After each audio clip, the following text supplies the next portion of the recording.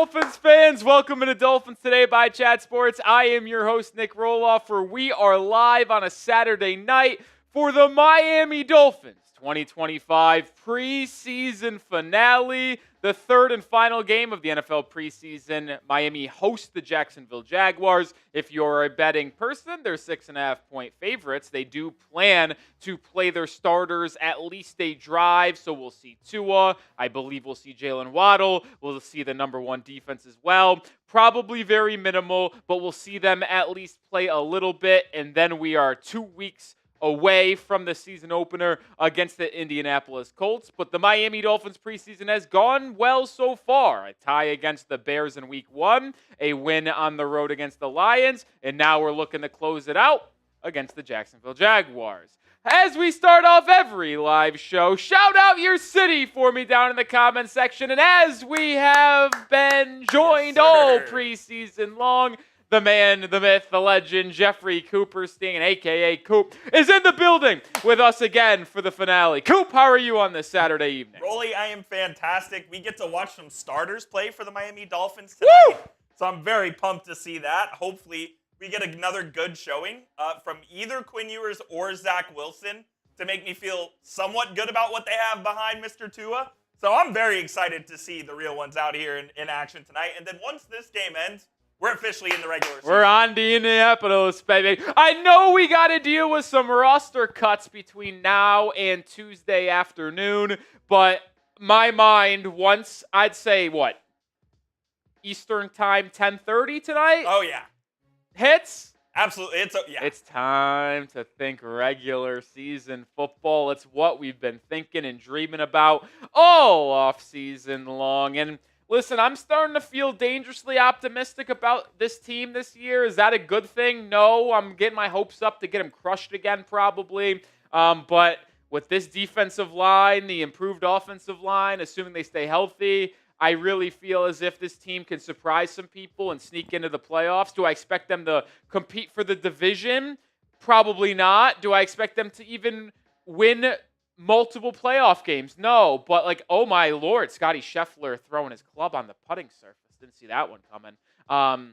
Yeah, we got the golf on here with us as well. Oh, you missed it, Chippy. Yeah, while we were in the pregame. But no, I think this team could surprise people, man. And I'll say this, I'd rather be a team that is under-expected. What is that the right? What would be? Under. The expectations are low, yeah, but they overachieve. Then have the expectations be high and you underachieve. Because when you overachieve, those teams are just the most fun. Giving some shout-outs here. We got K-Todd in the Bahamas, Ray Diaz in Virginia, Fort Wayne for my guy Brandon Wall. We got Dwayne in Colorado, Andrew Connell in Dallas, AC. Texas.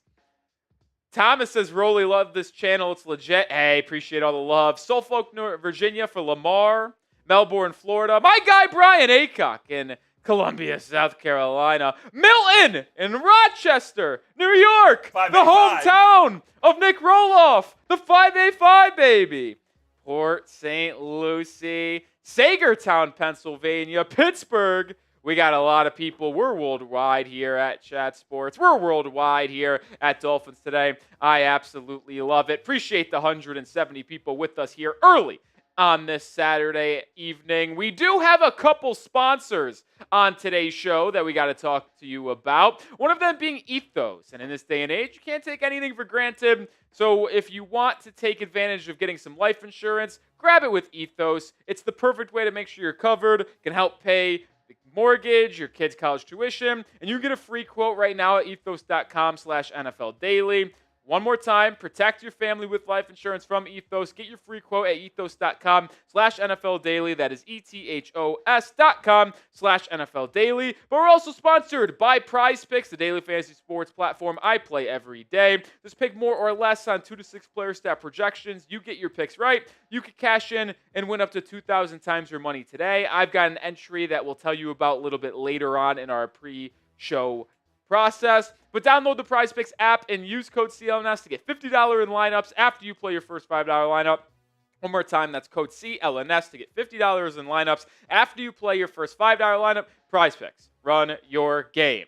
All right, who you got? Preseason finale. I feel like that might have been the most professional ad read that I have ever done. I'll be honest. Sometimes you just got to toot your own horn to get you hyped up. The segues, the verbiage, and that back-to-back. Oh, sometimes in this business, we talk about sports. We get fun. We're sports fans. But my job is also to deliver those type of things. Way to be. I feel like I killed that. So shout out to me. But who you got? MIA for the Dolphins. JAC for the Jags. Who we rocking with tonight? We know we're rocking. Now, how about the Dolphins being a touchdown favorite? Don't see touchdown favorites in the preseason, man.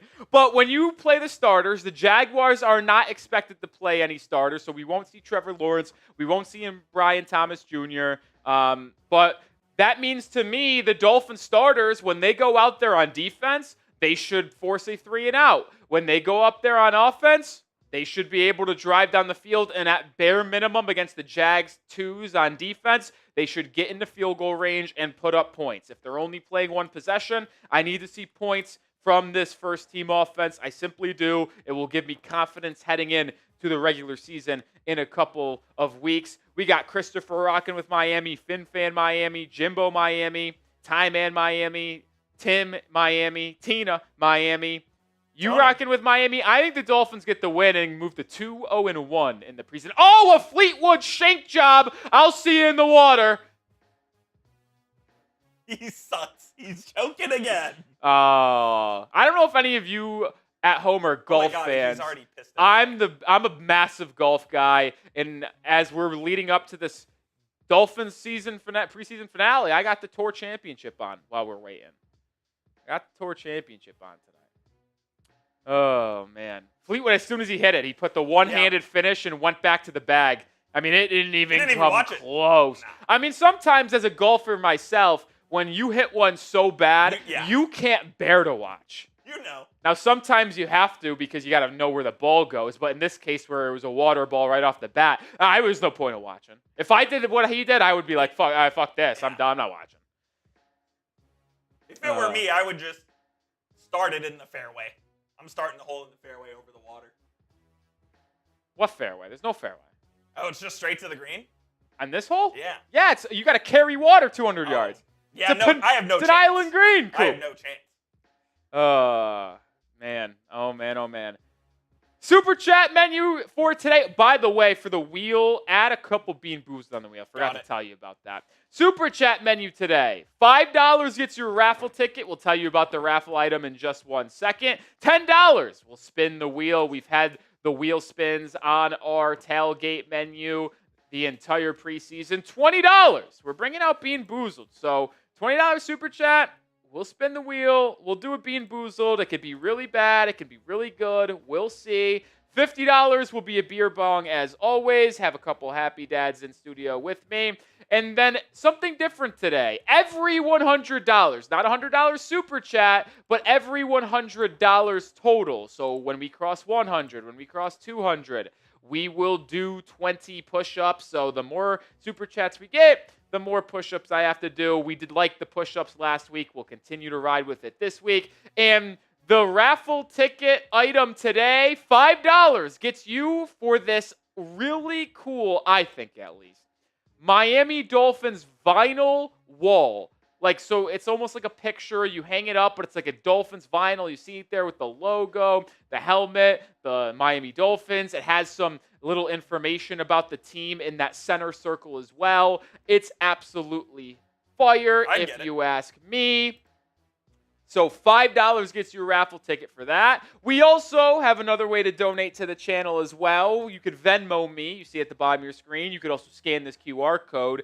Nic Rohloff is the Venmo. We do a Venmo special every single week. You saw the super chat menu, $5 raffle ticket, $10 spin the wheel, $20 Bean Boozled, $50 beer bong, and every $100 is 20 push-ups. Well, guess what, folks? The Venmo special today, every single number, 50% off on Venmo. So any Venmo's a raffle ticket, $5 on Venmo, we spin the wheel, $10 a Bean Boozled, $20 a beer bong. And if we get $50 on Venmo, every $50 on Venmo is $20 in push-ups as well. So fun opportunity to have a blast here on a Saturday evening to round out the preseason. $20 super chat from Kevin Neal.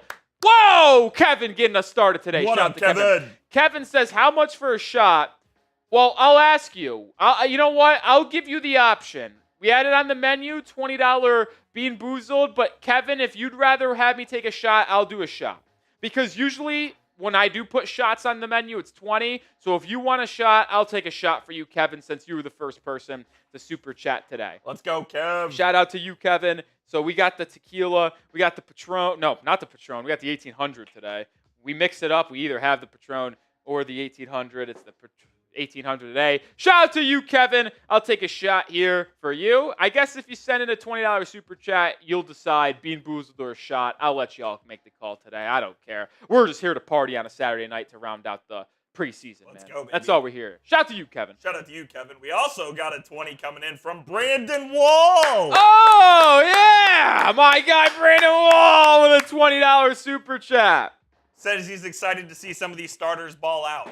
So am I. I want to give me one touchdown drive, and that's it. That's what. Tua touchdown drive, and then the defense 3 and out. Yep. Put them on We'll see bubble wrap and ice watch until Sunday, September 7th. Correct. That's what I need. That's what I need. Brandon, would you want a Bean Boozled or a shot? I'll give you the call. Brandon Wall, one of the legends who always supports the channel. Appreciate you, my friend. But let me write down y'all raffle tickets. Brandon Wall gets 4. And Kevin Neal gets 4 for that Dolphins vinyl. And then we also have to give 3 raffle tickets to Mac Hudson. Why? Mac Hudson was the MVP / top fan of our Tuesday live show. That's correct. And if you didn't know, we are live every Tuesday afternoon. Well, that's actually changing, by the way. Say. Yeah, it's a perfect way to say this. New time. We go live usually every Tuesday afternoon to talk Dolphins football. MVP got 3 extra tickets, so that's why Mac Hudson gets it. The reason why I am saying we're changing it is we're actually making a change to our live scheduling and our programming. We're going to go live more often during the season. We are going to be going live on Mondays following the game on Sunday. But we also, I believe, are starting to go live on Thursdays as well, Coop. So we're going to be live 3 times a week during the season. Game days, Mondays, Thursdays. So get prepared for a lot of Nic Rohloff and Jeffrey Cooper's team. It's going to be a lot of fun to talk Dolphins football all season long.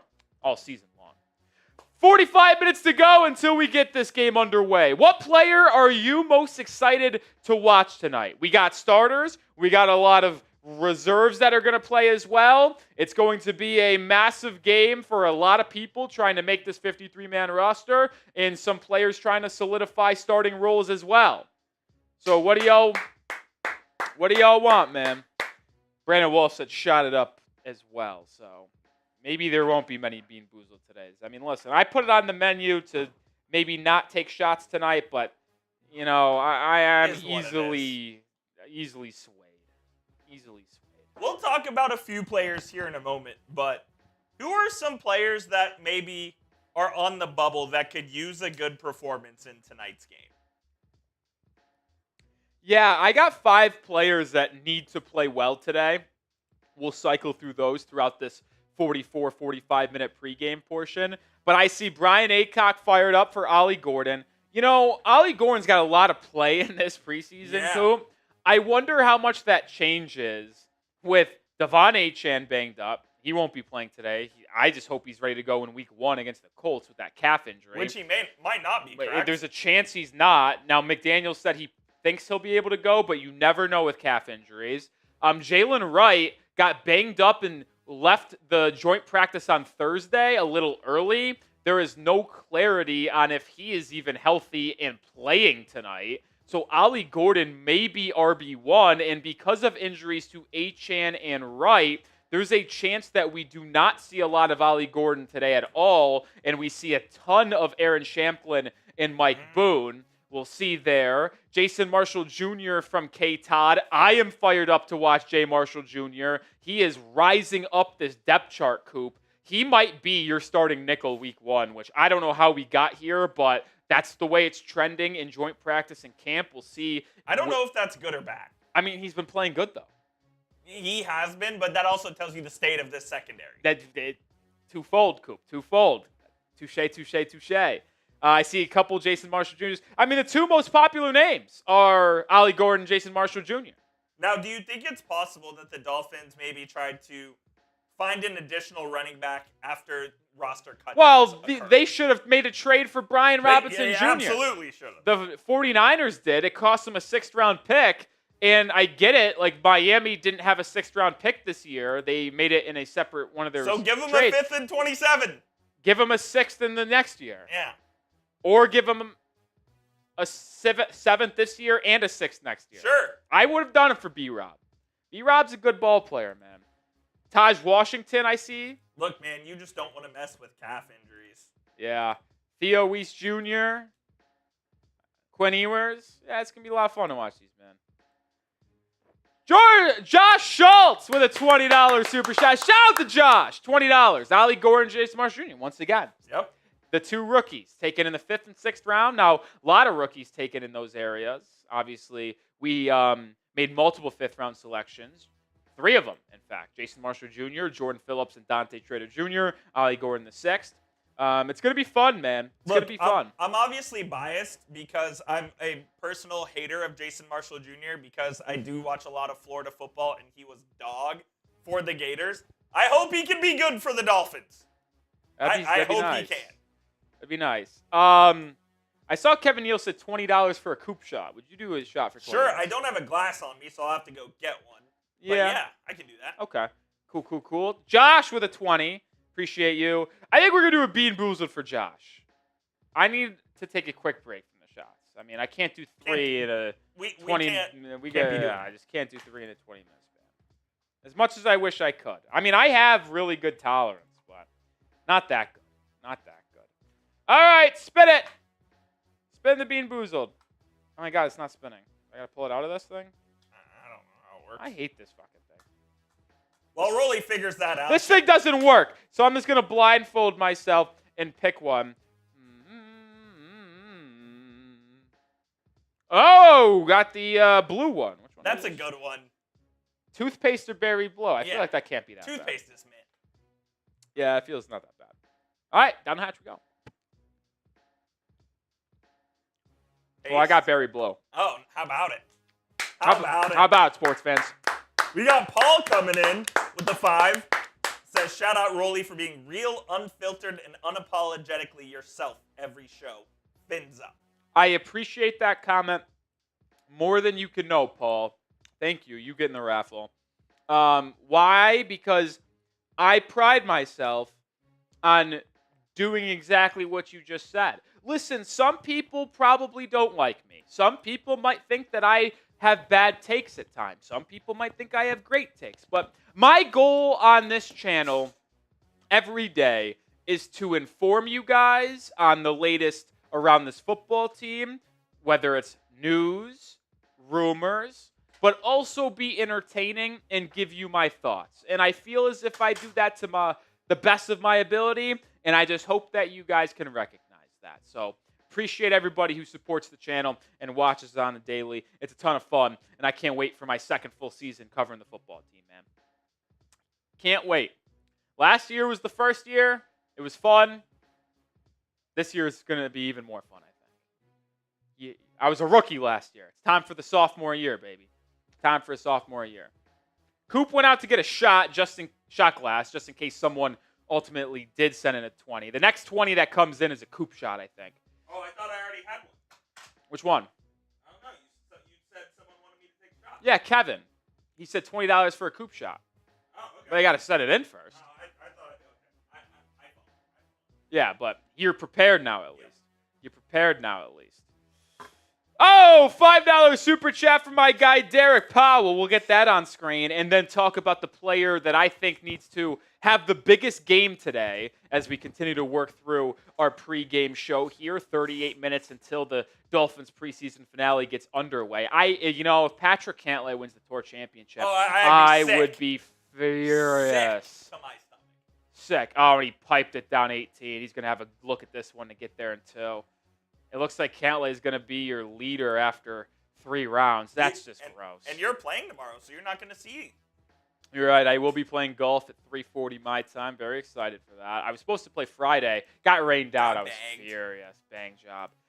Shout out to Derek Powell with the 5. Trade Hill for some solid corner help. Then we can keep Taj and Theo Fins up. Listen, Derek, that is an idea that I threw out there on a video late this week because there was a report the Vikings were looking to trade for a veteran wide receiver. Now, it does sound like that veteran wide receiver is likely going to be Adam Thielen, and they try to get a reunion there. But there was some buzz on Vikings Twitter that maybe they could try to trade for Tyreek Hill.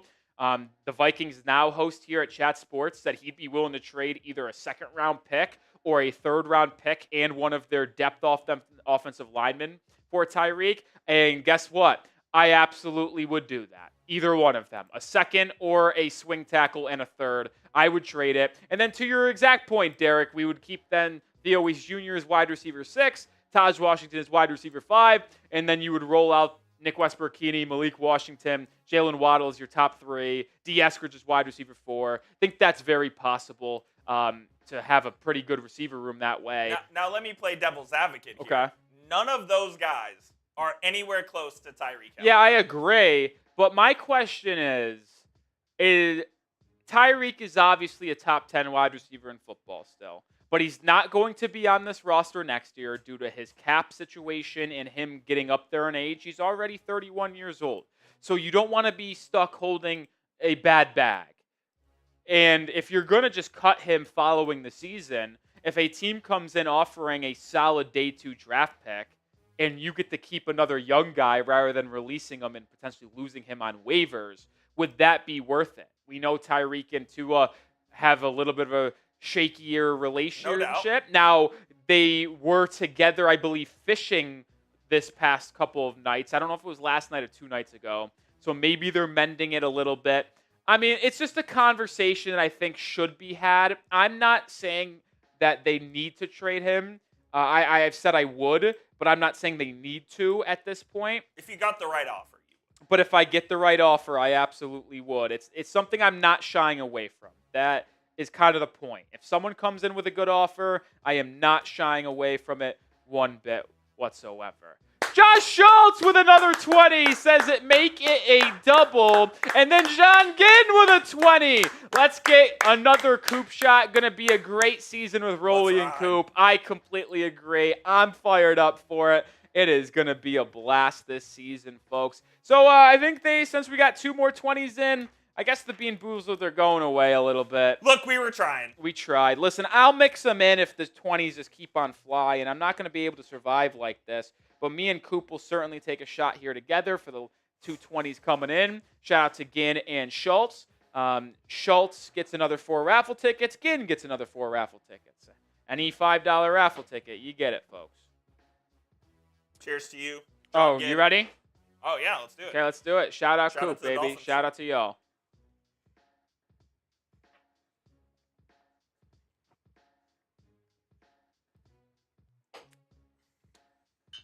Shout out to y'all, man. You doing another? I owe 2. Which one? What other one are you owe? Schultz and Ginn.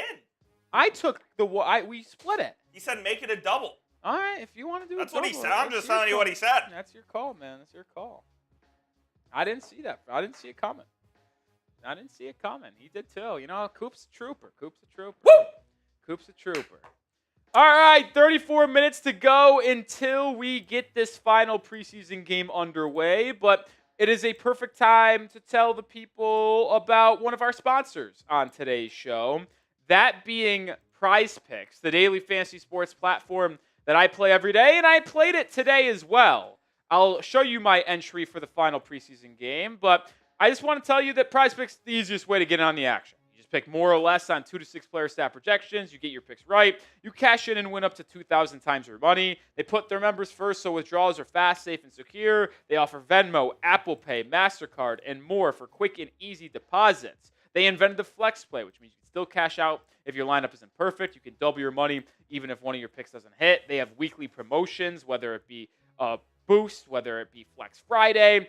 They also offer sometimes entries that are completely discounted. What do I mean by that? Well, how about today? Week 0, college football. Quarterback for Kansas State just needed to get 1 passing yard for you to get a stat total in your lineup correct.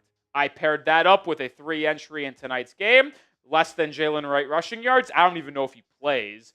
More than Nick Mullins passing yards. More than Quinn Ewers passing yards. So 4-player entry there, but took advantage of that fun little special from Prize Picks. I implore you to do the same. Download the Prize Picks app today and use code CLNS to get $50 in lineups after you play your first $5 lineup. That is code CLNS to get $50 in lineups after you play your first $5 lineup. Prize Picks. Run your game. All right, let's use this time to now tell you about some players I'm keeping an eye on today. The number 1 player to watch, in my opinion, is cornerback Cam Smith. There is a lot of discussion around this football team about who is going to be in that starting secondary, who is going to make the 53-man roster at the cornerback position. Well, the third-year corner looked like he was on the outside looking in, but with injuries to Ethan Bonner, injuries to Kendall Sheffield, this now has Cam Smith potentially inside the 53-man roster line. And he should get a lot of playing time today. If he puts together a good game after having a really good second half against the Lions last week and a solid week as well in joint practices, Cam Smith could cement himself another year in a Miami Dolphins uniform. The second player that I've got my eye on is edge Grayson Murphy.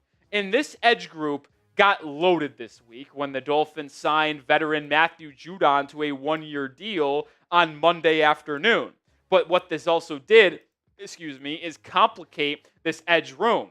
You have 4 solidified guys in Phillips, Chubb, Chop, and Judon. The Dolphins likely only keep 5 edges. Who is going to be that 5th edge? Is it going to be Mo Kamara, the 5th rounder from a year ago? Is it going to be Quentin Bell? Maybe it's Grayson Murphy, who has been dominating for the Dolphins in their first 2 preseason games and has had a good camp as well. If Grayson Murphy has a 3rd straight preseason game of playing at an extremely high level, it is going to be hard for me to justify leaving him off of this 53-man roster. So he needs to ball out. I'm keeping an eye on the second-year UDFA out of UCLA. All right, appreciate everybody hanging out with us here. We've crossed 72,000 subscribers this week. We're already on the road to 73K. If you are one of the 250 people watching that aren't subscribed, change that. Like I mentioned, we're going to be live 3 times a week this season. Game days, Mondays, Thursdays, with videos in between. So subscribe, join us for daily Dolphins coverage. We're family here at Dolphins Today. We have a ton of fun. Hit that sub button, and let's get to 73K ASAP. I think there's a real chance we get to 73K before the season begins. Oh, absolutely. I wouldn't say it's a weeks. lock, but 2 weeks, including tonight, to pick up 871 subscribers, I think that's doable. Absolutely. I 100% think it is. I think it's Let's doable. get it going. Let's do it tonight. We get a big audience. You never know. You never know. Shout out to Invader Crusaders, $10 super chat. What you think our record will be this year, and how does our offense look? Will Tua be able to stay healthy? Do you trust the backups if Tua goes down? So loaded question here. First thing I'm going to do is get your name in the raffle. Get you 2 tickets there, and then I'll answer the question. What do you think our record will be this year? Once the 53-man roster is announced, I will do a video that probably goes out next weekend on final record prediction. I think I'm leaning towards either 9 or 10 wins. I do think we're a winning football team this year. I think fast start is absolutely necessary. I think the offense will be better than last year as long as Tua plays more than 11 games. That just is a necessity. But if to answer your final question, if Tua goes down, do I trust these backups? I don't. Tua missed, what, 6 last year? 6 and games. They won 8 games? Won 8 games. They won 8 and 9, and your starting quarterback missed 6 So games. let's say they go 3-3 in the games that he's... Like, the Dolphins would have won, at minimum, 10 games last year and been in the playoffs if Tua played 17. It's tough to stomach that because it would be 3 straight years of in the playoffs under Mike McDaniel. But that's the truth. He needs to stay healthy. But if Tua goes down, I don't have a lot of confidence. I'll be honest, Zach Wilson has looked pretty bad. Yeah, Yep. I like the signing in free agency. Has not paid dividends to this point. Now, Folks. our guy Josh Schultz in the chat says, I have Noah Igbenogany feeling about Cam Smith. Well, That's not a good feeling. Noah was a first-round pick. Cam Smith was a second. But, yeah, both players not so good for Miami. And, yeah, I just don't trust Zach Wilson. Quinn Ewers is fun developmental guy, but if you put him out there against starting caliber players where they're scheming and game planning for him, it is going to go horrific, folks. That's a long-term play with Ewers. He can't play in year 1.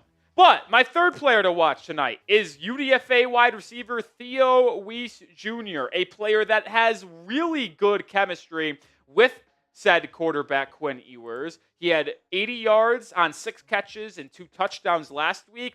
He's probably the 7th wide receiver on this roster right now. Miami's probably only keeping 6. So the only way he makes the 53-man is if he goes out there and puts together another monster performance where he has 100 yards, maybe another touchdown, and makes it borderline impossible for the Dolphins to cut him. That's the only way, because I have a hard time forecasting him passing up a Taj Washington, passing up a Badiz Eskridge on this 53-man. Practice squad priority. We'll see. Yeah, but I just also believe that if the Dolphins do end up waiving him, a team is going to sign them and claim him on waivers to their 53-man rather than the Dolphins get him on the P squad. Yeah, that's probably true. I mean, Theo Weiss could be a valuable commodity on the waiver wire. Yeah, Dolphins did it last year with Grant DeBose. The Packers waived him, and the Dolphins claimed him to their 53-man. I mean, someone's going to do that to Theo Weiss Jr. So he is going to have to ball out to make the 53-man. It's going to put Miami in a tough spot to make decisions. That is faux show. All right, we're going to get to my final 2 here in a second, but we did get another super chat, a $5 super chat coming in from my guy, John Ginn. We'll get that on screen here in 1 second. Shout out to John Ginn. Appreciate you. And then we have to do another couple things here as well. But I'll get John Ginn in the raffle to start this off. Another $5 ticket. Shout out to John Ginn with the 5, baby. If the Finns win a playoff game, I will match the donations for that game. John Ginn, I don't want to...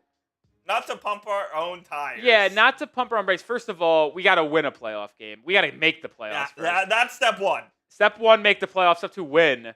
John Ginn, listen, if we win the first playoff game in 25 years, we will probably be blackout drunk by the end of that night. And I'm not kidding about that. There's going to be a lot of donations, though, in that game, I would have to imagine, if we win a playoff game. So are you going to be able to match that, my friend? That would be pretty crazy. But we won't hold you to that. We won't hold you to that because it would be pretty insane. But let's just say this. Let's hope it happens. Let's hope we have to come back to this conversation. Me, baby? Could you imagine? Could you imagine? Well, Coop, a couple things here. We got a $10 super chat, so we got to spin the wheel. Yes, indeed. That's Number true. 2, we crossed $100 in super chats. We're at 125, so we also got to do 20 push-ups. So let's start with the wheel, and then we'll do the push-ups. John Ginn says, yes, sir, I'll match it. Well, John, let's just hope we make the playoffs, and let's hope we somehow get a win. I think the best way to get a playoff win this year is, 1, win the division, so you're hosting the game in Miami in January, so you don't have to worry about traveling on the road. You don't want to go to Buffalo.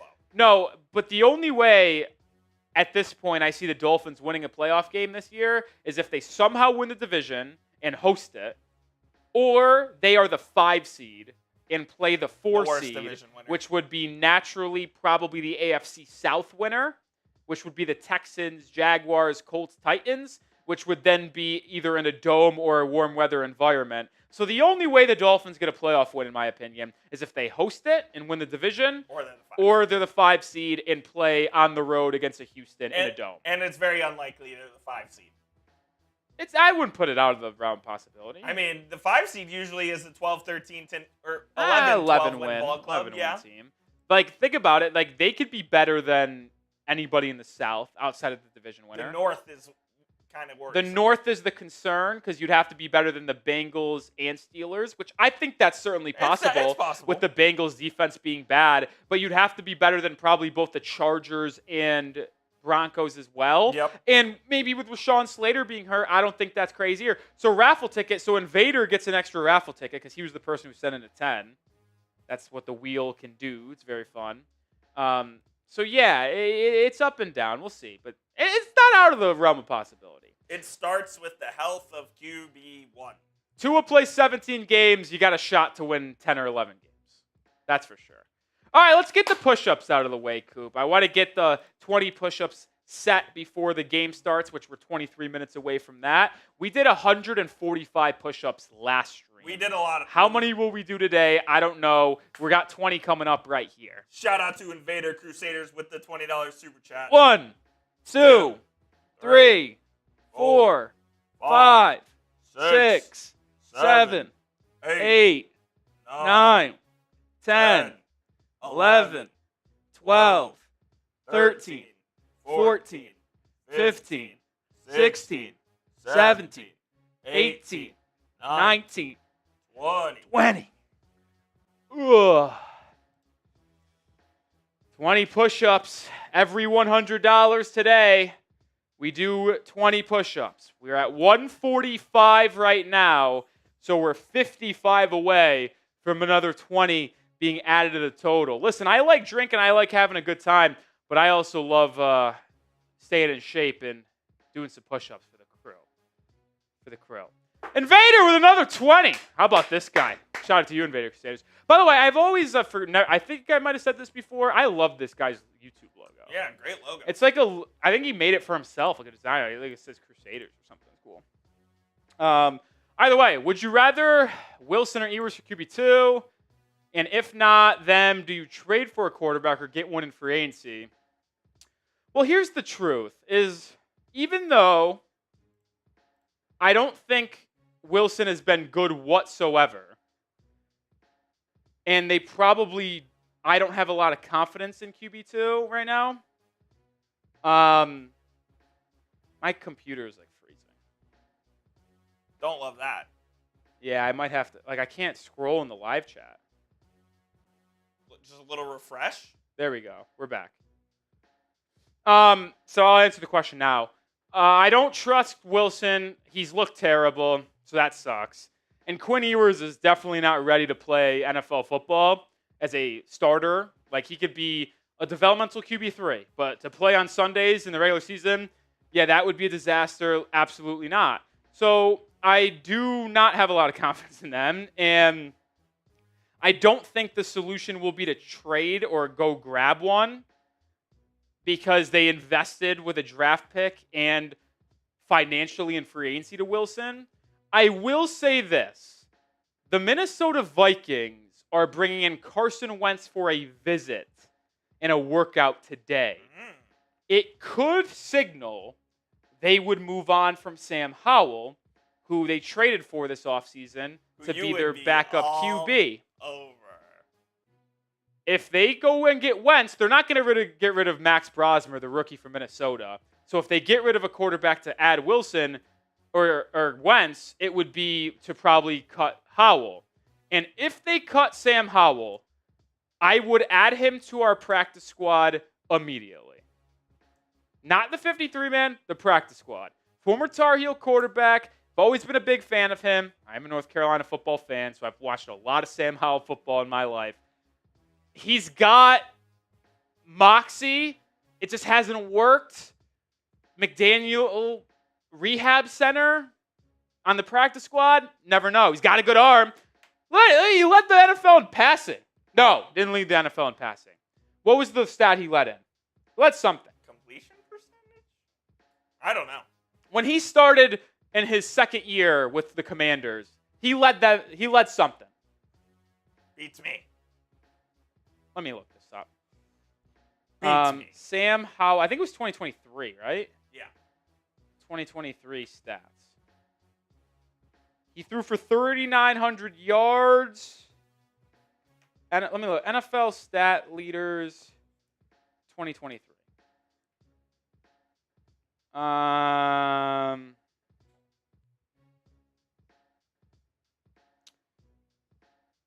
He was. What did he lead in? He was leading in something. Maybe it was just that he was leading in passing halfway through the year or something. I don't know. Maybe I'm just talking my ass, which is very possible. But yeah, I would take him on the practice squad. That moral of the story. All right, couple more players. We'll just do both of them here, Coop. Zeke Biggers and Keon Smith. These two need to have games. Zeke Biggers is on the outside looking into this 53-man. 7th-round pick out of Georgia Tech. I just don't know how many they end up keeping. When you really look at it, you got Sealer, you got Benito Jones, you have Kenneth Grant, you have Jordan Phillips. Are you keeping 5? If you do, veterans Matthew Butler and Matt Dickerson have been terrific. Are you keeping the 7th rounder? I don't know. There's a probably good likelihood that Biggers ultimately is just kept on the 5th or on the practice squad, but there's no guarantee. The only way that he guarantees himself a spot is if he goes out there and just is a wrecking ball dominant force today. So Zeke's got to have a big game. But also Keon Smith, man. Keon Smith had maybe the worst game I have ever seen in my entire life. I didn't even know it was possible to have that bad of a grade. Yeah, he had a 0 pass blocking grade in the first game against the Bears. He had a much better game against the Lions, played all 68 offensive snaps. Keon Smith needs to have a good game today if he wants any shot of making the 53-man roster.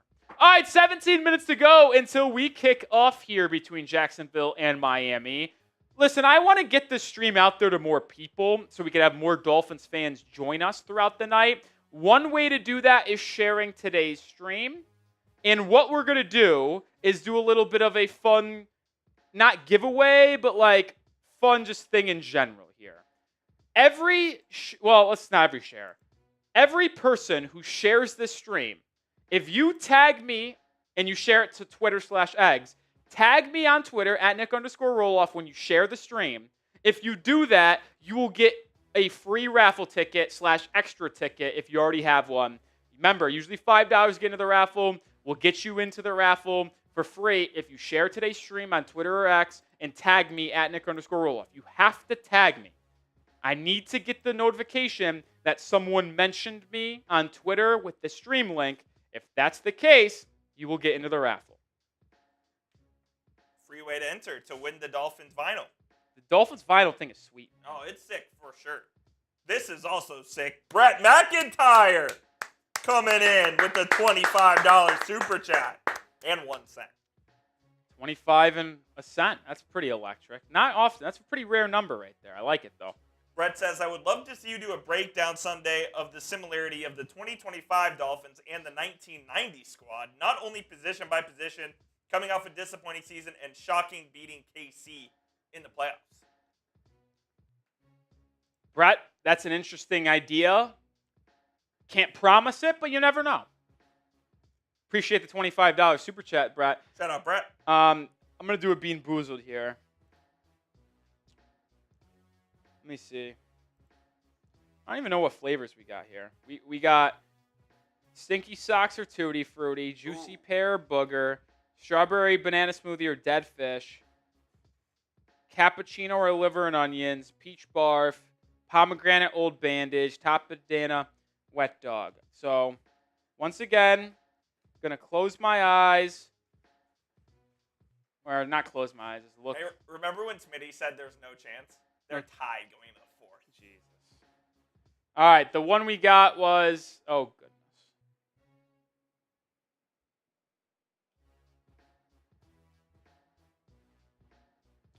What do we got? I think this is Juicy Pear or Booger. Right? Yeah, it appears so. I think so. Intern Sam is staring at us. Oh, yeah, he's looking somewhere else. That's brutal, man. That's brutal. All right. Juicy pear booger. Best of luck to you. Oh, that's brutal.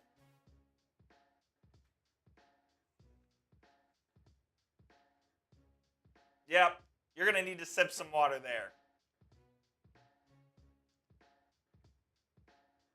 Oh. Gnarly, bro. Gnarly. Let's see if anyone tagged me on Twitter. We got Joseph CLM.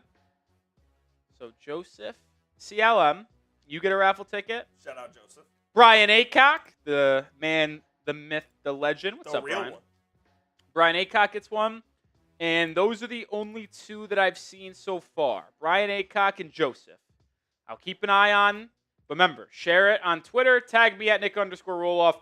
Gets your raffle ticket. We are also $30 away from 20 more push-ups. 20 more push-ups. We're 170. Can we get to 200 before we kick off? We kick off in 13 minutes. Dolphins wearing their Aqua Unis white pants today. Will we get to see the Fins in any orange anytime soon? We'll see. Oh, wow. A lot of top guys on Jacksonville not playing today. I could read off the list. It's a long list. Long list. Jack Jones in pregame warmups as the cornerback opposite of Storm Duck on the first team, where Rowley was right. So Jason Marshall will be playing nickel? We will see. Kenneth Grant not in uniform tonight. He got banged up. No Achane, Austin Jackson, or Tyreek Hill. No shock there. Waddle? Slow down, Cole. I want to see 17 in action. Dante Trader Jr. is not in uniform. That is interesting. Darren Waller is dressed for warm-ups. Hasn't participated in a single real practice. There's no way he's on the field today, right? Sure he is. We'll see. Jaylen Waddle is dressed in warm-ups. I love that. Let's give a raffle entry to Travis. He said he shared you on Facebook. Good for me. You know what? I'll take his word for it. Well, Travis, if you're lying, I won't know. God will. But, Jesus, okay. Omar Kelly reporting Jalen Wright not in uniform. So he won't be playing today. Not in crutches, but has a compression sleeve on his leg. We told you to take the less on Prize Picks. Well, that's just going to get voided. So my 4-player Prize Picks entry that we showed you earlier, ultimately we'd be whittled down to 3. So it'll just be Ewers, Mullins, and then the Avery Johnson special. But I knew he wasn't going to play, and if he did play, he would get like maybe 1 carry. So big day for Ollie Gordon. Potentially. Well, big day for Mike Boone and Aaron Shamplin. Okay. Appreciate everybody who shared today's video. We also got to get the likes up. We got over 300 people watching, only 110 likes. Can we hit that thumbs up icon? 100 or 10 minutes to go until we get underway today. Let's get to 165 likes. If you're ready for football, let's go, man. Let's go. Let's go. Fire me up. Fire me up. Uh-oh. I'm getting fired up from this. Fire me up, man. What's up, MDW? MDW, what's good? Hit that like button. Let's get to 165. Let's get to 165. McGallis has already liked. Well, thank you. I just trying to get every more likes. Get the like number up, folks. Let's go. Let's go. Let's go. Oh! Invader Crusaders with a $50 super chat. Appreciate you. When Tyreek Hill is gone and Waddle is wide receiver 1, do we look for a new wide receiver 2? Because I don't think our wide receivers are good other than Hill and Waddle. Well, I'll disagree with you on them being good. I have high hopes for Nick Westbrook-Ikini, and I have high hopes for Malik Washington in the slot. But yes, I will say this. Unless one of those two that I just mentioned breaks out in a massive way this year, I would anticipate when the Dolphins inevitably cut Tyreek Hill after the year or trade him during the season, that wide receiver 2 is a priority in the NFL draft, whether it be in the first, second, or third round, as well as potentially in free agency if a solid player becomes available. If only Jeremiah Smith was eligible to come out this year. That's true. That's true. But yes, Invader Crusader, I would expect wide receiver 2 to be a priority to some degree. Not a crazy one, but some degree, absolutely, in free agency in the draft next summer. But Invader, $50 super chat is going to be a beer bong, first one of the night. Shout out to you. Invader Crusaders. Oh, and then my guy Corey Belfast. First of all, before I forget, let me write down the raffle tickets. That's 10 more for Invader. I'll write down Corey before I forget. 4 for Corey. Corey says, calm down, everyone. Corey's a legend. Appreciate you, Corey, for the 20. Shout out to you, Corey. Shout out to you, Invader Crusader. This one is pineapple. Not the biggest fan, but it's one of the ones we had. Everyone spam chug down in the chat. Let's go. Appreciate you tuning in, Corey. Excuse me. I always apologize for burping after the fact, but when you take that much carbonation in quickly, what are you gonna do? Well, I mean, there's just there's no stopping it. Real authentic live show here, folks. We're not getting the Fugazi shit around here. No, we are not. Brian Aycock with the 5. It's another raffle ticket for Brian. Brian says, gonna go listen to the game on radio while I cook for the wife. Love it. Juck the Fets. What are you cooking, Brian? If you're still here, let me hear what you're chefing. Ooh, Fresno State, Kansas, tied 7. Halfway through quarter number 1. Love that. One of our good friends is there. Ooh. 7 minutes to go until kickoff. So order of operations, Coop. We got to tell people about a sponsor. We also owe 20 more push-ups. So we'll probably knock that down. Might not do all 20 right now, but we'll at least do 10 for sure. Were my eyes deceiving me, or were you a little gassed there? At the end of the first 20? Absolutely, yeah. Listen, I work out a lot. And you're a 4-time-a-week guy. I like to think that I'm in good shape, and I'm getting there. Chicken shrimp skewers, yum. I won't claim to be. Listen, I'm a big guy still. You're not a big guy. I mean, I got 20 push-ups in a row. Like, could I get to 30 in a row? Yes, but I was definitely tired at the end of 20. Get sweaty, stuff like that. It also is warm in here. It is very hot in here. I'm getting warm. But let me tell you about a sponsor on this show. One of them being Ethos. In this day and age, you can't take anything for granted. When you lose someone close to you, can't help but think about the future. With life insurance through Ethos, your family is protected. Life insurance is a perfect way to make sure you're covered, can help pay the mortgage or your kids' college tuition. Right now, you can get a free quote at ethos.com/NFL Daily. Ethos is an online platform that makes getting life insurance fast and easy to protect your family's future in minutes, not months. Life insurance is more affordable than you think. With Ethos, you can get a free quote and customize a rate that fits your budget. The process is 100% online with no medical exam required. Just answer a few health questions and get a quote in as little as 10 minutes. 3 million families have completed their applications and trusted Ethos to help find the right coverage already. Join them, protect your family with life insurance from Ethos. Get your free quote at ethos.com/NFL Daily. That is ethos.com/NFL Daily. Appreciate Ethos for sponsoring today's live stream as well as Prize Picks. We'll continue to tell you about them throughout the live show today. Shout out to Gavany Owens, by the way. Gavany Owens with a tag and a share on Twitter. Appreciate you. So that is a raffle ticket for you, Gavany. And we got another 20 from wrong. Josh. Here's the text for it. Who will finish the year as edge number 1? Are you talking on the Dolphins, Josh? Well, if you're asking on the Dolphins, Josh, I am going to have a hard time answering anybody but Chop Robinson. He was the best edge rusher for Miami in the final 10 weeks of the year from week 8 to week 18 last year. He was the top 5 edge rusher in football in pressures, win rate, QB hurries, QB hits. He was so good last year. Working with Chubb, working with Phillips. I have a hard time believing he's not going to have a monster year 2 for Miami. So, yes, I do think he will end as edge 1 for the Dolphins. I could see it being Jalen Phillips. I could see it, too, if he stays healthy. He's just been so good when healthy.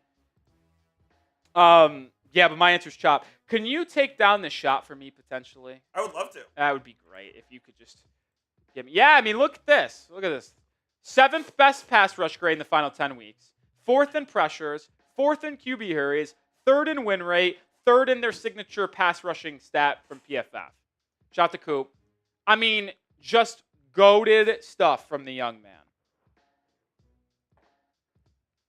So I hope he's in for a big year, man. Hope he's in for a big year. I do. All right, we're 3 minutes and change away from this game getting underway. Appreciate the 380 people watching. Hit that like button. Let's get to 200 likes before we get kicked off. We got 144 likes. Can we get to 200 before we start the live show or the game? Let's go. We got 56 likes. I think that's possible. Oh, we can absolutely get there. We got 400 people watching, so that means we have at least a couple hundred who haven't liked the stream yet. Yeah. I mean, just it's unacceptable. No, it is. It's very appreciative. It's very free. We're live for free. I know not everyone can donate. Well, hit that like button, man. I've always said this. Imagine being a West Coast host here. A 9 p.m. Preseason Week 3 game would literally kill me. Literally. It would. It would murder me. While y'all hit that like button, let me knock out at least 10 more push-ups. Yeah, let's do it. Remember, every $100 today, we do 20 push-ups. We've already done 20. We got 20 more to do. We're $35 away from another 20 being in the works. Oh, let's go, Coop. Let's go. 1, 2, 3, 4, 5, 6, 7, 8, 9, 10. We're just going to knock out 10. We're going to keep myself fresh. It's a Can't gas yourself before the game even starts. It's a marathon, not a sprint today, folks. Marathon, not a sprint. Marathon, not a sprint. Appreciate all the donations so far. Like we mentioned, every 100 we get. We are 2 minutes away from the top of the hour, which is when this game is supposedly going to start. If you're ready for kickoff, spam those me's. I want to see the chat on fire. I want to see the chat on fire, folks. Spam those me's. Jimbo says, Rolly Turtle wins the race. Listen, my favorite animal that isn't a dog or something, turtle. I love turtles. Really? Love turtles. Why? I don't know, I just like them. Like them? Love them. Would you want a pet turtle? I would, but my girlfriend told me they smell. Come on, Morgs. Not her saying that she wouldn't have pet turtle, but I'm concerned if they do smell, would it make my apartment smell bad? This is fair. So.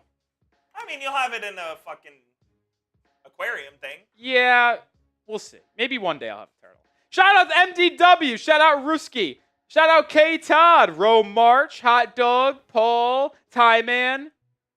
Jay Plays. The Slaying Cat. Leonardo. Corey. XI. Jeremy. Jimbo. Paul. Lamar. McLaughlin. Travis. Ellen Thompson. Crazy Dolphin. XI. Santiago. RBLX. Dennis. Aaron Gums in the building. What's up, Aaron? Jay Plays. Keep on spam those me's. Now, what is the process here? I guess they can just knee this game out if you're Green Bay, because the Packers game is still going on. And our game won't probably start until about 6:07. Yeah, you're probably right, but there's 149 left in this game, and I think the Packers just turned them over, so it's just a couple knees and it's over. Shout out to everybody spamming those me's in the chat. Also, can we spam B to block the bots? They're just so obnoxious. Spam B to get the bots out of here. It is the top of the hour, though, so hopefully this game starts relatively soon as we get this preseason finale almost underway. We did get another super chat. How about Invader Crusaders with another $50 super chat? Let's go. Another $10 or 10 raffle tickets for Invader. Another beer bong as well. Another 20 push-ups. And another 20 push-ups, which means we now need to... We're in the hole by 30. Invader is also our top fan today. There is no giveaway for top fan today, unfortunately. But Invader, you're just bringing down the house, and I'm going to root like hell for you to win the raffle, my friend. Invader says, I remember when I sent my first super chat, it was fire. I enjoy your play-by-play, and yes, my profile picture is custom-made, trying to build my channel. One more question. How do you think week 1 game will go? Thank you. Get the turtle. Going to have to bring that up with my girlfriend. I vote get the turtle as well. It'd be pretty fun to have a turtle, I can't lie. What if she just shows up 1 week and you just have a turtle there? Would she be mad? I don't think she'd be mad. I don't know. But Invader, it's been very fun. Appreciate you showing love, man. Love it. Good luck to you building your own channel, by the way. How do you think week 1 will game? I think we win. This is not me being biased. It's a lock. It's not me being biased. It's not me being caught with the hopium. Objectively, the Dolphins are a better football team than the Indianapolis Colts. If the game was being played in week 11, it'd be harder to project because you never know about respective injuries. But when it comes to both teams being relatively healthy, at least where we currently stand right now, the Dolphins with their current roster is significantly better than the Colts in their roster. Daniel Jones is a terrible quarterback. The Dolphins should be able to win that football game. My score prediction right now, barring injuries, is 27-17 Miami. If the Dolphins lose week 1 against the Colts, I am canceling the season. It's over. I've said this multiple times. I truly believe it, that if the Dolphins lose against the Colts in week 1, I know it's on the road, there is probably not that much hope for the Dolphins going forward. You just can't lose to Daniel Jones. You lose to Daniel Jones, you're not a real football team. I'm sorry. You're not wrong. Sorry. I'm sorry. Maybe that's a crazy statement. I really don't care. That's how I feel. It's got to be a win. It's got to be a win. You're calling a week 1 must-win. Yes, I am. Because the Dolphins' schedule is so much easier in the first 2 months than the last 2.5 months. You got to take advantage of the easy slate early. Easier slate. Nothing is easy in the NFL, but the easier. How about Jordan Brooks being dressed for this game? Might not play. Obviously, one of the biggest players on this Dolphins roster. Left joint practice on Thursday, but he's dressed. Sounds like he's going to be ready to roll. Darren Waller not going to play. No surprise there. Julian Hill is also not playing. Not sure if that's injury or not.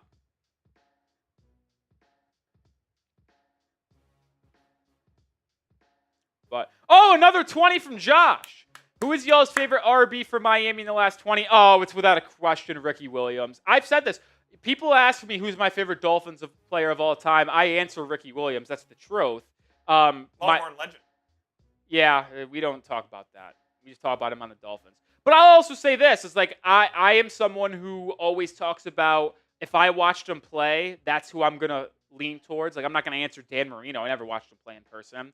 I caught the tail end of Ricky. But a player like Jarvis Landry is one of my favorites that I ever watched. Brent Grimes. Favorite running back?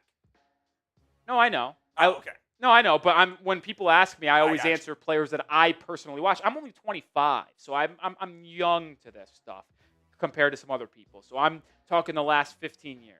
Ricky Williams is without a doubt my favorite running back. I would put J.J. number 2. Oh, it was very short-lived, but I loved J.J. I mean, that initial 200-yard game. I mean, are you serious? How about an Arian Foster? I think he played 4 games for the Dolphins. Yeah, he didn't really play much. But when I'm talking about, I think honestly Jaylen Waddle has a chance to become my favorite Dolphin, of all time that I've watched. What about Raheem Mostert? He's good. I wouldn't put him as my favorite. Would not. Jeff Wilson? No, Devon Achane has a chance to get there for sure. I'm a Jeff Wilson guy. Yeah.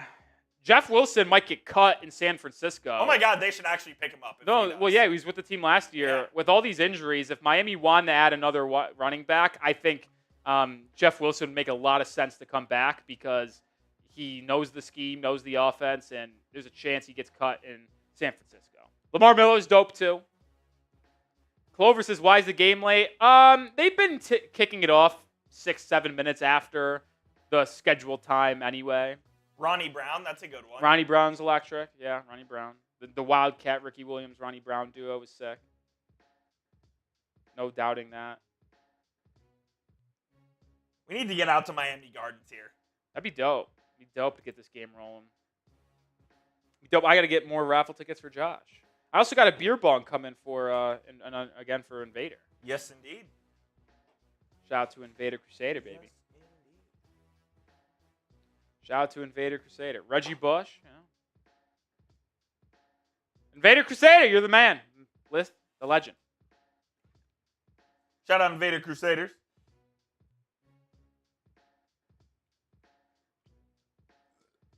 Excuse me. I know a lot of people, when you're talking favorite Dolphin of all time, Xavier Howard's in there.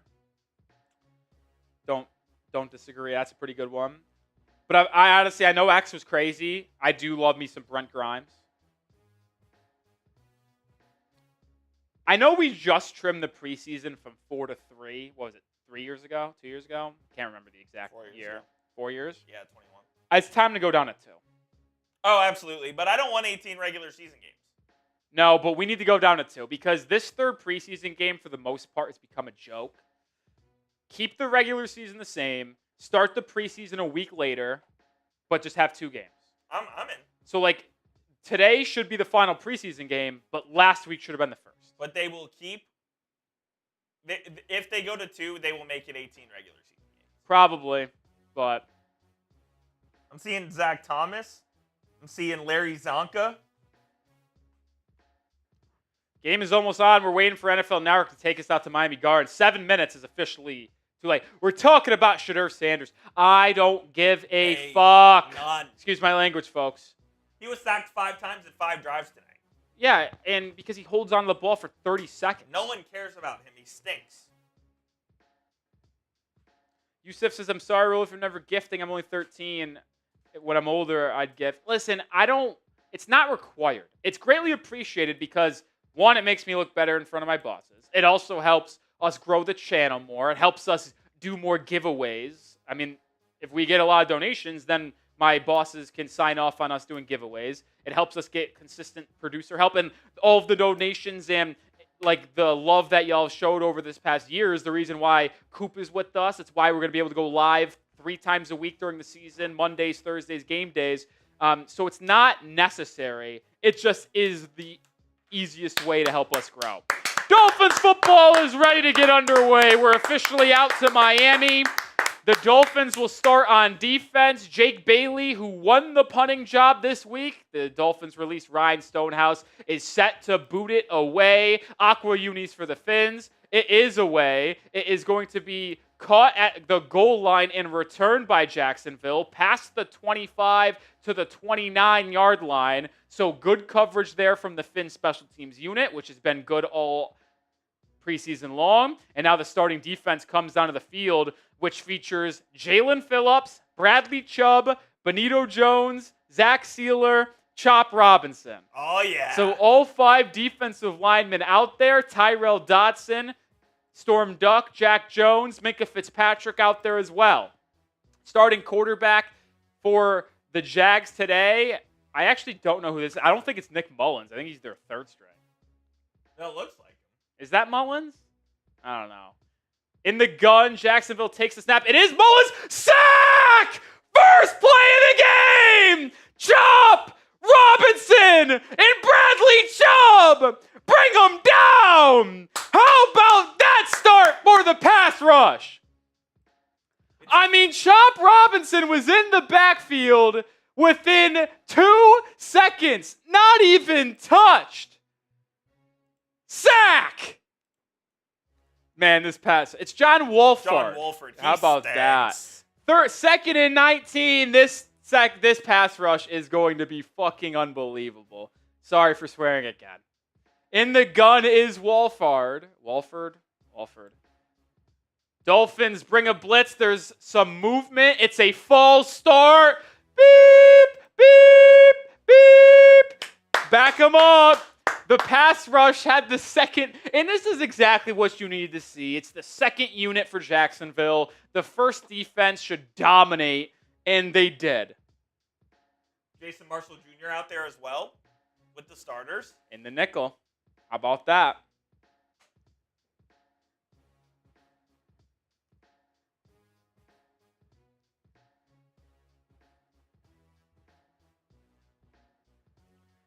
2nd and 24 for the Jags in this early first quarter action. Wolford takes the snap in the gun. It's a screen. It's dropped down to the running back. He breaks a couple tackles and picks up about, I'd say, 12 yards to set up 3rd and 12 here for Miami. Or Jacksonville. 3rd and 12! Spam those threes! They call it a 10-yard gain. Let's get off the football field and force a 3-and-out like I wanted from the starting defense. Wolford, snap, steps up, goes to scramble, has room, and picks up the first down. So on 3rd and 14, John Wolford scrambles for 15 and picks up the first. That can't happen. That's not ideal. Was able to get by and scramble for 15. Not good there. Not good there. Wait a minute. Oh, that's a mistake, right? It's not 4th down. No, not at all. They're saying he's short? He made it by... Did he make it by 10 yards? Am I drunk already? I might be. I don't know. It's absolutely first down. The broadcast in this is saying that it was 13 yards and they needed 14. It's 4th and 1. Oh my God, it's 4th and 1. Spam the fours. Let's get off the football field, folks. Wolford under center. QB sneak. Gets it. That was very weird. Picks up the yard. I mean, I'm a little bit shocked. I thought he clearly got the first down, but I guess ball doesn't lie. Guess ball does not lie. Fresh set of downs here for Jacksonville. 500 people watching. Hit that thumbs up icon. Let's get over 200 likes for 13 away, folks. Hit that like icon. Greatly appreciated. No, I have not seen Judon yet. Wolford in the gun. Takes the snap. Looks left. Pressured. Fires. Willie Gay Jr. on a screaming pressure. Forced Wolford to just throw it into the dirt. 2nd and 10. I mean, I know we're going up against the second unit for Jacksonville, but I know they picked up that 3rd and 14 on a scramble. This pass rush is just screeching in. We were getting shit in the office all week about how this pass rush. They're going to find out. It's going to be a top 5 unit in the NFL. Might be number 1. Wolford in the gun on 2nd and 10. Handoff. Nowhere! Loss of 1! How about Jordan Phillips and Bradley Chubb making the play? The 5th round pick from Maryland, Phillips, was the first to create a push up the middle. Folks, we got one of them ones, man. Phillips has been absolutely phenomenal all camp and preseason long. Spam those threes. It's 3rd down. Oh, I love this graphic, by the way. I know it's the first time us. That top left, 3rd and 11 on the yard, that's sick. In the gun, let's get off the field here, defense. I know we gave up a 3rd and 14. Can't have that happen again. Wolford in the gun. Takes the snap. Has time. Steps up. Fires over the middle. It is off his receiver's hand and incomplete. Little bit of miscommunication there, I believe, from Jacksonville, but there was a pocket for a potential first down. So secondary did not do that great there. It's 4th down, though. Spam the fours. Dolphins get off the football field. They allow a first down originally, but then the next series get a nice little stop. I think that's all I need to see. Yeah, I wouldn't put the starting defense out there again. I saw enough. Punt is away for Jacksonville. It is caught at the 9. Malik Washington makes a man miss, bolts up the middle, and brings it out to the 21-yard line. They're going to say 22-yard line, so a 13, 14-yard return for Malik Washington. Boy, is he electric with the ball in his hands. And now the first-team Dolphins offense will be on the field with the ball starting at their own 22 when we return with some game action. Good start for the Dolphins' first defense. They give up a first, but then force a 3-and-out on the next series here. And now the offense will get a chance to show what they can do with their first possession. While we are in this first timeout, Coop, You want to do sponsor or push-ups? Yeah, let's do sponsor. Let's do sponsor. And maybe then push-ups. And then do push-ups. We'll tell you about one of our sponsors, which is Prize Picks. And Prize Picks is the best daily fantasy sports platform out there. I play it every day, and I have an entry on today's game. All you do is pick more or less on 2 to 6 player stat projections. You get your picks right. You can cash in and win up to 2,000 times your money today.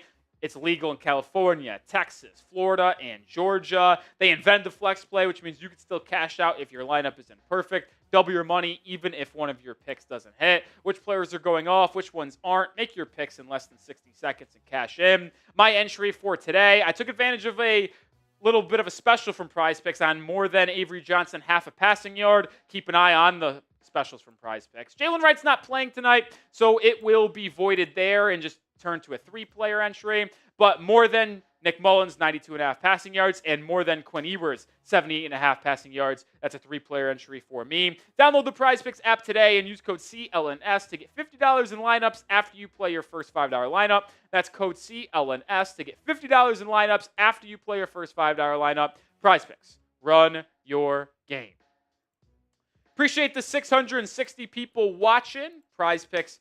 That link's in the description and comments of our stream, live chat as well. While we wait for the Dolphins' first team offense to get on screen, let's knock out another 10 push-ups? You want to? Yeah, let's do it. Yeah. Every $100 today in Super Chats is 20 push-ups. Last week's stream, we did 145 push-ups. This week, we'll see if we top that. We'll do it next time out. We're already back in action. We've already done 30. I owe 30 more. So you got 60 total push-ups to be done. We're halfway home. 30 to go. Dolphins first team offense coming on the football field. Hopefully they'll lead a touchdown drive or a scoring drive against the Jags 2s and then call it a night and get ready for the regular season. Tua under center. Ollie Gordon is the back. Waddle is out there, folks. Malik Washington in motion. Tua play action, screen to Washington. He's got the reception and room to gain 11 yards and a first down, but there is a flag. That is a nifty play design, but it looks like it will be coming back. Why are we pulling that out of the Duffy in preseason?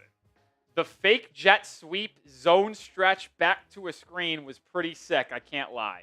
They're going to say an ineligible offensive lineman downfield. Vader says you might have more in a little bit. Oh, boy. So the penalty was on Jonah Savinaya. It looks like James Daniels. No, Jonah's downfield. Well, both of them. Oh, yeah. So starting offensive linemen, Patrick Paul, Savinaya, Brewer, James Daniels, and Larry Borum, as it was in week 1 of the preseason as well. Tua in the gun on 1st and 15 now. Let's see if we could erase those penalty yards here. Ollie Gordon remains in the back. Tua takes the snap, pressured, drops it down. It's batted down, and it will fall incomplete. The Jags brought a blitz off the right side. 2 players were not touched, and immediate pressure there. Incomplete, 2nd and 15. Tua got the ball out quickly, but a great play by the corner to get a hand on that. If that ball isn't batted down, Ollie Gordon's going to have a reception and with space to run. So that corner coming off the side just saved probably 8-yard gain at minimum. 2nd and 15 now for Miami. Tua in the gun. Just don't put him in a position to get hit. Yeah. Waddle at the bottom of your screen. Ollie Gordon motion. Tua takes the snap. Throws it. Caught. Malik Washington makes a man miss. Makes another man miss. And picks up about 8 yards. Bringing up a 3rd and 6, 3rd and 7. Good pickup there for Malik Washington as he continues to be a top target for Tua in the slot. I expect a big year from the second-year wide receiver from Virginia. Come on, let's pick up this 3rd down and get the chains moving. First team, let's get it done. It's kind of a dangerous throw. Malik Washington could have been belted, but was able to bounce off the contact and pick up 9. Tua's in the gun once again. Empty formation, 5 wide. Tua. The snap, looks right, looks middle, steps up, sacked. Oh, brother. Larry Borum was the right tackle who got beat there. The edge rusher got upfield and then came back in and sacked Tua. So not ideal from the first team offense to be 3-and-outed by the second-team Jags offense or defense.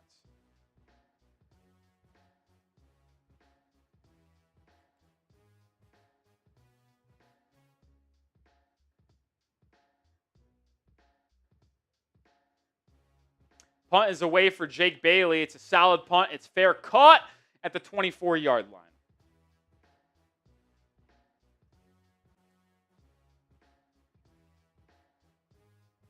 Alrighty. Timeout. I just tweeted this out. Not ideal to have the first team offense go 3-and-out against the Jags second team. Send them back out there. I don't know, man. I don't want to see Tua get hurt. Well, first of all, I know that's a concern, Coop, but he's going to be hit. We can't treat him like he's glass. Preseason? He's going to get hit during the regular season. Like, the one's got to go back out there. They just do. They do. All right, let's do another 10 push-ups here, Coop. Let's do it. We owe 30 more. We're $65 away from another 20. So we owe 30 more. Could be 50 more soon. Ready, Coop? Yes, sir. 1, 2, 3, 4, 5, 6, 7, 8, 9, 10. We're just gonna knock out 10 at a time. It's a marathon, not a sprint. As of right now, 20 more. 20 more push-ups as of right now. I know a lot of people are talking about the O-line giving up a sack on that play. I'll be honest, I don't think that should be on the O-line. It was a coverage sack. It was. Because Tua had time. Nobody got open. But then Tua steps up. And when Tua steps up in the pocket, the outside edge rusher sees Tua stepping up and then just disengages from Larry Borom and is able to grab him from the side. Like, Borom didn't get beat there. Like, and Borom, if he holds him and doesn't allow the edge rusher to get to Tua, well, then it's going to be a holding call. So I don't blame the O-line for that sack. I will blame the O-line if they're shitty. That is just not one of them. I do not blame that on them.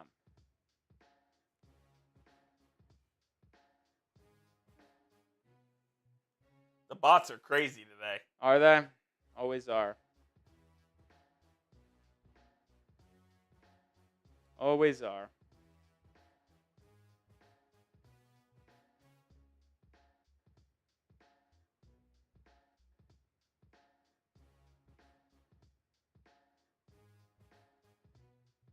Always are. See if the first team defense is still out there or not. I can't tell. Kind of looks like they are. Snap for Wolford. Play action. Rolling to his right. Fires right. Has a man. It's caught. Jack Jones and a bunch of people rally to make the tackle. Gain of 4. So, yeah, first team defense still out there. First team defense still out there. What does it tell you that Jack Jones is opposite Storm Duck? Tells me he's the starting boundary corner, opposite of Storm Duck, like I've said the last 2 weeks. That's why you watched our channel. I've been saying it for 3 weeks now. Is Kendall Sheffield getting cut? Might. Ethan Bonner's hurt too, not ideal. So, 2nd and 5, Wolford under center. Takes the snap, handoff up the middle, has a lane, picks up about 10 and a first down. One of our safeties got ran over, and it looked like he might be banged up and slow to get up. It might have been Melifonwu. I cannot tell if there is a stoppage in play or not. Doesn't look like it. Clock is rolling. But first down for the Jags. Wolford in the gun here again. Irwin in motion. Wolford takes the snap. Looks left, steps up. Got room to run again. And will scramble for about a gain of 10 and another first down. So Wolford using his legs multiple times. The backup QB for Jacksonville with 23 rushing yards in this first quarter. And now the Jags are at midfield. I haven't seen Zach Sealer in on this drive. It's been Jordan Phillips and Benito Jones for the most part. Ball at the own 49 for Jacksonville. Wolford under center. Man in motion. It's an end around. Matthew Judon on the field for the first time and helps push him out of bounds, but it is a gain of about 7 on the end around. 2nd and 3. Shout out Josh Schultz with the 20. Oh, Schultz with another 20. Trey Tua, Hill, and Chubb, and picks for Hendricks and a top corner in some picks. Hendrickson? Yeah, Hendrickson. They're not doing that. Nope. Sorry, Josh. You want to pass the tequila? I'll take a shot. Yes, sir. 2nd and 4 for Jacksonville as they have it at the Dolphins' 44-yard line. Wolford handoff up the middle, gains about 3. Good tackle there by Willie Gay Jr. Brings up 3rd and 1. Spam those threes!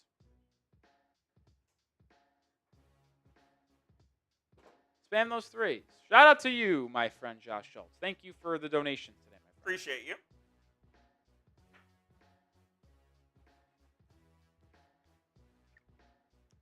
No Kenneth Grant. He's hurt today. Get those But threes in the chat. Just day-to-day should be ready to roll for the season opener. Oh, high snap! Wolford sprinting to go dive on it. He does. And the Dolphins get bailed out. The high snap from Wolford ultimately, well, not from Wolford, to Wolford, ultimately results in a loss of about 20. And it will be 4th and forever, and the Jags punting unit will come onto the field. Schultz gets another 4 raffle tickets. Appreciate you.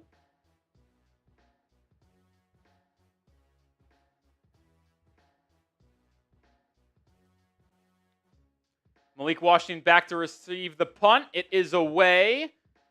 Malik fields it at the 6. Gets across the 10. And is tackled at the 19. Another strong return for Malik Washington. Do we get the first team offense on the field here? If the first team defense played a second drive, I would expect the offense to play a second drive after 3 and out for sure. You just got to.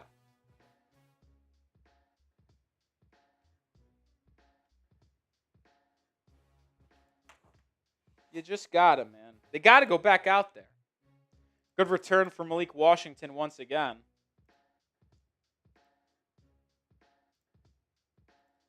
Couple super chats to catch up on. Shout out to Tua win the ball over. Getting ready for the season. Fins up. Let's go! I know the first drive for the offense wasn't good, but I'm fired up for the season, man. Appreciate the 5. You get a raffle ticket. And then we got Keegan coming in with the 2. After the season, make Weaver head coach and draft Arch Manning. I'm in on that. 2 things for you. Arch Manning is not going to come out of college after this year. Maybe. And, I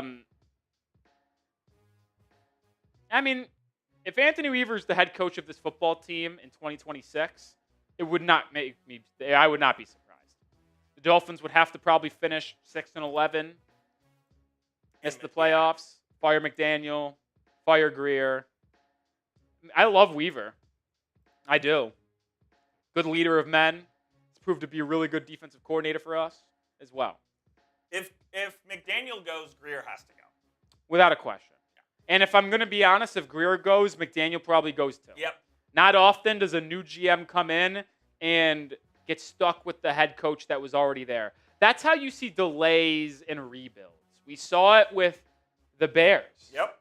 They brought in Poles. Eberflus was already there, I think. Or was it Nagy already there? Nagy was already there. So you get 1 year of Nagy and Poles, and then it's Eberflus and Poles. Like, this is weird. It just doesn't work.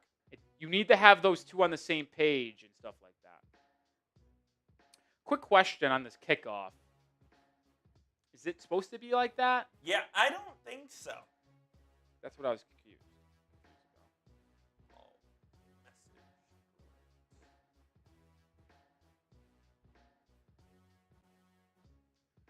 All right, first team offense is out there once again. This is the right decision, in my opinion. Let's hope we have a better drive. Let's hope we can get some points here. Yeah, I'll be honest. I feel as if Anthony Weaver, if the defense has a good season, like he's either going to be the head coach for us or a head coach for a different football team. First and 10 at our own 19. Tua is in the gun. Ollie Gordon is the back. Tanner Conner in motion. Handoff to Gordon. He bounces it to the left side. Has room. Layers the hit and picks up 5. Physicality to the max with Ollie Gordon. Gain of 5. Good vision from Gordon to bounce it out to the outside and lay the boom. Boy, is it fun to watch Ollie Gordon run the football. My goodness. But that's a good start. First down, 5-yard run, sets you up 2nd and 5. You got the world at your disposal here. Tua is in the pistol. Gordon is the back. Pharaoh Brown in motion, the left side. Tua takes it, looks right, steps up in the pocket, sacked. That one is on the O-line. This is a bad showing from the first team offense. Let's watch the replay here. They did a play action. James Daniels pulled. James Daniels pulled on the play action. Pharaoh Brown was blocking as well, and BJ Green just got around both of them. Pharaoh Brown sucks. I'll be honest. He should get caught. 3rd and 10. Tua. Blitz coming from Jacksonville. Incomplete. I mean, this is just disgusting.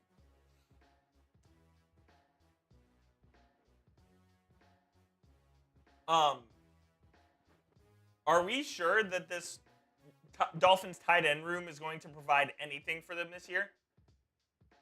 We don't know what Darren Waller is going to be. Pharaoh Brown doesn't look great.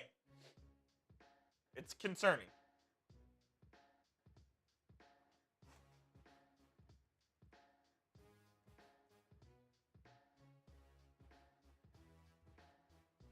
Punts away from Bailey. It's a good one. Caught at the 27. Returned basically nowhere. Great special teams coverage by Miami. And the Jags will start there.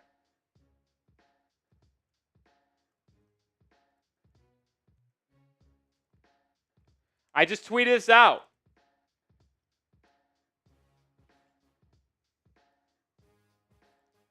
First team Dolphins offense goes 3 and out again. Send them out for a third try. One last go. One last go. Anyone who shows love. Oh my God, I almost just tripped. Anyone who sends love to my tweet I just put in the live chat, I'll give you a shout out. I mean, this is gross. It's just not good football, if we're being honest. Gross. I'll eat dinner right now, by the way. Hungry. Oh, go for it.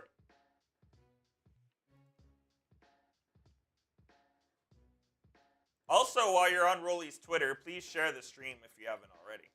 Good call, Coop. Good call. And tag him. You get a free raffle entry. Shout out to Jacob Cooper, Suburban Cowboy Dave. We got this place called Mo Betta's. Did you call it Hawaiian food? Yeah, for sure. Hawaiian food for Tua. It was pretty good. I mean, it's good food. Good food. Do you like Mo Betta's or Hawaiian Bros? Mo Betta's better. I'm with you. Higher quality. Higher quality. Not a good showing from the Dolphins' first team offense. Upset about that for sure. I think you do have to let him go another drive. Send him out a third time. You got to give him a third go. Third go. Send him out there. They had that good first play where they had the ineligible man downfield. Yeah. Both the offensive linemen were upfield. But besides that, they have had nothing positive. Yeah. Not been good at all. We got some Mo Betta's, some Hawaiian food. I got, I would say jerk chicken, teriyaki chicken. What do you think that chicken was? Yeah, teriyaki. Teriyaki, some macaroni salad. Pork and rice. No mac salad for me. Max salad's so good. I like their mac salad, but not going with it today. Back at Hard Rock. Yeah, 3 minutes to go in quarter number 1. Each team has had 2 possessions, no score. Jags have it at their own 28. 845 people watching. Appreciate everybody hanging out with us here on a Saturday night. Hit that thumbs up icon. Let's get over 300 likes right now. We are at 255. Wolford under center.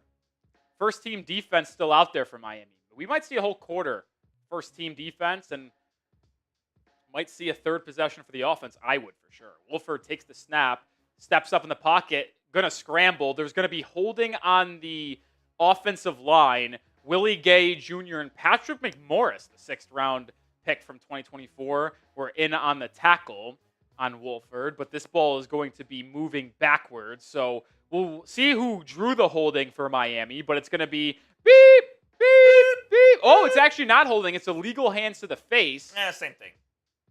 Is that a 10-yard penalty or 5-yard? That's 10. It's 5 on the defense, 10 on the offense. By the way, it's Jordan Phillips drawing the penalty. That's a face mask. This guy is unbelievable.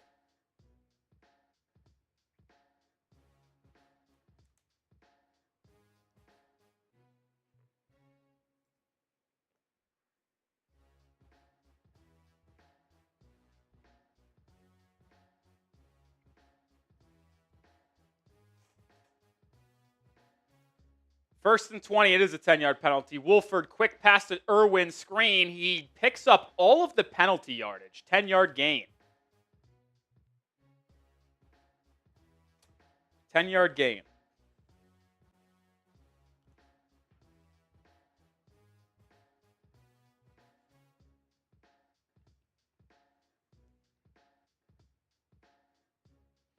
Second and 10 for Jacksonville. 2:20 to go in quarter number 1.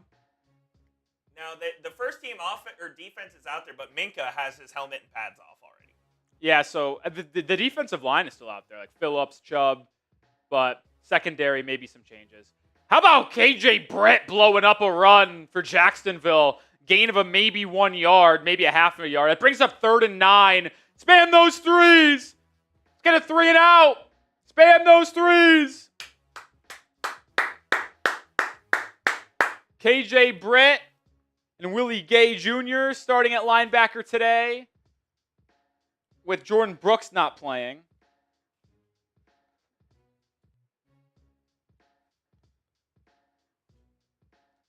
Let's get off the football field. Wolford in the gun. Takes the snap. Pressured.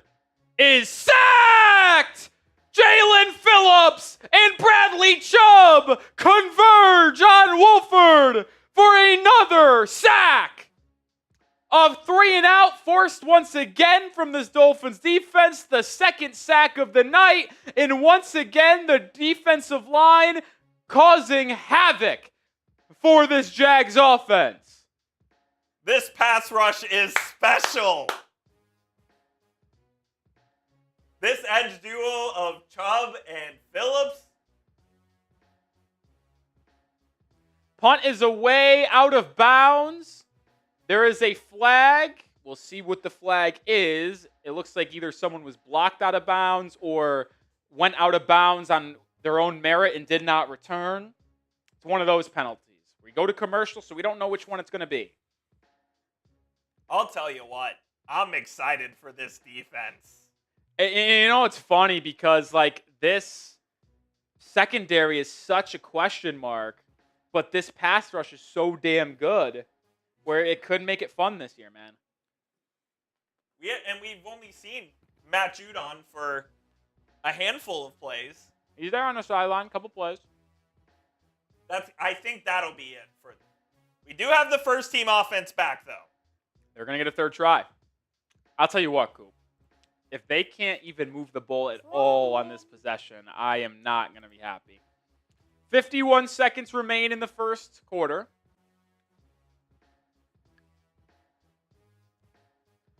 Unclear of where the Dolphins will start with the ball after that penalty. Looks like it was called on Miami for blocking out of bounds. That's my guess.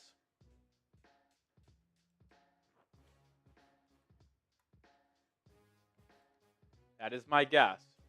Tyreek Hill on the sidelines engaged. Not in pads, but. All right, come on, offense. The penalty I think is on Jacksonville. We have the ball at our own 39, so good starting field position. Tua in the pistol. Malik Washington in motion, Ali Gore in the back. Tua takes the snap, looks right, fires. It's Waddle, caught. 8-yard gain for the Dolphins on first down. And now we're set up with a good first play. And now let's continue to let this stack. Waddle's first reception of the preseason. Just found a soft spot in that zone. Tua stuck it on him. Perfect accuracy and anticipation there. Got the ball out quick.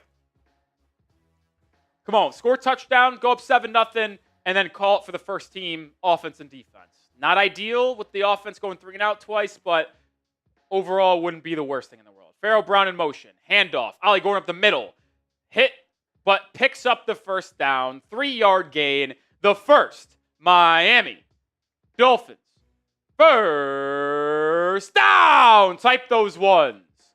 That will end quarter number 1. Ollie Gordon comes up a little banged up. Jogs off the field, little shaken up. Hopefully he is all right. But first down Miami. Type those ones.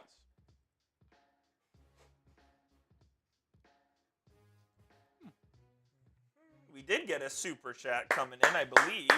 This is the right one. Schultz, another 20. This guy's been on fire today. Schultz and Invader Crusader. How about these two? Another 4 raffle tickets. Be honest, Tua isn't that great, and we can do the same for cheap. Hardcore Dolphins fan since I was 6 with a whole family that's Buccaneers.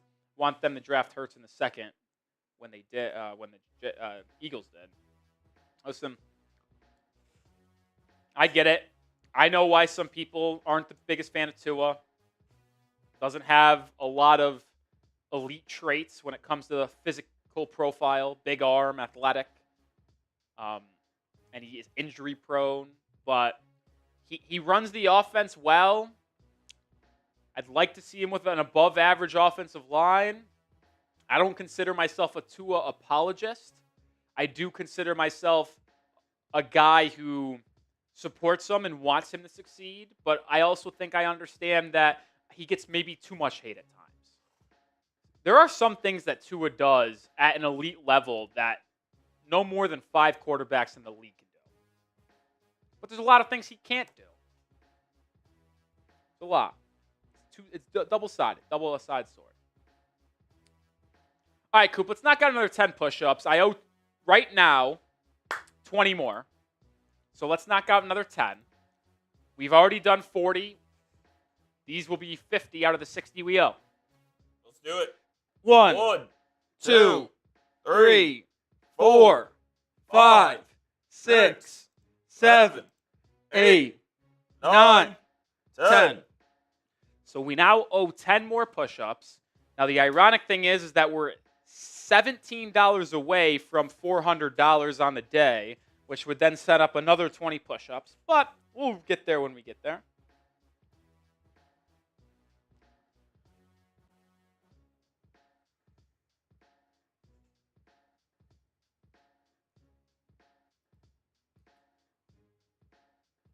Got another $2 super chat from Invader Crusaders. It says Hill at corner and wide receiver. No. Ali Gordon remains in the game, so looks like he just got maybe a stinger. He's fine. They're going to hand it to him right away. Left stretch, and he picks up 5. Good run there on 1st and 10 from the 50. And Miami's now got it. Jacksonville's 45. Good hole created there by Patrick Paul and Jonas Savignaya, the young duo out there. Good blocking by Nick Westbrook-Akini as well. Boy, that is the one thing I loved when they signed him in free agency from Tennessee. Is he the greatest route runner and receiver? No. He's an average receiver at best. But he is elite as a run blocker. One of the best run blocking wide receivers in football. And that's why Miami signed him. Under center is Tua. Ali Gordon remains the back. Play action. Tua steps up left. Fires deep down the field. Just past the D. Eskridge running across the formation. It'll bring up 3rd and 6. He threw that into 2 Jacksonville Jaguars there and wasn't particularly close to Mr. Eskridge. Well, he was pressured, so it's either do that or throw it away. I mean, there was really never a chance of it being turned over because he let it so far to where it's like Eskridge either somehow catches up to it or it falls incomplete. So 3rd and 6 from Jacksonville's 46. They're going for it if they don't get it. Tua's empty set. 5 wide. Jacksonville's brought pressure a lot. They only bring 3. Tua, quick throw, incomplete. Looks for Tanner Connor. And what does Miami do here from 4th and 6 at the 46? The offense is still out there, and it looks like we're going to go. As they should. Wow, these bots, man. Oh, yeah, there's something.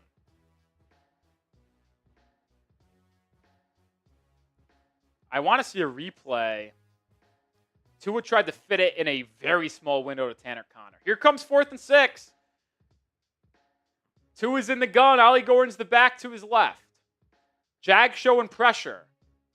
They bring pressure. Tua stands in there, fires. Caught!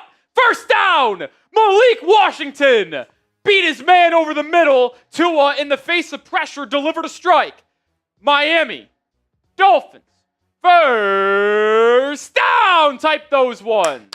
Good strike to Malik. Credit to the Dolphins O-line and Ollie Gordon for laying a hit on the linebacker, giving Tua that extra half a second to deliver it to Malik over the middle. Give a thumbs up to the O-line for that rep right there. 1st and 10 at the 39. Tua's under center. Nick Westbrook-Keeney in motion. Ollie Gordon remains the back. It's going to be a handoff to the left side for Gordon. He bursts up the middle for a 10-yard gain. And I believe it will be another first down. Let's see where the officials mark it. I mean, that looked like it was going just about 3 or 4 yards, but his ability to just drag a defender with him for an extra 4 yards made the Dolphins get 9. It will be 2nd and 1. 13 minutes to go in the first half. Dolphins first team offense still out there moving on their 3rd possession at the Jags 29. Tua's in the pistol. Takes the snap. It's going to be another handoff to Gordon. They're just going to keep it on the ground. They're going to pick up another first down. Gain of 4 to the 25. It's a Miami Dolphins first down. Type those ones.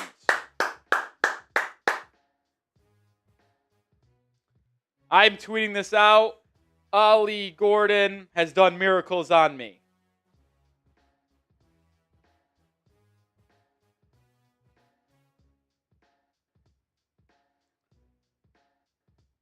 Maybe he can be the short yardage back for the Dolphins this season. Ollie Gordon's a good running back, man. 1st and 10 from the Jags 25. Tua is in the pistol. Takes the snap. Play action bootleg. Pressure in his face. Tua finds Malik Washington. He makes a linebacker miss. Gets across the 15 to the 10 to the end zone. Touchdown! Dolphins! Malik Washington! What a play! Get the ball in the man's hands, and he makes it happen. Touchdown! Span those CDs! Woo! What a play from Tua with a man in his face to deliver it. Washington makes the linebacker miss, makes another miss, and walks it in for a 25-yard touchdown. Great play fake there. And then Malik Washington just hitting the back on the right stick.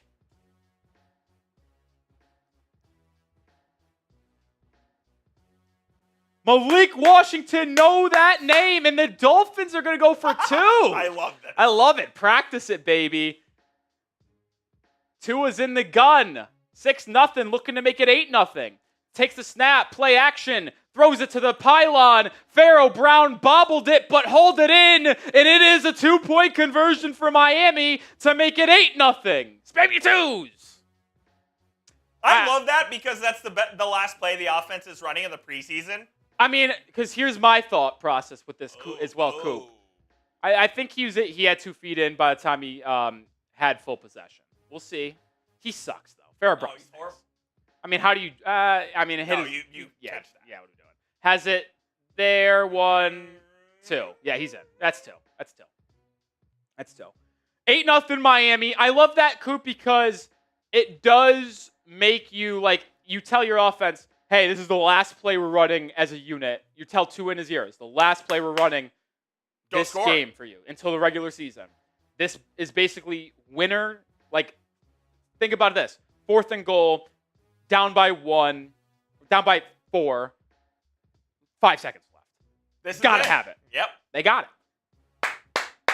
8-0 Miami. Let's go, baby. All right. I can leave a happy man. I wouldn't say happy, satisfied. I think that's the right way to use. Satisfactory. It took 3 drives to score a touchdown against the Jags 2s. Not ideal, but this Dolphins offense and Tua now going into the regular season ended their preseason with a touchdown drive. And I like that. 930 people watching. Tell you about one of our sponsors on today's show. That is Ethos. In this day and age, you can't take anything for granted. When you lose someone close to you, you can't help but think about the future. With life insurance through Ethos, your family is protected. Life insurance is a perfect way to make sure you're covered, can help pay the mortgage or your kids' college tuition. Right now, you can get your free quote at ethos.com/NFL Daily. Ethos is an online platform that makes getting life insurance fast and easy and protect your family's future in minutes, not months. Life insurance is more affordable than you think. With Ethos, you can get a free quote and customize a rate that fits your budget. The process is 100% online with no medical exam required. Just answer a few health questions and get a quote in as little as 10 minutes. 3 million families have completed their applications and trusted Ethos to help find the right coverage. So protect your family with life insurance from Ethos. Get your free quote at ethos.com/NFL Daily. That is ethos.com/NFL Daily. Links in the live chat and description of today's stream. Appreciate Ethos. Get started with them today. 8-0 Miami. Malik Washington, man. Get ready for him to have a big-time second season.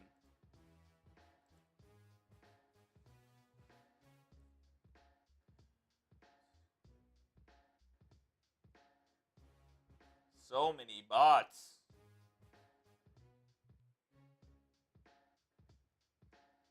Just tweet out the video. Malik Washington, 25-yard touchdown. Let's roll into the regular season.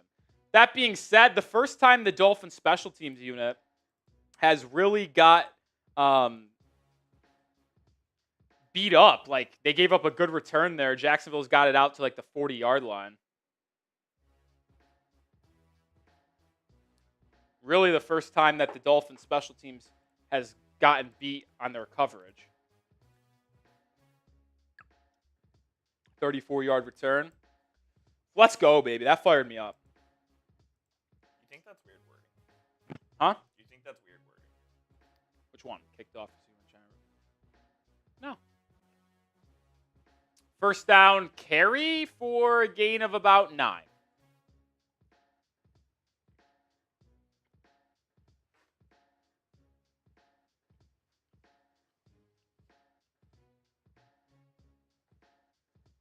That guy looks like Carson Beck. Kind of does. 900 people watching. Make sure you have hit that thumbs up icon. Over 307 likes. Get to 400. Chop Robinson's still out there, so we still got some first teamers playing for Miami here. Surprised by this. Wolford under center. Looks like a false start. Back him up. Beep, beep, beep, beep, beep. Makes it second and 6.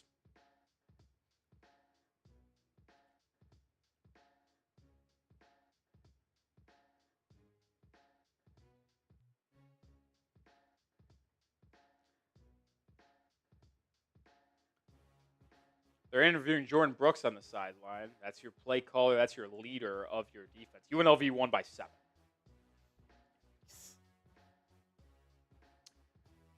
Wolford in the gun. Empty set, second and 6 here. Takes the snap. Dolphins bring pressure. Quick throw to the outside. Caught for gain of 2 yards. Cam Smith and Patrick McMorris were in on the defense. Good play by those two. They knew they're able to generate pressure and made the stop. 3rd down and 4. Spam those threes. pressure came off the edge. I think it might have been Chop Robinson. It was, in fact, Chop Robinson in right away. You think it's on a good delay as well? I think the delay's been money. Yeah, okay. I do too. Yeah. I was confused and worried about how that would work, but perfect. 3rd and 4. It's going to stop. Spam those threes. Ball's at their own 44. Need to get to the 48. Wolford in the gun. Judon is playing wearing white sleeves. No orange sleeves. Boo. Snap. Wolford looks right. Fires right. Has it. Caught. First down. Gain of 5. Isaiah Johnson was the corner that got beat on that out route. Seth Hennigan, the Memphis QB. Is Nick Mullins the 4-stringer? Maybe. Hopefully he gets the whole second half. I hope so.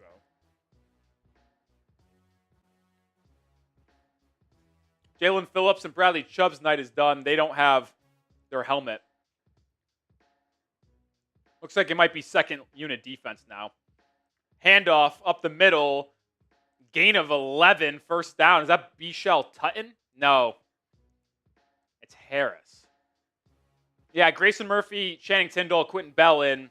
I feel as if there was a snap count limit for the defense today, and we probably hit that snap count. Yeah, this is full second-team defense now, folks. Full second-team defense for the Dolphins.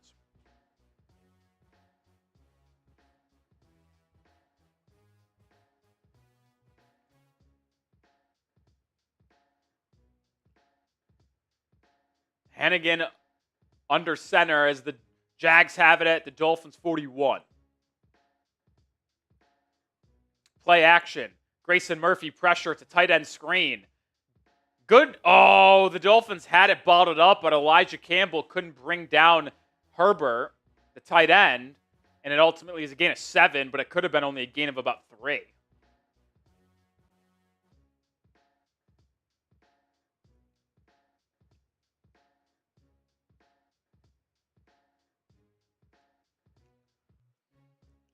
KJ Britt on the tackle. 8 minutes to go in this first half. Knock on wood. This first half has gone pretty quickly, I feel like. Yeah, 50 minutes in. Yeah, I feel like that's pretty quick. Not even 50 minutes. It started late. Hennigan in the gun. Oh, that's a false start. Beep, beep, beep, beep. Grayson Murphy putting fear into the right tackle. It will now bring it to 2nd and 8. I should have just taken the over in that game. That's infuriating. Fresno State down by 17 minutes to go in the first half. Should have just taken over 50. There might have actually been a timeout before the false start / delay a game. So what a bang. We'll see. We'll see. It might be 2nd and 3.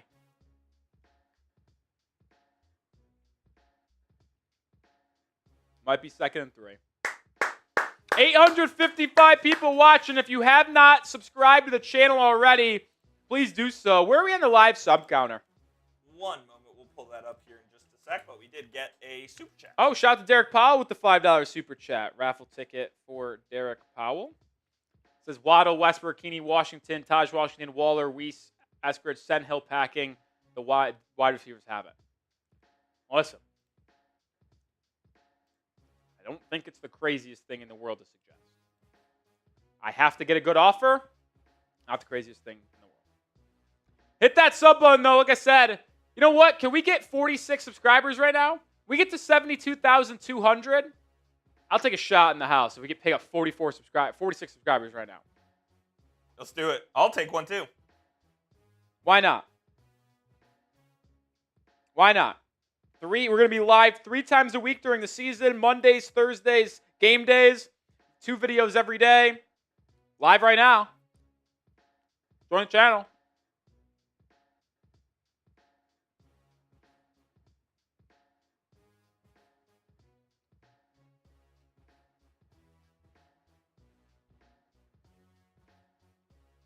There's one. Brian Robinson got traded to the Niners, so no trade for Miami. No trade for Miami. I would have pulled the trigger, knowing it only cost me a 6th-round pick. But maybe the Dolphins just have that much faith in Ollie Gordon. It's hard to disagree with him. He's looked tremendous.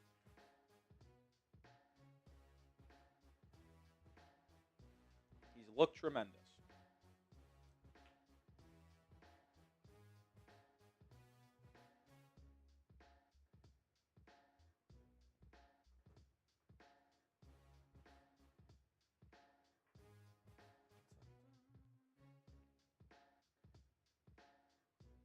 About to be back in action here in the second quarter. Cloudy night in Miami Gardens, but rain is holding off for now, which is good. 8-0 Dolphins lead midway through this second quarter. 2nd and 3, so the Jags did call a timeout before the penalty. Under center is Hennigan. End around to Irwin. He gets the edge. Camera work is horrific. Ends up being a 1st down and more. Jags have it at the Dolphins 25.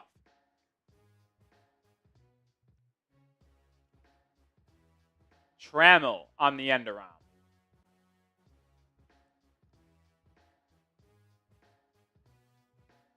Second team Dolphins defense out there. First team defense pitched a shutout in the first quarter. Hennigan under center once again. Man in motion. Handoff off the middle. This goes nowhere. Grayson Murphy, Elijah Campbell, Zeke Biggers in on the stop. A player that needs to have a big game to potentially make this 53-man roster. 7th rounder out of Georgia Tech with a good play there. Boy, is he a big body, folks.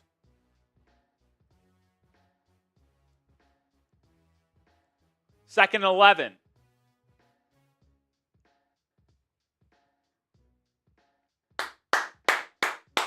Come on, D. Come on, D. Look at Willie Gay Jr. on the sideline, standing next to Anthony Weaver, looking at his play sheet. Love that. Student of the game. Love what Willie Gay Jr. showed me this training camp and preseason. Snap for Hennigan. Looks left, fires left. Way out off target. Incomplete. Jason Marshall Jr. was in coverage. He's been solid in the slot. Brings up 3rd and 11. Spam those threes!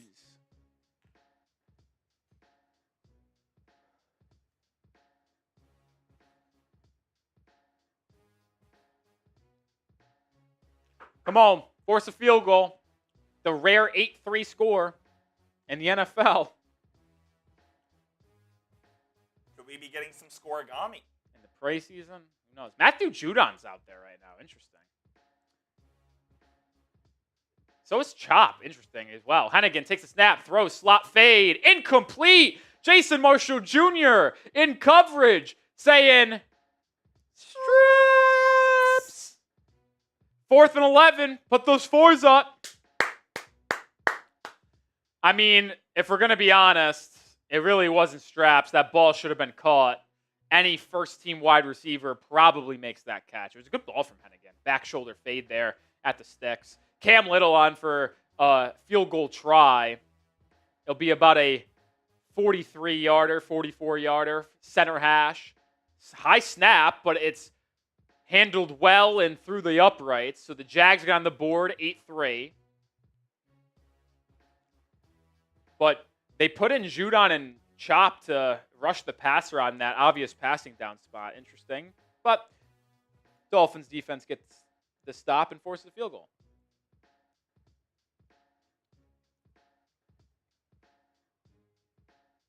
Eight to 3. About 6 minutes left. I would assume that we see Zach Wilson on the field when we come back. Do you think it goes Zach Wilson and then Ewers the rest of the way in the second half? Could be a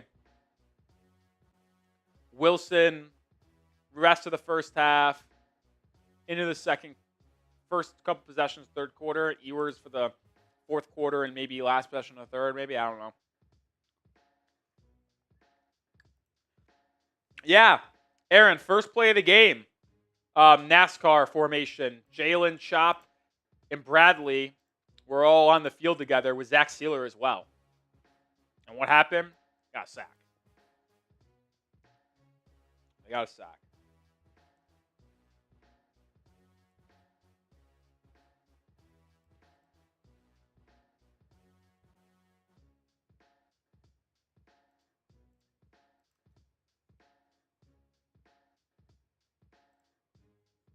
I'm just rewatching that Malik Washington touchdown. Bro is so smooth, man. Shifty. All right, here's an update to our top fans. Now, we are not doing a giveaway for our top fan, but Invader Crusader has a slight lead on Mr. Schultz. You know what? I'll say this. On the fly, top 3 fans, when this stream is all said and done, will get an extra 3 raffle tickets for our week 1 stream. I like that. How do you become a top fan, you ask? Well, by commenting, liking, subscribing, and super chatting. Invader and Josh have been the 2 biggest super chatters. That's why the 2 top fans today. Only separated by about 600 XP.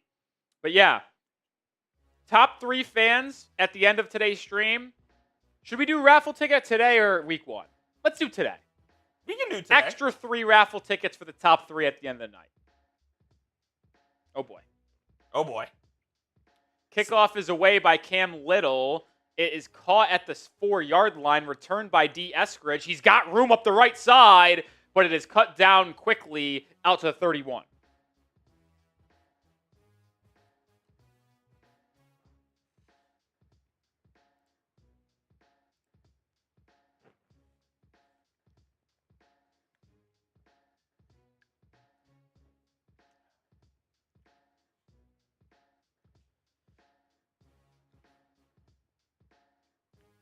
I believe Zach Wilson will be on the football field, but how about Invader Crusader?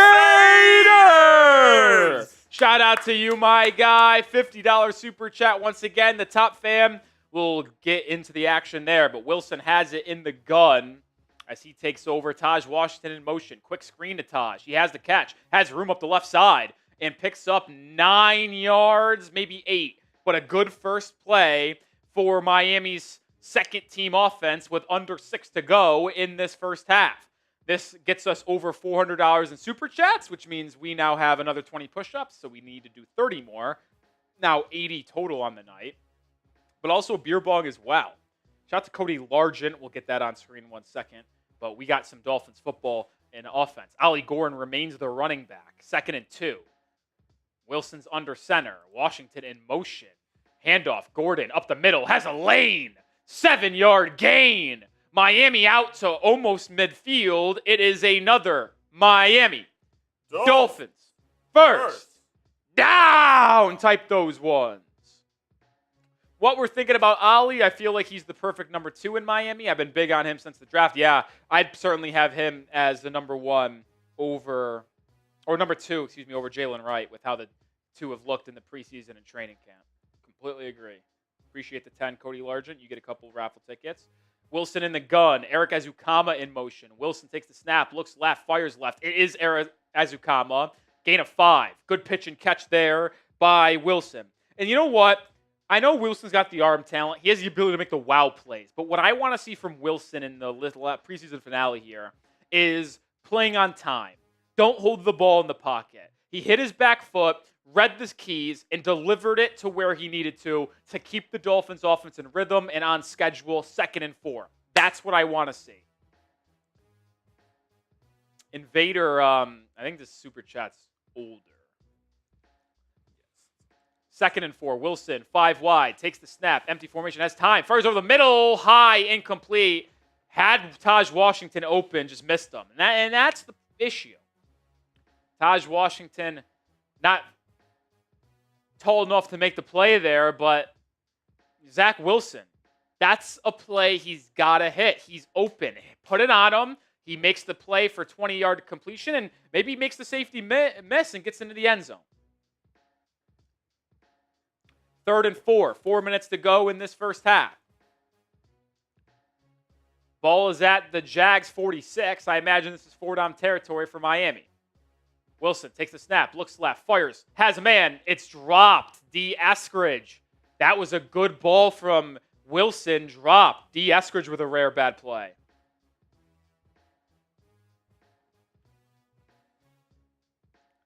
That was a good ball from Wilson. Put it on his numbers. Eskridge just got scared of the safety. It's a good ball. Good ball.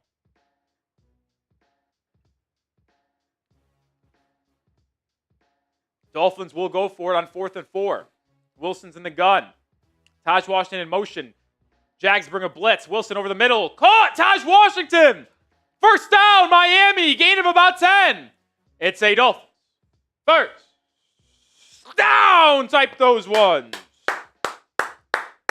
Coolabito with a 5.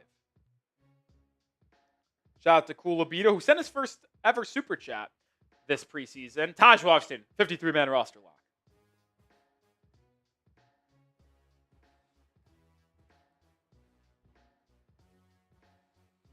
Invader Crusader says, give me the win. $10 super chat as Ollie Gordon carries it on the right side for 2.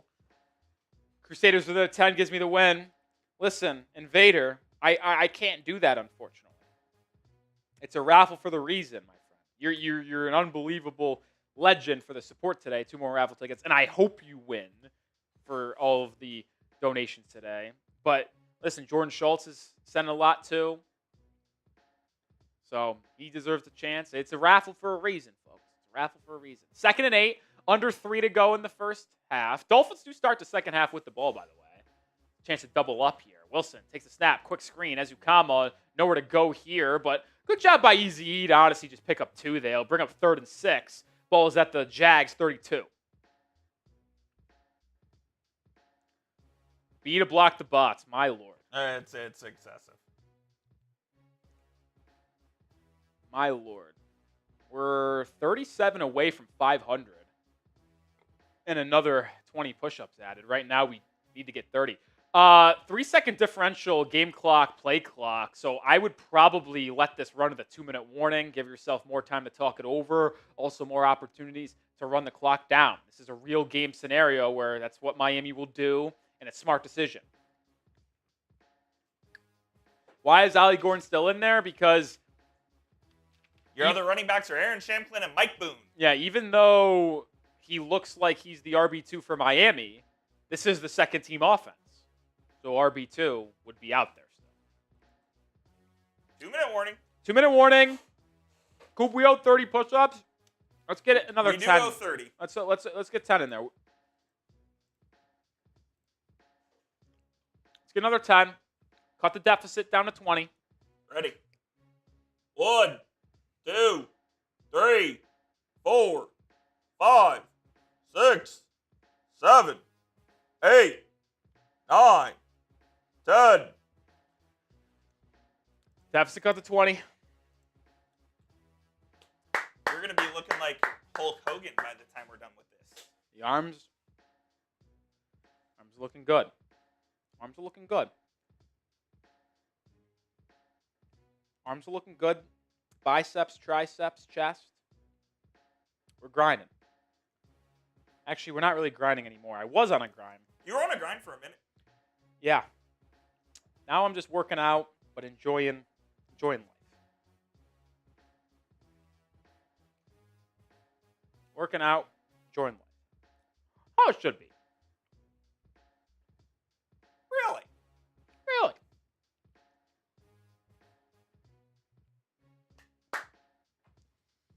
Shout out to Josh Schultz. I said Jordan on accident. I was thinking about the NFL Insider. I apologize, Josh.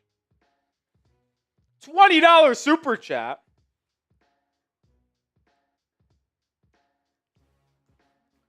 Get that on screen here in a second. Ollie is Sticky Ricky without the... Moda? I don't know what Moda is. Motor? Moda. Adds up. Without the motor. Yeah, that was my guess. Ricky had a good football motor. Heisman Trophy winner at the University of Texas, the last one to do so. They're saying it's ganja. That's what Cody says. What is that? I've never heard that before. I don't know what that is. Now Coop's doing a bet. I've never heard that name for it before. Me neither. No, I'm being so dead No, I serious. actually haven't either. I'm so dead serious. I've never heard that phrase used for that item before. Oh, new to me. We don't do that stuff around here.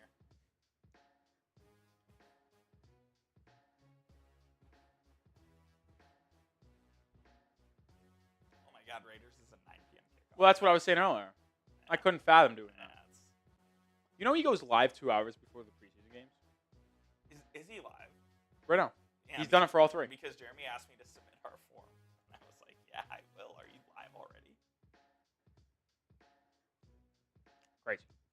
Listen, respect. It works. 2 hours for a preseason game is great. All right, back in action. Here we go. Wilson in the pistol. 3rd and 6 handoff. Gordon. It is a Miami Dolphins.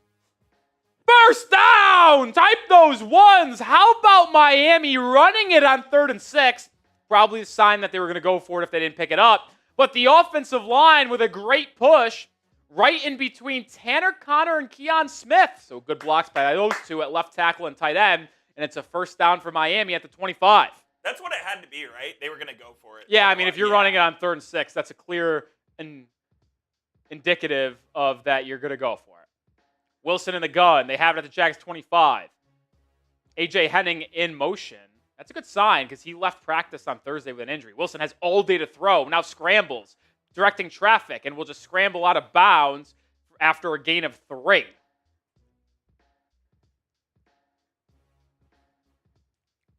I'm an Ollie Gordon guy, man. He's great, man. So brings up 2nd and 7, minute 11 to go. Great protection there by the O-line. Yeah, Wilson had all day to survive. Yeah, I think he missed a couple guys short. He was looking deep the entire time.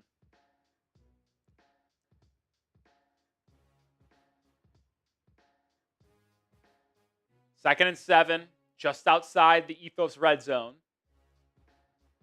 Azukama in motion. Snap, Wilson, throw. Ooh, threw it in traffic. Tried to find Eskridge at the sticks. Incomplete, 3rd and 7. Yeah, definitely last week was a bang job by that YouTube because the viewership today is much better. Oh, 100%. Like almost double.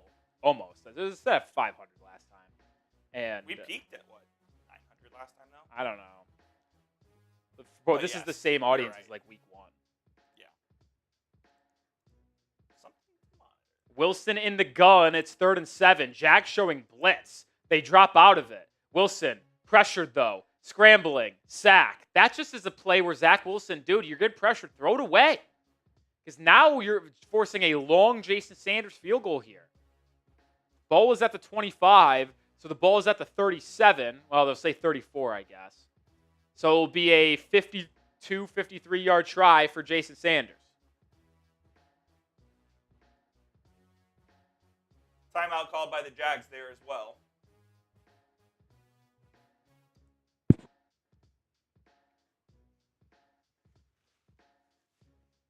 Delayed blitz by the linebacker, and Wilson just tried to spin out of it. Had nowhere to go,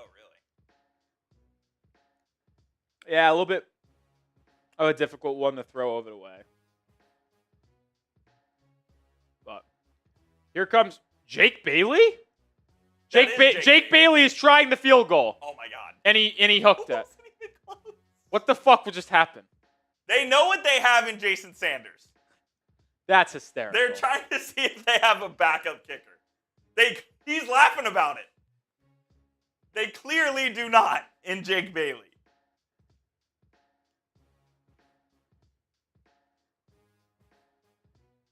Oh my God, he hit it horribly.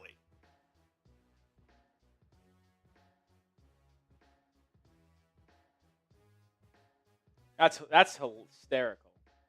Preseason football at its finest, folks. I don't know if it's a Sanders injury or they just don't want to put him out there in case he gets hurt. I don't know. Either way, Jags have it 1st and 10 with a minute to go, and that is going to be everybody but the center. Beep, beep, beep.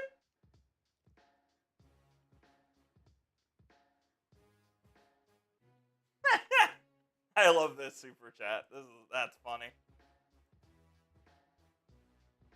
That's crazy. I can't believe that. Invader Crusader sent in this one first. Shout out to Invader Crusader. Another 10, another 2 raffle tickets. 1st and 15. Hennigan in the gun. Takes the snap. Pressure. Gets rid of it. And it's caught over the middle by the tight end for a gain of 6. Brings up 2nd and 9. Clock is ticking. Hurry up offense for Jacksonville. 45 to go in this first half. 8-3 the score. Hennigan has it. Throws right. Caught. Tyndall makes the tackle inbound. Clock moving. It's 3rd and 3. 30 seconds to go. What did the Jags? The Jags use a timeout. And the Jags use a timeout. Cody Largent says that's a preseason move with Bailey. That was a drunk golfer. The drunk hook. We've all been there. Cody Largent gets a raffle ticket. You're not a big drinker while golfing, are you? Me, no. Because you want to lock in. I love golf. I'll drink on the course, but not get drunk. I'll have like 1 or 2 drinks.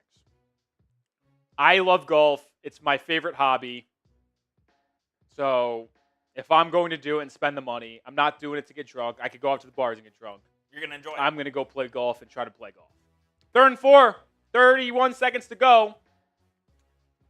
Hennigan in the gun. Snap. Pressure. Hennigan breaks the pressure. Is still up. And finally is brought down. 2 yards short of the sticks. There is a flag, though.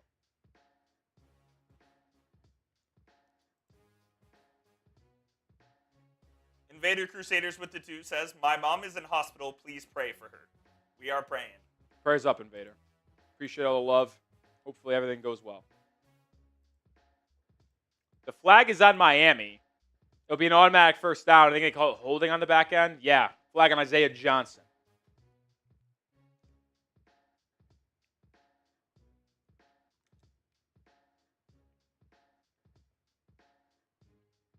"21 seconds remaining.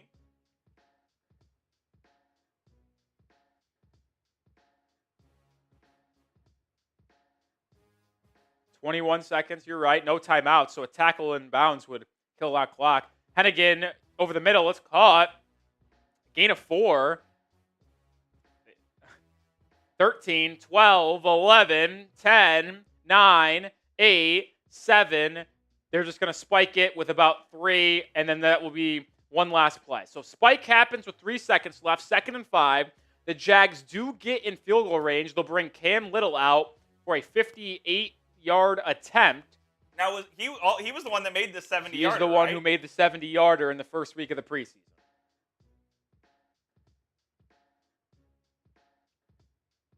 Well within his range.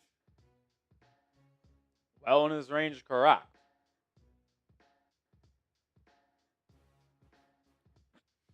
Little on the left hash has one of the strongest legs in all of football. Snap good, hold good, kick is up right down the middle. This guy is that was good from 75. That guy's a weapon. That's the end of the half. 8-6 is the score. My golf handicap, I'll check out right now. I have it. It's been changing quite a bit. Are you about a 7? I was. I think it's gone up, though. Shout out Hasty. Shout out to Hasty with a 2. 7.9. No Fugazi. You saw the app. Nic Rohloff, 7.9. Lowest it's ever got was 7. No, when you come back, I might go to the bathroom. That's it. So $2 super chat while we were at the half. Appreciate everybody. Let's see here. What do I owe? So we got to do push-ups. We just crossed 500, so it's another 20. How many push-ups have we done? Have we done 60? Have we done 40? No, we've either done 60 or 70. That was a 59-yarder. Chat, let's be honest. Have I done 60 or 70 push-ups?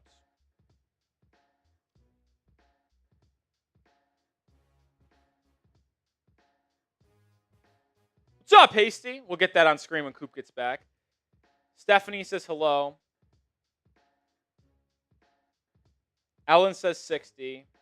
Cody says 60. Yeah, I think you're great. So I owe 40 after we just crossed $500. So we got 40 push-ups to go. Boy, oh boy. You know what we'll do? Can I do some producering while Coop is gone? Coop's here. Never mind. Never mind, folks. Never fear. Coop is here.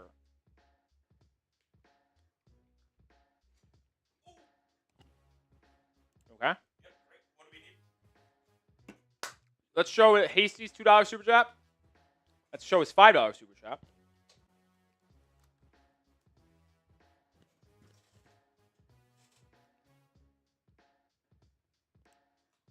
Shout out Hasty. Love this channel and what you guys are doing. We appreciate you. Shout out Hasty. And appreciate the $5 super chat. You get into the raffle ticket. So what we're going to do, Coop, I'll do 10 push-ups because we owe 40 now because we just got crossed 500, which puts it at 100 push-ups on the day. We've done 60. Sounds good. So we need to do 40. I'll cut it to 30. I'm going to go to the bathroom. You want to cycle through some of these new stats that we got? Yeah, and then I'll come back and maybe knock out some more push-ups before the second half starts. Sounds great. 10-minute halftime. Let's go. 1, 2, 3, 4, 5, 6, 7, 8, 9, 10.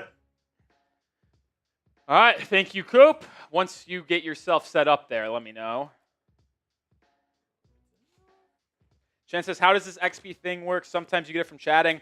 Yeah, you get the most XP by super chatting, but you do get XP from just being in the comment section and commenting as well. All right. Coop's going to hold down halftime, go through some stats, chop it up with y'all. I'll be back in about 5 or 6 after going to the bathroom. Rolly will be back. I'll be hanging out with you guys. What's going on, everybody? Josh Schultz coming in with the 20, though. Says, thank y'all, plus a shot.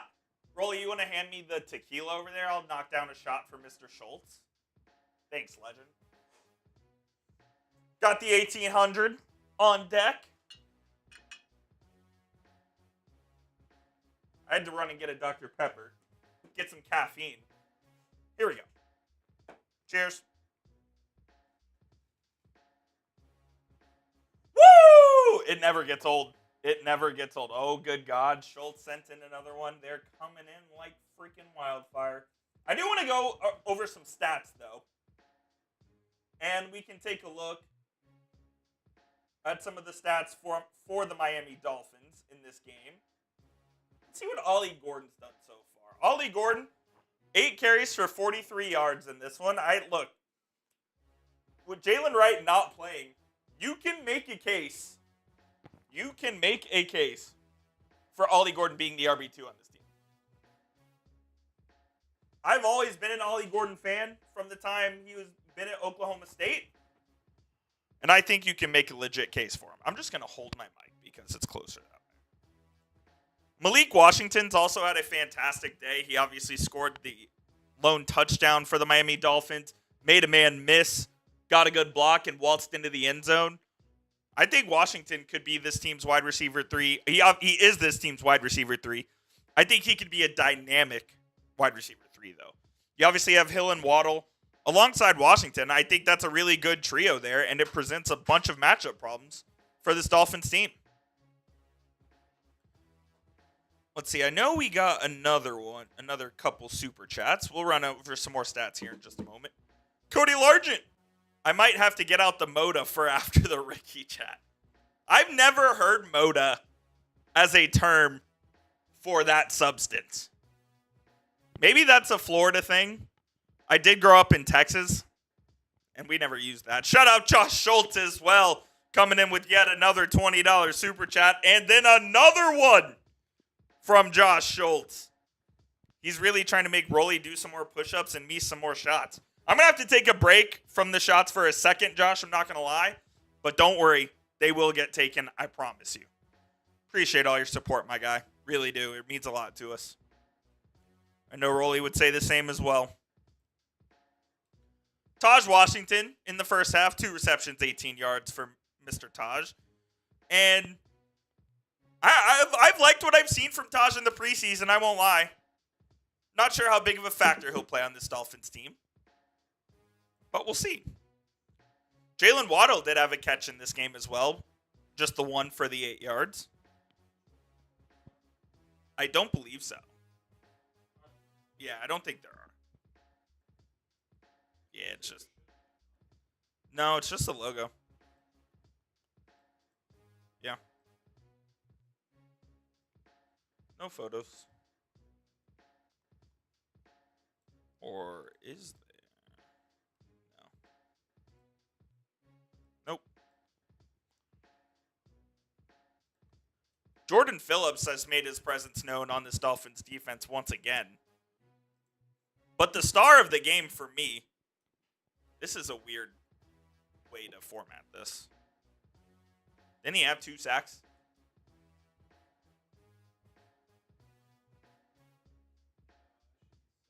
Yeah, I'll message and tell him. But Chop Robinson had 2 sacks in the first quarter for the Miami Dolphins, and he's continuing from what he did the second half of last season into this year. I think Chop could be special for this team. Rolly predicted that by the end of the season, Chop would be this team's #1 edge rusher, and I could absolutely see it. And that's not to take away from the likes of Jalen Phillips or Bradley Chubb, because both of those guys are excellent players as well. But Chop coming into his second year, we could be seeing some big things from the man out of Penn State. We honestly could. And this edge group as a whole, with Chop, with Phillips, with Chubb, and then you add Matthew Judon onto that, it truly could be one of the best edge groups in the NFL this season. And I don't think it's that far-fetched to say that they're a top 5 group at the moment. They could be the #1 group before it's all said and done. They absolutely could be. Froze up a little bit there. 1 second, as let me get the other. Josh Schultz just coming in once again. Says, I watch y'all daily and really love the show. Thank y'all. Josh, we love you, man. Appreciate the help. Appreciate the support. Appreciate you telling your friends about our show as well. As long as you're having a good time, that's all that matters. And we try to provide the best daily Dolphins content for anybody on YouTube. Appreciate the support, man. Thank you. Okay. Yeah, there are a couple things here that I think need to be worked out, that being one of them. We'll talk about the Dolphins offense here. The first team offense had three drives. And the first 2 drives, there's no doubt about it, were disastrous. But on the third drive, the Dolphins offense was able to get something going. They were able to get in the end zone via Malik Washington, who made a really nice move, made a linebacker miss, and was able to get into the end zone. And then the Dolphins went for 2 and converted the 2-point play. And I love that call from Mike McDaniel, because he's basically saying, look, this is the last play you are going to run until week 1 of the NFL season is here. So let's make it a good one. And it's always good to practice 2-point plays, because you never know when you're going to need them. It's something a lot of coaches put pride in. A lot of them do work on 2-point conversion plays during practice. And Mike McDaniel, being the offensive guy that he is, wanted to see it in live game action. So he threw the offense back out there after they scored the touchdown for one more play. And it was a beautiful play from Tua to Pharaoh Brown, who almost dropped it, by the way. Pharaoh Brown stinks. But Tua, at the end of the day, 4 of 8, 49 yards and a touchdown. A couple of those incompletions weren't his fault. There was also a coverage sack mixed in there where he just didn't find anybody open. The offensive line actually did a good job, but Tua just went down because there was just no one open. Couldn't throw the ball away. All in all, I wouldn't call it an A day for Tua by any means, but I would say I'd give it, if I was grading it A, B, C, D, or F, I would give it like a B, B minus. It was good enough, and it makes you feel good heading into week 1. I think you saw what you needed to see from your quarterback. heading into week 1. And if I'd be happy about that if I were you guys. Building Fins up with an interesting question, which we'll get on screen here in just a moment. I think the answer is no, though.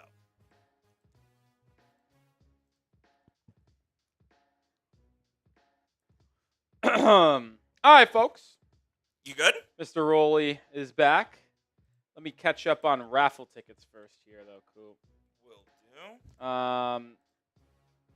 So where did I leave? Hasty. Okay, so Schultz. Oh, another 4 for Schultz.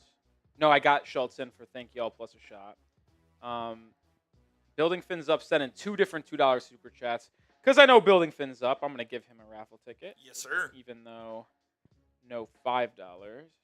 And he asked, is something wrong with Jason Sanders? I will answer that in just 1 second. Cody Largent gets a ticket. Then we have another 4 for Schultz with his set another 20 while I was gone.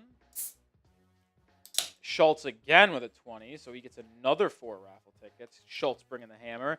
Watch y'all daily, love the show. Appreciate you, Schultz, a lot. You're a legend. Real one. We do it for people like you, man, and the real Dolphins fans out there. And then Cody Largent, another 5, which we haven't shown on screen yet. We'll do that in just 1 second.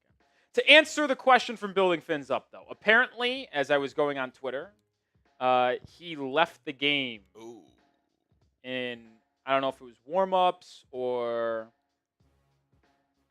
if it was in the beginning of the game. He kicked off. Right? No, it was Bailey to kick off. So he might have got hurt in warm-ups. We'll see what happens and if the injury was serious or not. But if he is hurt, I mean, the Dolphins got to go find a new kicker. And the problem is about having Bailey is like, if it's like a 1-week injury, that kills a 53-man spot for someone. Yeah, certainly does. That squeezes somebody out. It's the way the game goes sometimes. Now you probably might just wait to sign a kicker until like Wednesday, 3 days before the game. That's what you would do. But that's like, absolutely what you would do. Still tough, man. Cody Largent.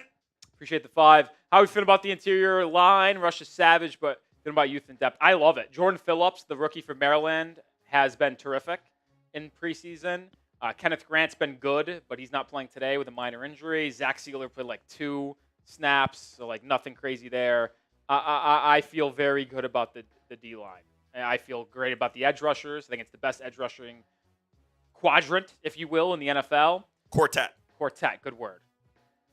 And, wow, I love that word. Yeah. And I believe the interior D-line is going to be money this year, too. I believe it's going to be money. Shout out Paul with the 2 says, Coop, I'm loving your addition to this channel. So am I, man. I'm glad to be here. I can't wait for the season with you guys, man. It's going to be a blast. It's going to be a lot of fun. Going to be a blast. Austin says, Jags fan here. Love what you guys are doing. Subscribe. Thank you. Appreciate it. Hey, Austin. Appreciate you, man. Thank you. Well, the second half's about to get underway. I always forget that second or preseason halftimes are 10 minutes rather than the standard 15 during the regular season. Dolphins starting with ball, and it will be into the end zone. It will be a touchback, which means Miami gets the ball at the 35-yard line. That's a big thing this year, man. You really got to try to hit it inside that landing area because if you don't, and it's a touchback, and it lands in the end zone, the opposing team gets a 35-yard start. That's crazy. That's crazy. Zach Wilson remains in at quarterback as we are 8-6.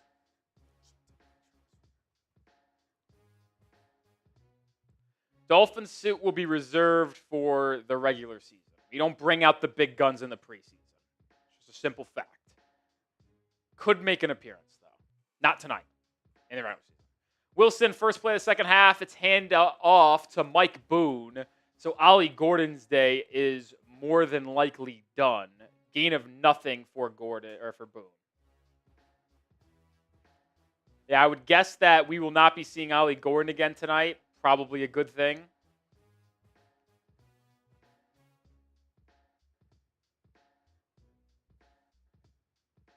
Mike Boone and Aaron Shamklin will hold down the running back duties for the final 30 minutes of this game. Wilson in the gun. takes the snap, pressured, makes a man miss, dumps it down. I think that's Chris Myrick with the reception. It was Myrick. What a play from Wilson to find Myrick for a 4-yard gain. That could have easily been a loss of about 5 with a sack.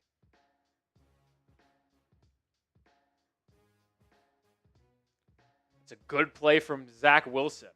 Brings up 3rd and 5. Wilson in the gun. Ball's at the own 40-yard line. The Jaguars are going to challenge this call. They're saying that Myrick didn't have possession. Interesting challenge early in this game.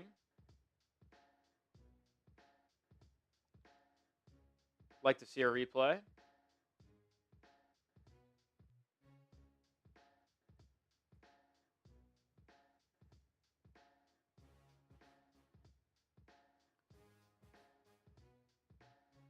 And shocked. Did Liam Cohen lose weight? He looks a little skinny.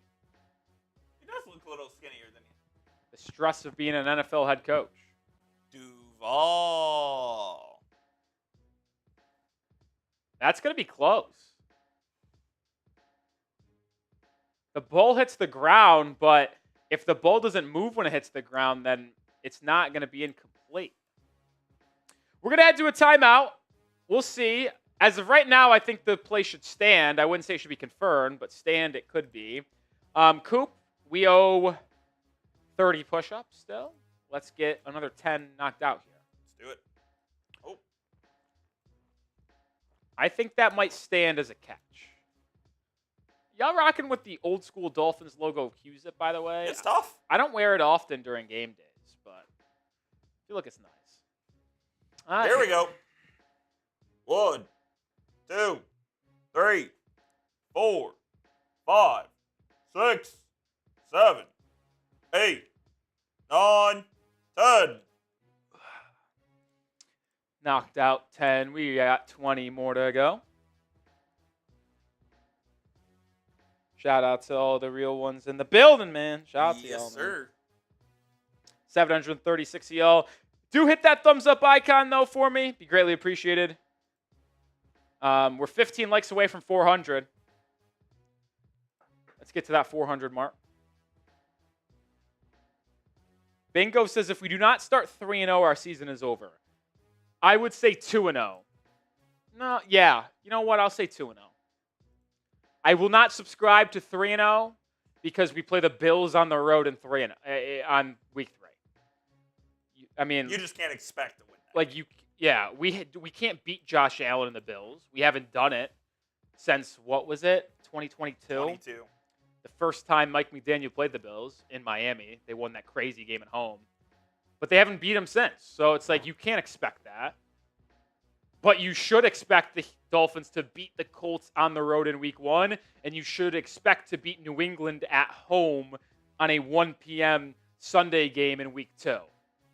I'll say this. I won't say the season's over, but I expect the Dolphins to start the year 3-1. You should beat the Colts on the road. You should beat the Patriots at home. You should probably lose to the Bills on the road, but then you should beat the Jets at home in week 4 on Monday Night Football.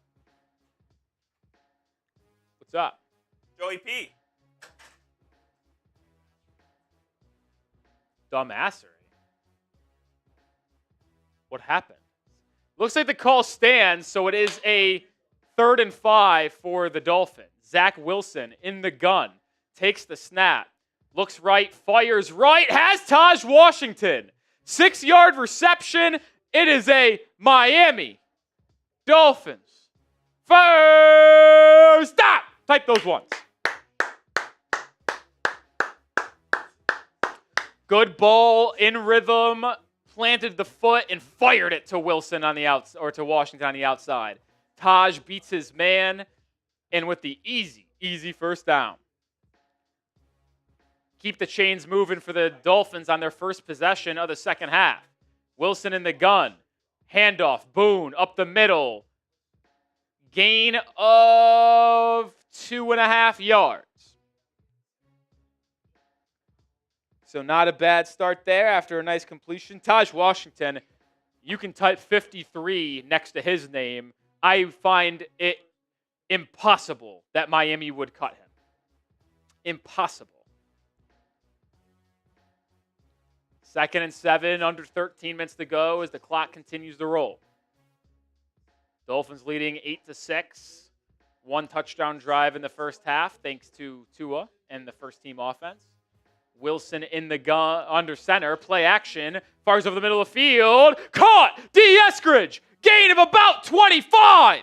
Eskridge with a contested catch over the middle. Wilson with an absolute laser. Another Miami Dolphins first down! Type those ones. Eskridge had a couple drops in the first half. That one, the hardest catch he could have had all day. Makes it happen. Love it. Ball at the Jags 30. Wilson leading another good drive. Let's hope it doesn't stall out like his first one at the end of the second half. Quick screen. Taj Washington has a convoy. Good rally by Jacksonville, and it's a gain of about 5. But once again, the Dolphins offense staying on schedule, second and manageable. We're going to call a gain of 6. What happened, Coop? Short story, just on what channel? Jesus. Who did it?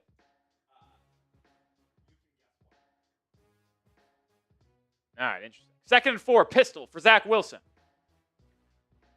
Handoff, Boone, right side, up the middle, has a gap, 6-yard gain, first down. Another Miami Dolphins first down. Type those ones. We are inside the Prize Picks red zone. The first time, Coop, any team has been inside the red zone today. Did we not get in the Ethos red zone? We did not. They were at the 25 and then got sacked. The Dolphins' touchdown was a 25-yard touchdown, and the Jags have not been in the red zone, 2 50-yard field goals. First time we're inside the 20 of each team today. It's the 18. Wilson in the gun on 1st and 10. Bootleg. Wilson pressured, sacked. Not good there, folks. Had no chance. They went that empty bootleg, and Abdullah wasn't having it. Yasir Abdullah, the pass rusher, I believe from Louisville, if I'm not mistaken. Could be wrong on that. I don't remember him. I don't know who the two could be.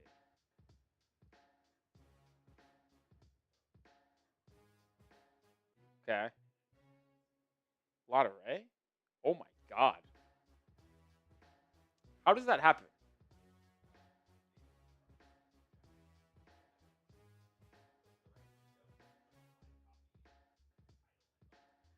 Jesus. 2nd and 20, handoff Mike Boone from the pistol. He picks up about 4 or 5. It's going to bring up 3rd and long for Miami. It'll be 3rd and 16. This drive is likely going to stall here, and we're going to have to see Jake Bailey attempt another field goal. Unless the Dolphins pick up like 10 yards, probably McDaniel would go for it, considering we don't have a kicker in this game. Maybe they do it for practice for Bailey, but I don't know. I mean, how do you put the live copy in thumbnail? I have no clue. Wilson in the gun. 3rd and 16. Needs to pick up 10 here. Wilson takes a step. It's a running back screen. It's bobbled by Boone and incomplete. I mean, what do we do?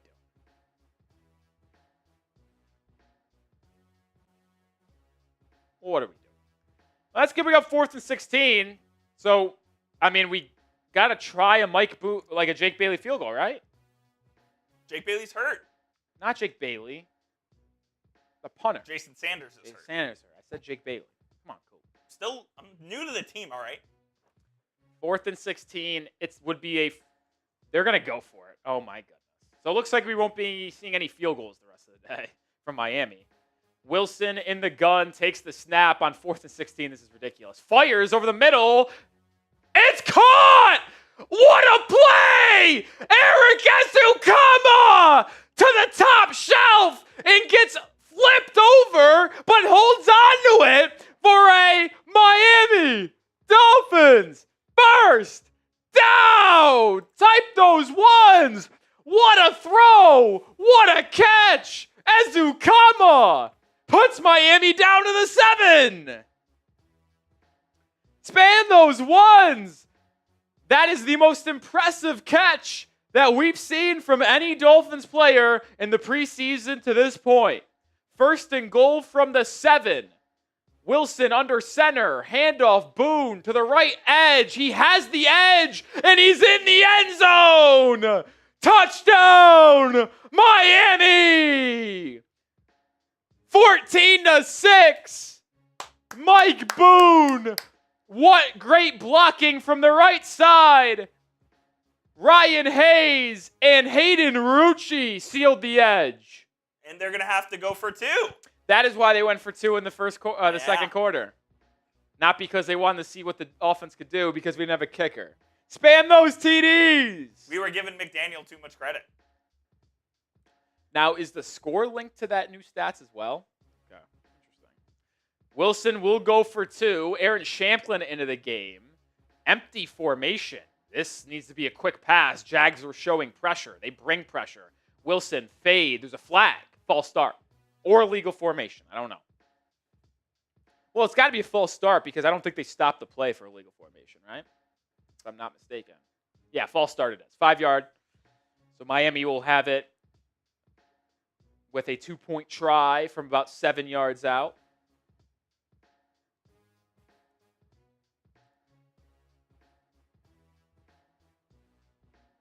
I can't get over that pitch and catch from Wilson to Ezukama. What a ball. 4th and 14?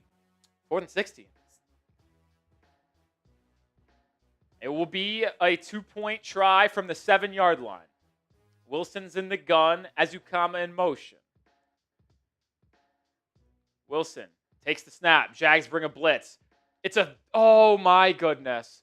Wilson read it right, threw it to Shamplin coming out of the backfield. It was a little bit of a low throw. If he puts it on him, that is going to be a walk-in because he got past the linebacker who overcommitted in the flat. Incomplete. Dolphins lead 14-6. Over 800 people watching. Appreciate everybody tuning in, hanging out with us for the preseason finale on a Saturday night. Get started with Prize Picks today, the daily fantasy sports platform I play every single day. It's so easy. All you do is pick more or less on 2 to 6 player stat projections. And if you pick 6 and you pick a bunch of demons, well, you can win up to 2,000 times your money. It is available to be played in California, Texas, Florida, and Georgia, more than 40 states. They invented the flex play, which means you can still cash out if your lineup isn't perfect. You can double your money even if one of your picks does not hit. It's just the best place to win real money this football season. Which players are going off, which ones aren't. Picks take less than 60 seconds. Turn your sports opinions into real money all season long. I've got an entry for today's game. I took advantage of a special from Prize Picks, more than Avery Johnson, half a passing yard. Jalen Wright did not play, so he got removed from my lineup. So I just need Quinn Ewers to throw for more than 78.5 passing yards. We'll see him in the fourth quarter. I also need Nick Mullins, the fourth-string quarterback for Jacksonville, to throw for 92.5 yards. Don't feel really good about that one, if we're going to be honest. But either way, you could take picks like mine, fade my picks. Doesn't really matter. Join me, though, at Prize Picks, the best way to play daily fantasy sports. When you download the app, use code CLNS to get $50 in lineups after you play your first $5 lineup. That is code CLNS to get $50 in lineups after you play your first $5 lineup. Prize Picks. Run your game. Shout out to Prize Picks. That link's in the live chat and description of our stream. Dolphins defense coming on the field. I'm going to need Nick Mullins to be on the field like ASAP. Yeah, this is all linked. The balls, the timeouts, time. Interesting. Interessante. Let me tweet out this video of the Ezukama catch. That was crazy.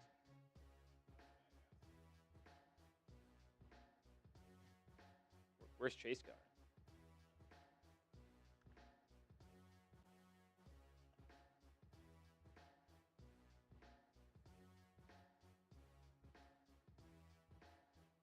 Unfortunately for Eric Ezukama, even though that was an unbelievable catch, I just don't think there's any world where he can make the 53-man roster, but maybe he is kept on the practice squad. Easy E, great nickname. I'm going to start writing down my winners and losers from today, by the way. I should probably start keeping track of those. Ollie Gordon, winner. Winner, definitely Malik Washington. Kickoff is being returned by Jacksonville. It is out to the 35, so just about equal to a touchback. Chop. Let's think here. Winners. Honestly, Malik Washington again. He's the winner. Chop. You think Chop? He had 2 sacks in 3 possessions. Go Chop Robinson. I think I got to give it to Taj Washington. I think he's just locked himself into the 53-man. Taj Washington, wide receiver. We'll leave it at there for now for winners. In the under center, I think this is still Hennigan. Handoff by the rookie out of Memphis. Goes 1 yard. Oh, Jordan Phillips, clear winner. Yep. And I'll leave it at 4 with room for one more. That room could that winners list, we're gonna do 5 winners, can easily be removed. Who is that wearing 14? That's Kendall Sheffield.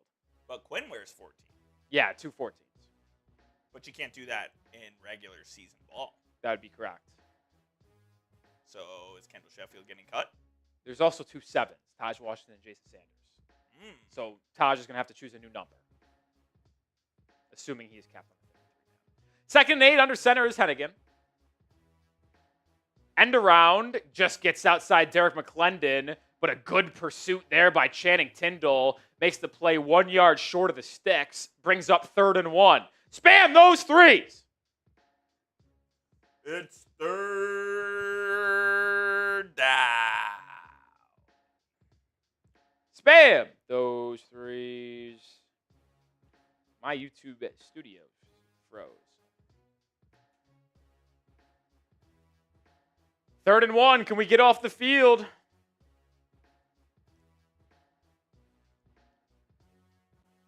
Under center is Hennigan.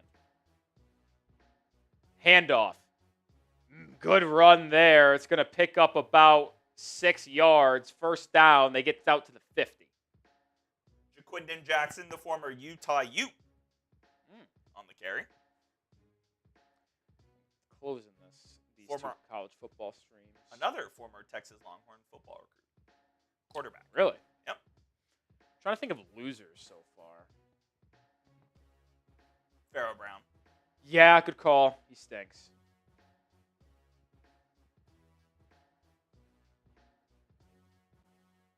Under center is Hennigan at midfield. Jason Sanders. He's hurt. He's not Exactly. a loser. Play action bootleg. Has a man in the flat. It's caught. Breaks a tackle and picks up 8 yards. Need better tackling there. Let more information come out. Yeah, more information come in. Honestly, we didn't see Mike Hilton today. What's up with him? We did not see Mike Hilton. He hasn't played in practice or the games. Is it saving him? Is it I don't know. Sanders left the game before the game even started, so he could have pulled something in the pregame warm-ups. Hennigan, play action, pressured, steps up, fires deep down the field, overshoots everybody, incomplete. Jordan Colbert and Patrick McMorris were the closest defenders.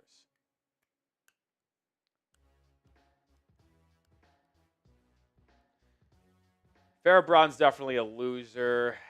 Got no one else really at the moment. Not that I can think of. I know the offense couldn't get anything going the first 2 drives. Are they loser? Is the offensive line losers for not being able to do anything against the twos in the first 2 possessions? You could, theoretically. We'll see. That could make the list. Cody Largent says Eskridge may have earned a spot.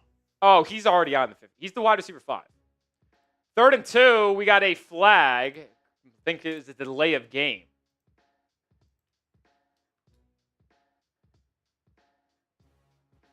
It is. Back him up. 3rd and 7, and spam those threes. I think if I had to, the Miami offensive line would certainly get on there right now. Kansas is up there doing it. Oh, yeah, it's over. Should have just taken the over. Over was 49.5. Western's up 20-10. Sam Houston State's covering timeout. I don't know. 3rd and 7. Ball is at Miami's 47, so the Jags need to get to the 40. Dolphins showing blitz. Will they bring it? Hennigan. He's going to have another delay of game here. He does. Oh my God, they didn't call the flag. But it doesn't matter because he was brought down at the line of scrimmage as he was stepping up in the pocket by Derek McClendon. I don't think I'd count that as a sack, but it is a great play because Hennigan could have scrambled for a first down if McClendon doesn't get him. Good play there by the young edge. That brings up 4th down. Spam the 4s. No, the Jags didn't use all of their timeouts. I don't know why the broadcast is showing them no timeouts. They missed the challenge. The Jags are going to punt this, which surprises me in the preseason. It will be fair caught by A.J. Henning at the 12 or 13. Yeah, they definitely have not used all their timeouts. Yeah, they used the one challenge, but I don't think they've used another timeout outside of that. Either way, Dolphins will start with their ball at their own 13. They are going to credit McClendon with the sack, by the way. Good for him. I also think that Ewers is on the field now.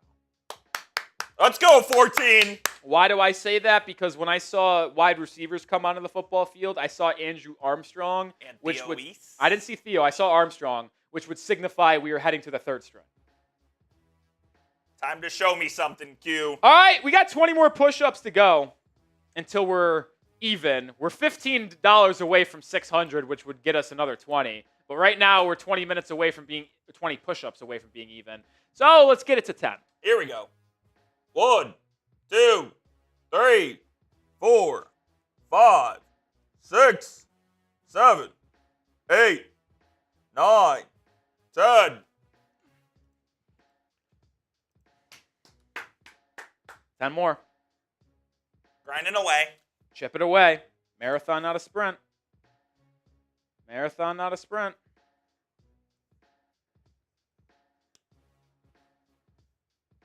All right.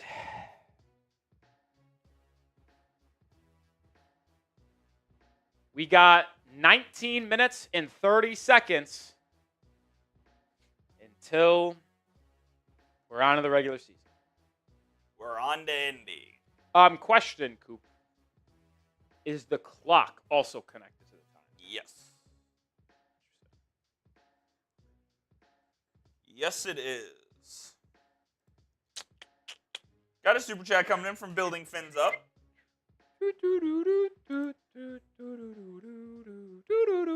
Oh, Mike Hilton was on the field today. Just didn't notice him. Made a tackle. Yeah, I guess I never noticed him. I was just looking at the box scores, looking at some stats. He definitely is not the first team nickel. I mean, it's Jason Marshall Jr. It is Jason Marshall Jr.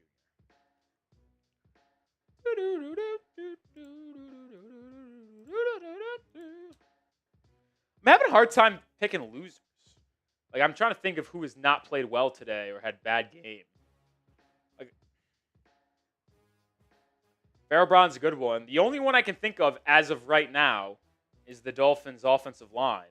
We'll see if the third stringers have some mistakes. But shout out to Building Fins Up. Upset that McClendon might be a victim of how good the edge room is. Want him on the roster. I find it incredibly unlikely he makes the 53-man roster because I wouldn't keep him over Grayson Murphy. I probably wouldn't even keep him over a guy like Quentin Bell. We haven't heard either of their names yet.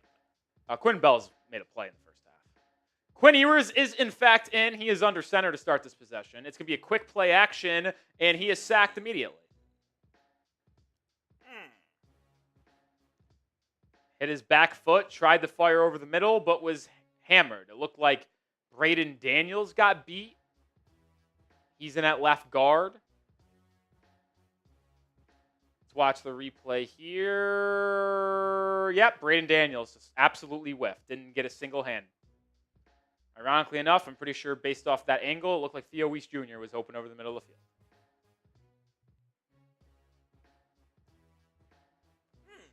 Second and 17, ball is at their own 6. Ewers in the gun. And it's going to be a flag. So this third unit has gotten off to as bad as a start as you could fathom. Armstrong was supposed to go in motion and didn't. Yeah, he kept on going like this to signify the motion, and Andrew Armstrong didn't do it. Armstrong, a player that I thought could make this team as a UDFA, stands no chance because Theo Weiss Jr. is significantly ahead of him on the depth chart. So is Eric Azukama, and Azukama stands no chance. False start on Braden Daniels, so that is a quick loser. Comes into the game. He might have been in the game already, but third line, missing and whiffing on a block, and then false start back to back plays. 2nd and 20, Ewers under center. Just got to avoid a safety here. Hand it off to Champlin, who cuts up field and picks up about 10 or 12, setting up a 3rd and 8 for Miami. So the Dolphins go from this is going to be a quick 3 and out to maybe we can extend this drive. $20 super chat from Josh Schultz. What a guy. Who also gives us another 20 push-ups. Right. So we cut it to 10, back to 30. Shout out to you, Josh. Who ranks better, offense or defense end of the year? Oh, boy. Give me the defense. I plead the 5th. No, I'm going offense. Offense is going to still be in the top 10, assuming Tua stays healthy. Bounce back year. 3rd and 9. Ewers in the gun. Has time. Throws. Caught! Armstrong! It is a Miami Dolphins first down! Type those ones. That's a good ball from Quinn, but an even better reception from Armstrong, who really didn't create any separation, just bodied up the corner. That's a pretty ball. Made the catch. I mean, Ewers couldn't have put that on him. Better's right in between the numbers. 21-yard gain. Armstrong, the 6'4", wideout from Arkansas. Are we watching the most electrifying backup QB in the league? Most electrifying third-string quarterback. That is for sure. Ewers under center, at the 35, handoff. Champlin picks up about 2.5, 3 yards. But you know what? Even though that first down and throw and catch by Ewers and Armstrong is going to get the headlines, being able to pick up 12 yards on 2nd and 20 from your own 3. Great run by Champlin. Or 2nd and 20 at your own 3, picking up 12 to give you even the chance to convert on 3rd down. Those are the plays that I think go unnoticed in the grand scheme of a game. And I know this game doesn't matter in terms of the wins or losses, but they're able to pick up that 3rd down because of a great 2nd down. People won't recognize that. 2nd and 7, Ewers under center. Handoff to Champlin again. That will be a 1-yard gain, and it will be 3rd and 6 for Miami, and we'll head under a minute in this 3rd quarter. Wow, this game is actually flying by. We're going to be entering quarter number 4. Nah, we're about on pace. No, I would say games take 3.5 hours. NFL's closer to 3. I don't know. Feels like we're flying. 3rd and 6. Ewers in the gun. Champlin in motion. In the pocket. Throws right. Has Champlin. It's caught. Short of the sticks. It will be 4th and 2. Oh. Yeah, I saw it. It does that randomly sometimes. Why are we running a 4-yard route on 3rd and 6? Well, that's the check down. Yeah, but you got to know where the sticks are. The check down isn't supposed to go to the sticks. He needs to know where the sticks are. Coop, come on. He's trying to bang Ewers. Dude. He's got to get to the sticks. It's a check down. I know it's a check down. You don't run a 6-yard check down in the flat. You got to get to the sticks. The Dolphins are going to punt on 4th and 2. It's a joke. Come on. Joke. Come on. They can let this go to the end of the quarter, and I believe they will. Yeah, we're not. So we're going to head to quarter 4.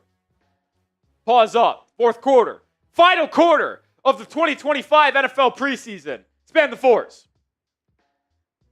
Spam the 4s. Final 15 minutes of the NFL preseason. In 15 minutes, we turn our focus to roster cutdown day and the Indianapolis Colts on September 7th. Get those 4s in the chat. I want to see the chat on fire, folks. I want to see all of the 4s. I want to see more 4s than I've seen in my entire life. You're telling me it's acceptable that Champlin was 2 yards short? Yes. It's a check down. Would I have liked him to catch it and turn upfield and get it? Yeah. Why are we checking down on 3rd and 6? Get the fucking ball downfield. Well, then that's blaming your boy No, Quinn. he's got to run a deeper route. Dude. Take Take 6 more. It's 6 more feet to the sticks. I can't understand if you're being serious or not. It's 6 more feet to the sticks. Go get there. Dude. Let's give some shout outs. XI, Hasty, Chris, Travis, Fat Boy, Francisco. They're agreeing with me. Get the ball downfield. If you guys think that Aaron Champlin should be running a 6-yard out, like a 6-yard flat as the check down, y'all need to understand schematic football. On 3rd down, he should be. No. You run downfield, and if he needs to get rid of it, you check it down, and the check down should have space to run because everybody else is downfield. Well, guess what? He had no space. Well, Quinn also dropped it to him late where he catches it and didn't have any space to move it upfield. Disgusting.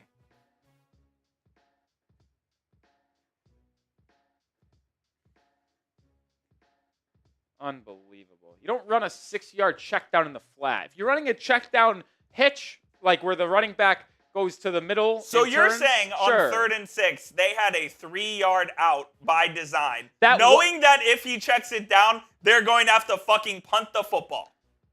It was not a 3-yard out. The running back was next to Ewers, and he ran to the sticks.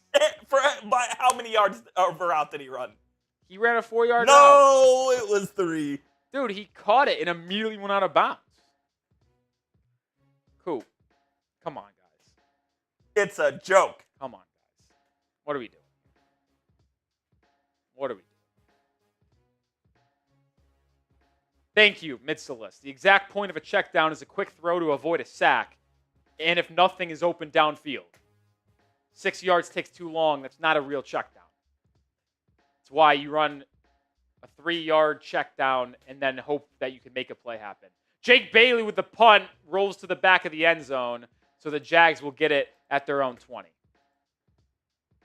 That's what I'm saying. Building things up understands the game of football. A 6-yard flat is not a thing. Cody asks, how do we feel about the Champlin brother? He will be cut. He will be cut. My question is, do the Dolphins try to pick up another running back, or will they run with 3 on the 53-man? Because they were going to keep 4. It's going to be Wright, Gordon, Achane, Madison. Madison goes out for the year, and now I feel as if they're going to just run with Achane, Gordon, Wright. Alec Ingold is that 4th guy. He's a fullback. McDaniel likes using a fullback. Oh, yeah.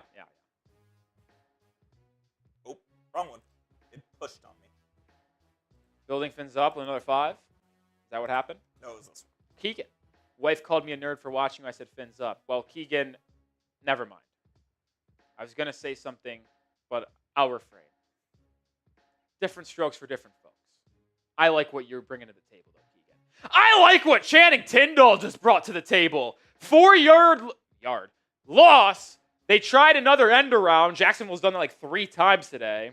And Tindall blows it up. They said 2-yard loss? That looked like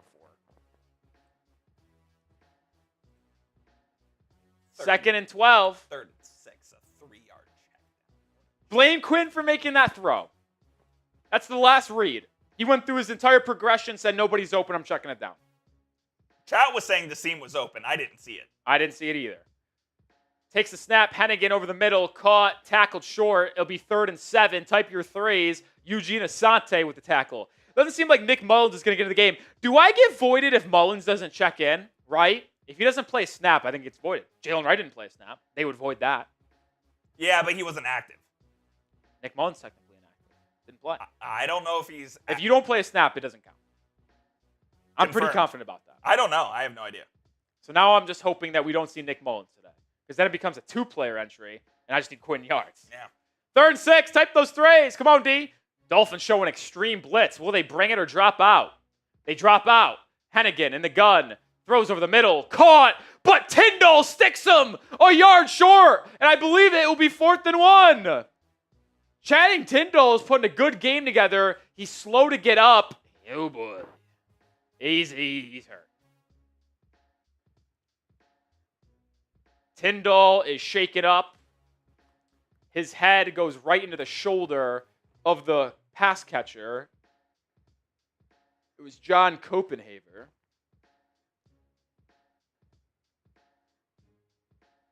Tyndall is slow. He stands up under his own power. Could just be a little wind maybe out of him. He's kind of holding his shoulder, which would be odd if it was a shoulder injury because I don't really understand how that would happen.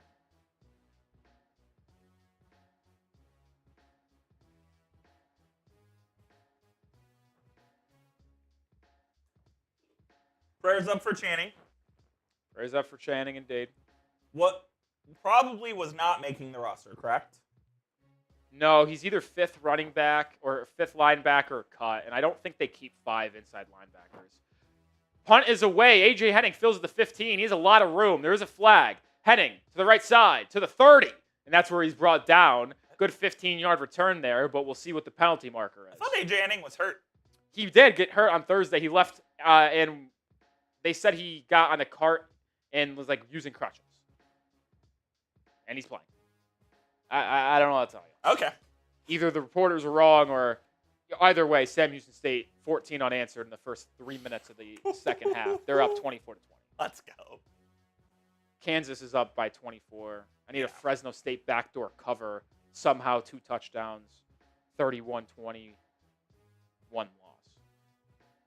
The penalty is on Jacksonville. I believe they will just add 5 yards to the end of the kick, and the Dolphins will start with it at the 35. That's my guess. Unsportsmanlike conduct. I don't know what's going on now. Confused. You want to tell them about our sponsor? Yeah, we can tell you about our sponsor for the fourth quarter. Final time, we'll talk about them. Yeah, this new special teams coach. You know what? If we don't get another winner, Craig Ackerman's the winner. We have a new special teams coach, and it's going to be the best special teams we've had since McDaniel took over in 2022. But in this day and age, folks, you can't take anything for granted. When you lose someone close to you, can't help but think about the future. With life insurance through Ethos, your family is protected. Life insurance is a perfect way to make sure you're covered, can help pay the mortgage or your kids' college tuition. Right now, you can get a free quote at ethos.com/NFL Daily. Ethos is an online platform that makes getting life insurance fast and easy to protect your family's future in minutes, not months. Life insurance is more affordable than you think. With Ethos, you can get a free quote and customize a rate that fits your budget. The process is 100% online with no medical exam required. Just answer a few health questions and get a quote in as little as 10 minutes.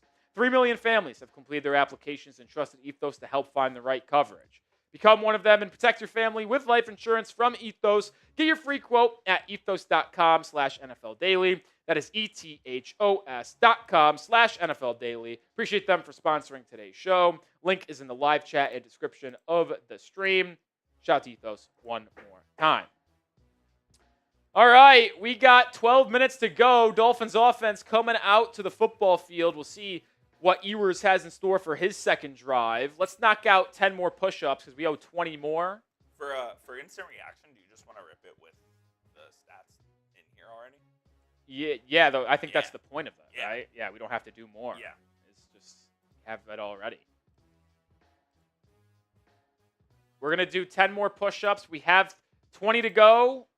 We have 120 push-ups to do. I've already done 100. So we got 20 more. Here we go, folks. Here we go. 1, 2, 3, 4, 5, 6, 7, 8, 9, 10. 10 more to go until we're caught up. 10 more to go. We did 145 last week. We're going to do 120 today. You'll be a little sore in the morning? Maybe. I don't know. Hope not. I don't think so. Unless we get another $83 in Super Chats. That's our next $100 level. If we get $83 in Super Chats by the end of the stream, well, we're at another 20, and we'll be at 140 for the day. But right now, it's 120. We got 10 more to go.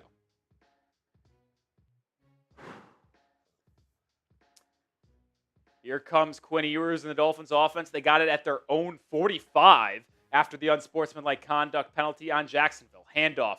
Boone gains 2 yards up the middle. 2 yards up the middle for Miami there, setting up a 2nd and 8. I need Ewers to get to 79 yards. He's already got 25. Very possible. Very possible. Get a bomb here. 54-yard touchdown. Who says no? Not me. Ewers in the gun, takes the snap. Pressure, throws it right high, but Theo Weiss Jr. makes a leaping catch, yards short of the sticks, brings up a 3rd and 1.5, 3rd and 2. Once again, we're seeing Ewers struggle with his accuracy on the out routes. He did throw that off his back foot being pressured. Theo went up and got that. Good catch by Theo Weiss, who just continues to impress, man. It's going to break my heart if we have to cut him. It really is. Derek Powell with the 5. Which we are going to have to cut him because I don't think we're keeping 7 wide receivers. It's going to be a heartbreaker. 3rd and 2.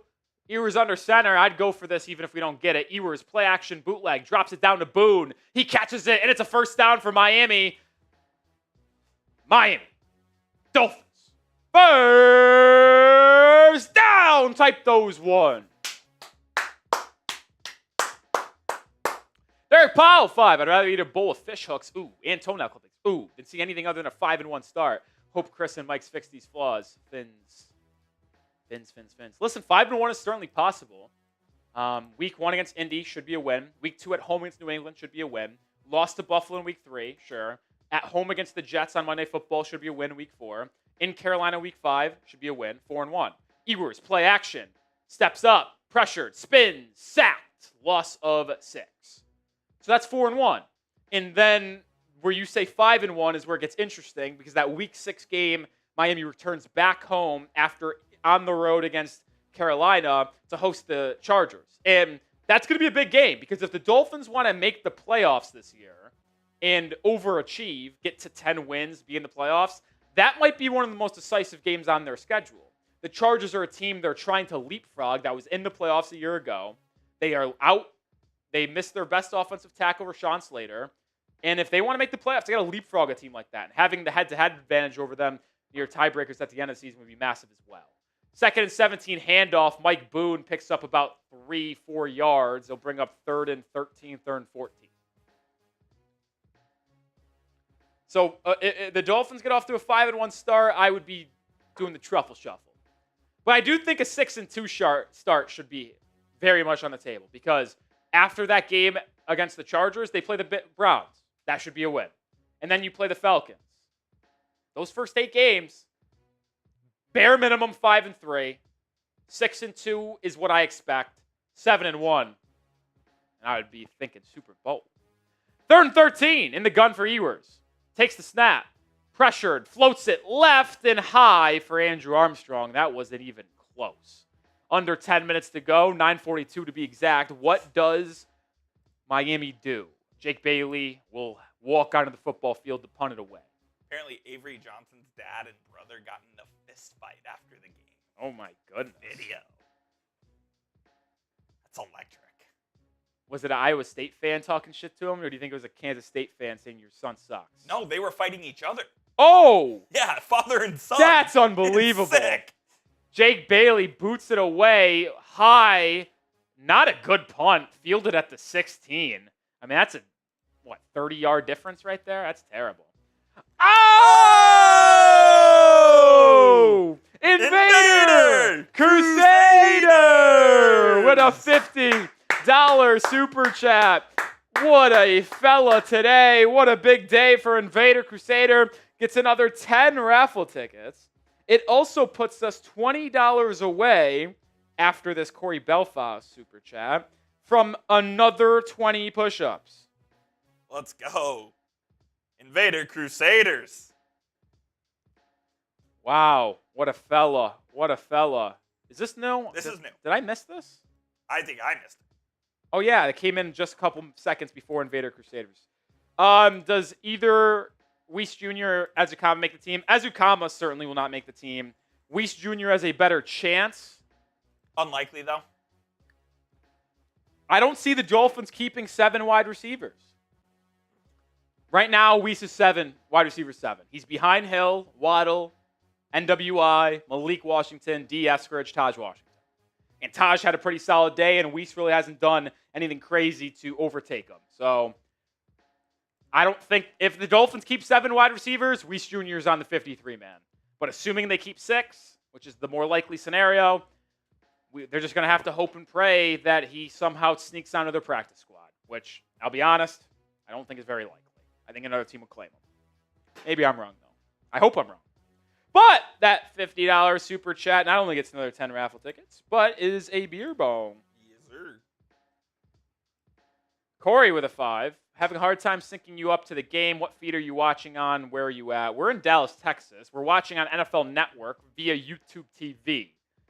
So that is how we're watching the game. Shout out to Invader Crusader with the 10 or the $50 super Beer chat. bong time. Beer bong time. Let's go.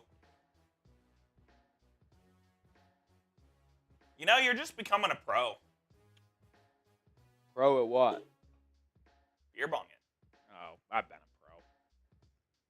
Excuse me. So we have 10 more push-ups until we're even, but we are a $20 super chat away from adding another 20. That is correct. So we'll see what happens. Could be having to do 30 more push-ups. Maybe it's just 10. We'll see where it ultimately goes. But it's been a really good, fun final stream of the preseason. And boy, oh boy, am I excited for our next watch party to be a week 1 game against the Indianapolis Colts. Under center, is this Mullins or Hennigan? I pray it's Hennigan. It is. Handoff. Up the middle. Big gain. 8 yards. First and down run there. Compliment there. If Mullins isn't in by now, he's not coming in. No, correct. So I believe it's going to be voided. Because if you don't play, I don't think you count. Because I know for a fact if I took his less and he didn't play, they would take not. it out. Yeah, it's true. So they can't say, hey, you took his more than. True. So I just need Ewers to get to 79 passing yards, and I'll hit my prize picks entry. Granted, it was supposed to be 9 times my money. Instead, it'd probably be like 3 because 2 players out. Hennigan in the gun on 2nd and 2. Dolphins bring pressure. Good protection. Incomplete. What a hit stick. Ethan Robinson, the corner who made the game, or as BJ Adams, excuse me. I thought it was 46. It was 45. UDFA out of Central Florida with the play. Oh, laid the hit. Perfectly timed. I think that's a perfectly legal hit. If he lowered his helmet, would have been a defenseless receiver. Not the case. 3rd and 2. Spam those 3s. As the A's announcer would say, hello. 8:50 to go in this one. Yo, these bots are out of control. Yeah, it's bad, man. It is bad. We're going to have a timeout. They finally updated the score bug to Jacksonville having timeouts again. But now a Dolphins timeout. But Dolphins will call a timeout here. It's their first of the half, so it's going to be 2 timeouts apiece with 8:50 to go. McDaniel just rocking a sweatsuit's hilarious, man. He does that every game. I know. That's what he wears. He wears a sweatshirt and sweatpants or joggers every game. That's good stuff.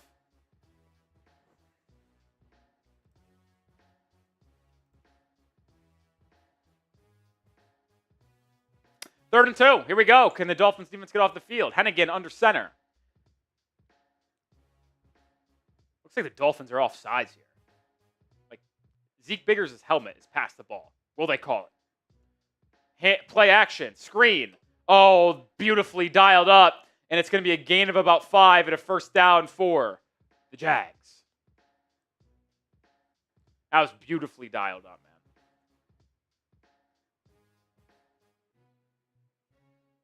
Anthony Weaver, a little animated on the sideline. I like it. Oh, Eugene Asante's hurt.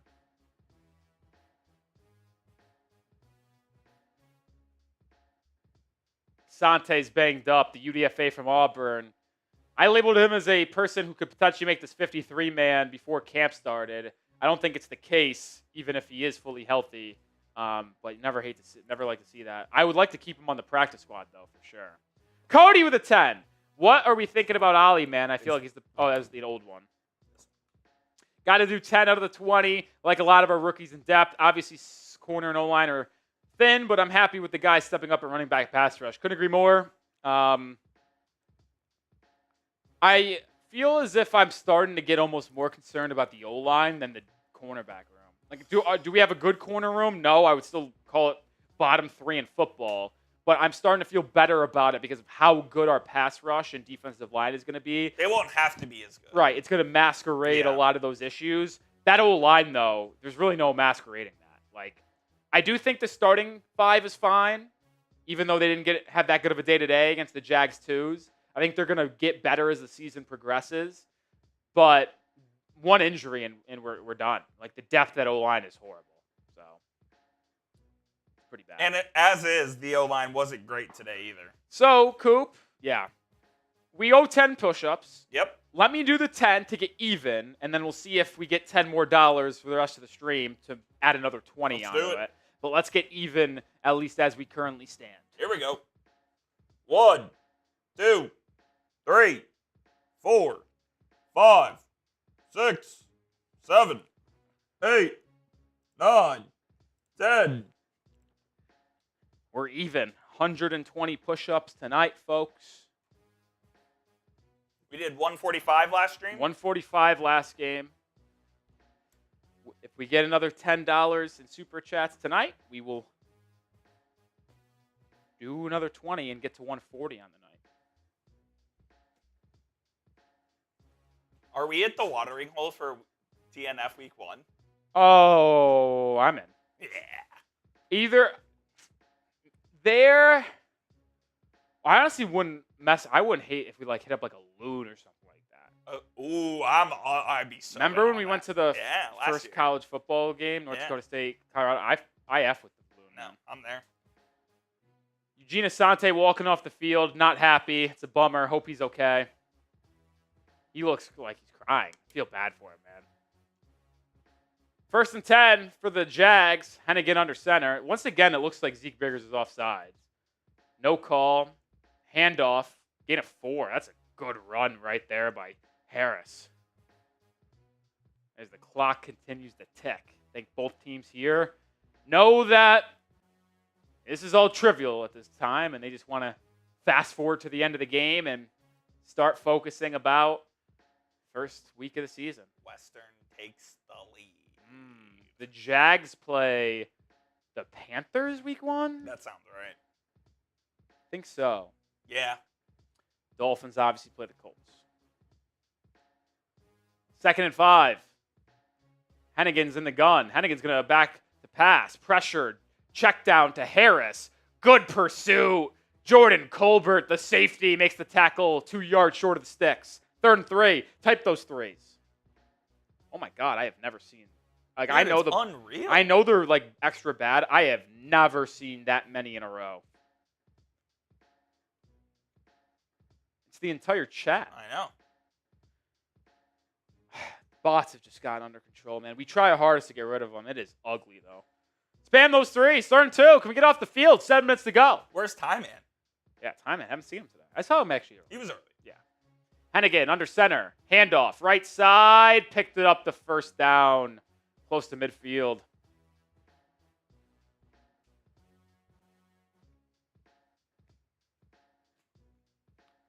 Under 6 minutes and 40 seconds to go.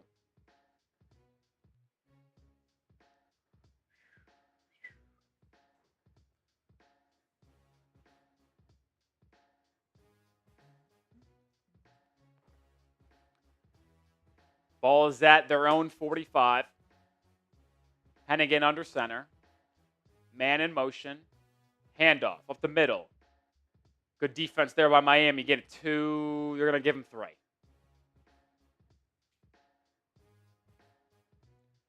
Mark Smith says, do a subscriber only. And the bots can't wait. We are in sub-only mode. I do think, though, unfortunately, I think in week 1, we try to do sub-only mode. Got to wait 5 minutes. Yeah. Because bots. No, I don't hate that. The bots won't wait 5 minutes. Well, probably not. And I doubt, and I hope that people wouldn't not subscribe because you got to wait 5 minutes to comment.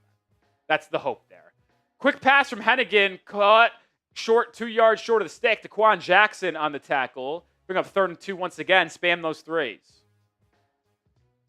I don't understand what the point of them is. Yeah. Like, my thing is, Coop, is if you're joining us for the first time, I know you're going to want to comment, but I feel like 5 minutes waiting time isn't that bad. Right? What is it on now? Instantly? Yeah. Just What if we do 1 minute? Is that an option? Okay. Might do a minute then. Hennigan on 3rd and 3. Finds a man, the tight end. Gains about 4 yards and a first down. The clock continues to tick, but the Jags continue to move the ball. Down 8. Well, my prize specs is done because Ewers ain't going to get to 8. Yeah, you can do one. We'll probably do that then. See what happens there.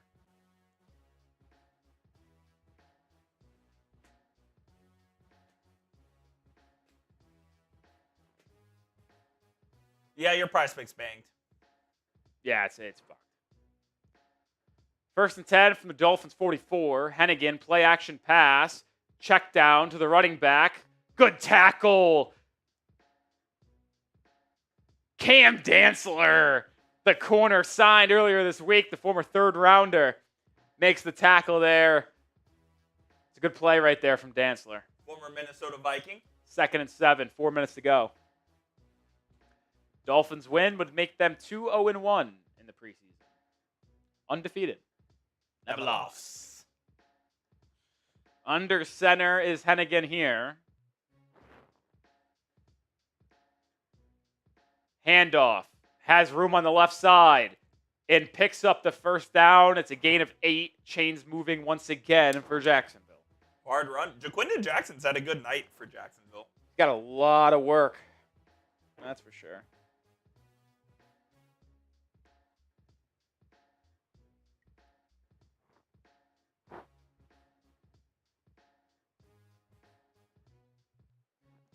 A lot of work, that's for sure. 1st and 10 at the Dolphins 33. Hennigan under center, play action. Steps up, has time, now rolls out to the right. Dickerson running down. There's a flag on the play. It's going to be holding. Hennigan just runs out of bounds. Loss of 2. It looked like he got injured there, but he's fine. Yeah. Fresno State puts the over was going to lose in that game too. No scoring in the second half in that game. Still 31-7. Yeah. Charles Harrington says, what do you think about Patrick McMorris? I think he did fine. Hasn't stood out. Hasn't been shit. If you're asking me if he makes the 53-man roster, how serious is Ashton Davis' injury? Is he getting put on IR? And he's one of the 2 players that are on IR but just missed the first 4 games of the season? Because if that's the case, then McMorris makes the 53-man.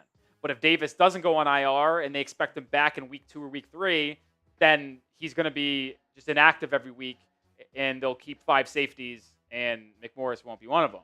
But also, Dante Trader Jr. really hasn't practiced, the 5th-round pick from Maryland, and he's been a little bit up and down. Maybe he starts the year on IR for miss of the first 4 games. So I will say, I think the hardest position to project right now for who gets kept and who doesn't is actually the safety room, because I don't know who's hurt and who's not and how long they're going to miss. Check down there, picks up about 10 or 11 yards. They'll bring up 3rd and 5, 3rd and 6. The check down picked up how many yards? 11. And guess how much? And guess what they did? Checked it down. They did a hitch. There was a 3-yard check down, and he turned and gained 8 yards. Because that's what a check down is, Coop. That's good shit. 3rd and 7. 2:12 to go. Hennigan in the gun. Snap. Pressure off the left side. Over the middle goes Hennigan. Picked! It's intercepted! The UDFA safety, John Saunders Jr. And he's going to bring it back.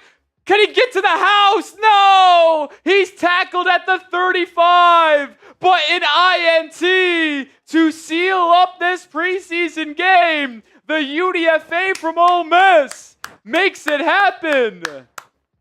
Type those INTs. Back-to-back weeks where the Dolphins' third-string defense gets an interception to end the game.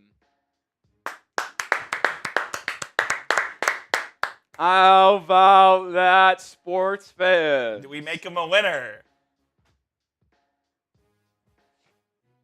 Speaking of winners and losers, I only have 4 winners and 2 losers. That's what a play by John Saunders Jr.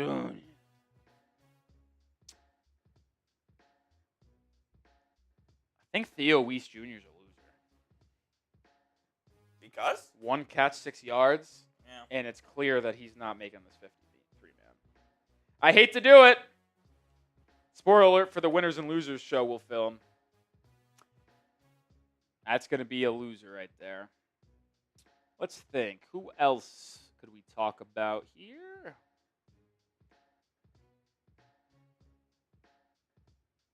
Honestly, Grayson Murphy's going to go on the loser list. He didn't do anything today. I don't know if we talked about him one time. Yeah. And with that, with him doing nothing in this game, it puts a serious question mark on if he's going to make the 53-man or not. After I thought I would have him in, it's certainly up in the air. Who's the other edge that's kind of on the bubble? Quentin Bell. McMorris? No, he's a safety. Yeah. Mo Kamara, Derek McClendon. Kamara's not making it. No, I give Murphy still McClendon was the one I was thinking the of. slight edge, but I'm not 1,000% sold on him making the 53-man.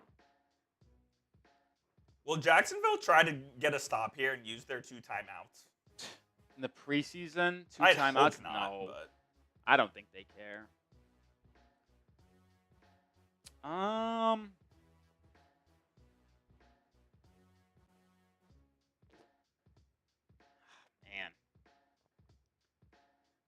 I guess I'll just go Dolphins offensive line as the final loser. 6 sacks today. Yeah, that's just not good. Final winner. Right now we got Malik Chop, Taj Jordan. Dolphins fans. Because the preseason is over. I can't. I'm not doing that.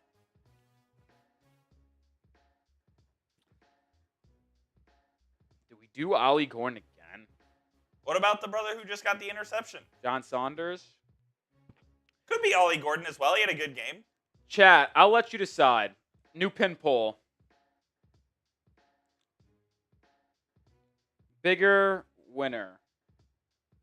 Ollie Gordon, John Saunders Jr. You guys will decide who's the final player on the list. It's going to be Ollie. Yeah, because they love him. And I don't They blame should. them. I don't blame them. I don't blame them one bit. Y'all vote on who makes the final winner list. There's not many things to talk about here in the final meaningless preseason game. Minute 52 to go. Ewers, handoff, Shamklin left side, no gain. And they are going to use their timeout. Are they? Did you see him call timeout? Yep. I didn't see them. That was also very clearly pass interference by Mr. Saunders. Was it? He literally pushed the receiver down with 2 hands. I don't know. I don't agree with that, Coop.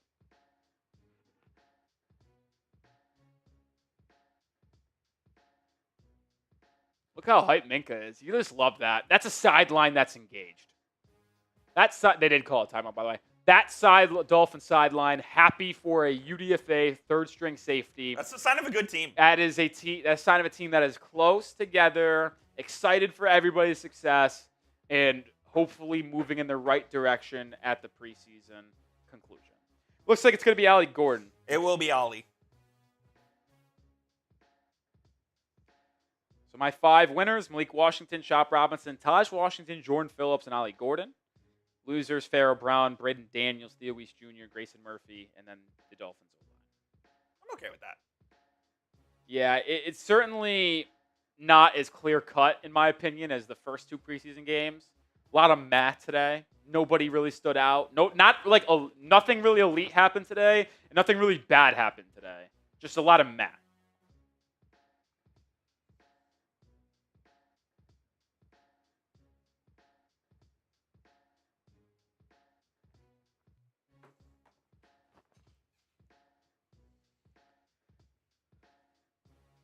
A lot of meh.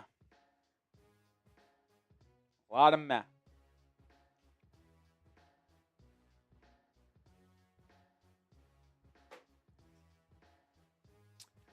Ollie Gordon can make waves for this team. He is going to be the short yardage back. He's got motion. Listen, he is certainly past Jalen Wright on my depth chart.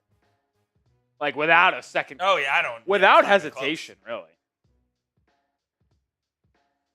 without hesitation. Shout out Ellen Thompson, by the way, for sharing the stream on Twitter. Oh, really? Yep. Really?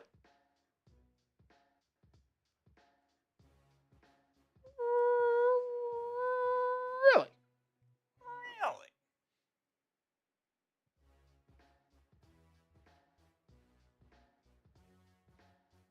Really? Really? Really? Check in on some scores. Kansas won 31-7. Wow. Washington, Kentucky somehow back in front 34-24. Yeah, well, they took the lead, so they've scored 13 unanswered. And they've got the ball as well. That fucking stupid quarterback's got 336 yards and 3 touchdowns. I hate McIver.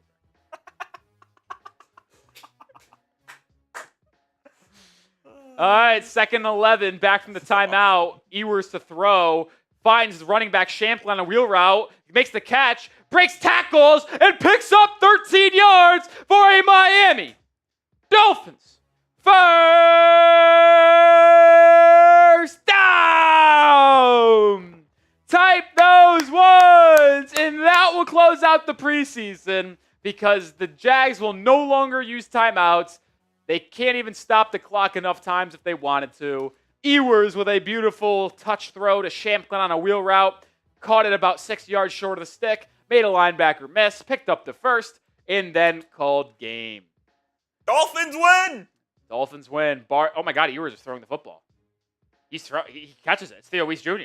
It's a 9-yard gain. They want to score. It's an 11-yard gain. It's another Miami Dolphins first down. Type those ones.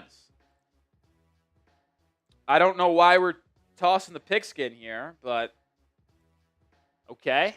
Ewers up to 53 yards throwing in this one. No chance of hitting my prize picks, unfortunately, but could get a nice little stat addition for himself.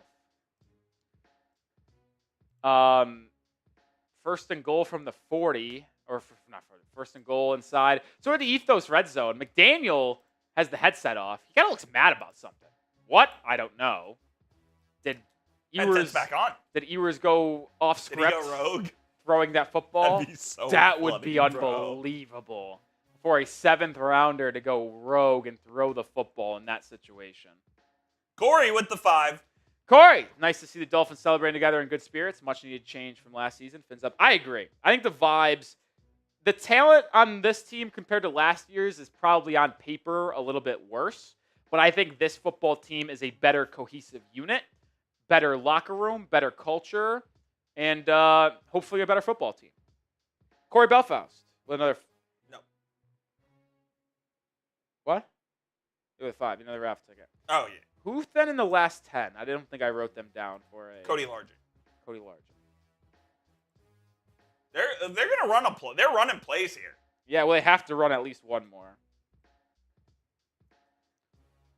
Ewers will throw it. It's a screen to Theo Weiss Jr. Makes nobody miss. Tackled for a gain of 2. Little skirmish in the end zone. Nothing crazy. I don't think we're going to run another play here. And I think that will do it for the Miami Dolphins 2025 NFL Preseason. 4, 3, 2, 1. Bowl game. Dolphins win. 2-0-1 in the preseason. Spam those W's. And we are officially on to Indianapolis. Spam the W's. 14-6 win.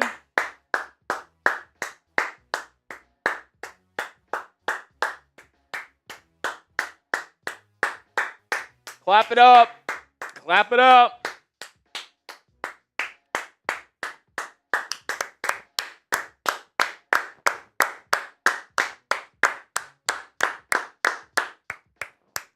And it's time to move on to the regular season, folks. We're on to Indy. Obviously, we will have a lot of content coming out over the next 4 days when it comes. Go to CBS here. See what? Okay. What's on CBS? Stanford, Hawaii. Okay. When it comes to roster cut down day on Tuesday, to a lot of roster moves, but hey, we'll be here and then we'll be ready for week 1, man. But preseason is in the books. It feels good, man. It feels good to be done and ready to roll in the regular season. It does. It feels great. All right, what's our order of operations here? Order of operations is we'll give it a minute to get into the raffle. Last chance. Last chance. We'll give it 1 minute. So we'll be live on Monday. Maybe. We'll see. Just can't really go live and do cuts. Yeah, There's no reason to go live because yeah. That's why, even though we're starting a new schedule of live shows of Monday, Thursdays, game days, I don't think that will go into effect until after the first game day. Because Labor Day that Monday will be off. Because there's no reason to go live. Well, and probably not going live for roster cuts, right? No. Yeah. So, like, we could go live for a 2-seg live technically on Monday to do an afternoon and then a Tuesday morning. But there's really, I mean, we can. If we had a lot of, what's it called? If we get a lot of super chats on our weekly live show, sure, maybe. But, like, we don't. So, I don't know. Doesn't really feel like it's worth it. Just knock out VODs tomorrow. Corey with a 5 to get us. Oh, Hawaii's got a little lefty QB. Yeah, he's banged up. All right. We gave it a minute as we were just yapping, which means the raffle is over. I'll send it to Mr. Cooperstein. This is for our Dolphins vinyl wall sign. I think is just absolutely it's sick. So sweet. I'm going to send it to TV, Mr. Cooperstein. And then, as always, just let me know how many tickets when you input it into the duck race so I can write it down in my notes. Here's what the winner is receiving. Actually, I can do the math myself. Now I'm thinking about it. So give me 1 second. I know how many should be in there at least. Yeah, I got the number. Don't worry about it. Got it. Yeah. When you have a nice round number in Super Chats, you divide by 5, and that's how much should be in there. So, easy there. All right, so order of operations. We're going to do our raffle for this Dolphins vinyl wall. Pretty sweet. How many did you? I have 140. There's 137 in here.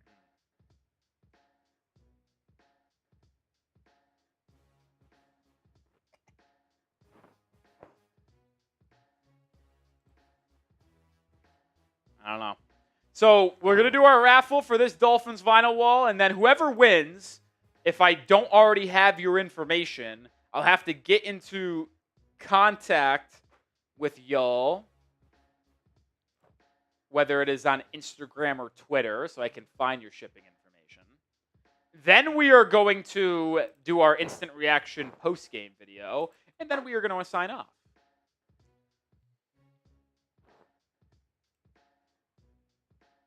Here we go. When Cooperstein is ready to get the Ducks racing, we'll get the Ducks racing, baby. And we'll decide who wins that vinyl record wall sign. Here This go. lefty QB can sling the pill. 3. Is 2, Hawaii in the Mountain 1. West now? Were they always in the Mountain West? They were not. That's what I'm saying. They were in the WAC. That's what I thought. Yeah. We don't usually start calling the race until 30 seconds, but we see a lot of Invader Crusaders, a lot of Corey Belfast, a lot of Josh Schultz's. Joseph CLM. Joseph C. Ellam's, his raffle ticket is purely just one free one from sharing the video and tagging me on Twitter. Now, is this a new stadium for the Rainbow Warriors? Is it? I don't know. Like it. Halfway home, no surprise, Josh Schultz and Vader Crusader leading the way. We've got a Dr. Duck. We got a Neon Green Duck. We got Batman Duck. Josh Schultz up the middle. A lot of Schultzes. Schultzes in a firm lead with 15 to go. 12, 11, 10. Will anyone overtake Schultz? Schultz is in the lead. A red Schultz bolting to the finish line. And it's going to be Schultz. It's going to be Schultz. Shout out Schultz. Schultz and Invader Crusaders, the two people that probably controlled half of the raffle tickets No doubt. almost. Probably those two combined, I bet, had like a 65, 70% of the entire tickets. So it was likely that one of those two were going to win. It ultimately is Schultz. So congratulations to Josh Schultz. If you are still in the live chat, Schultz, please make yourself known.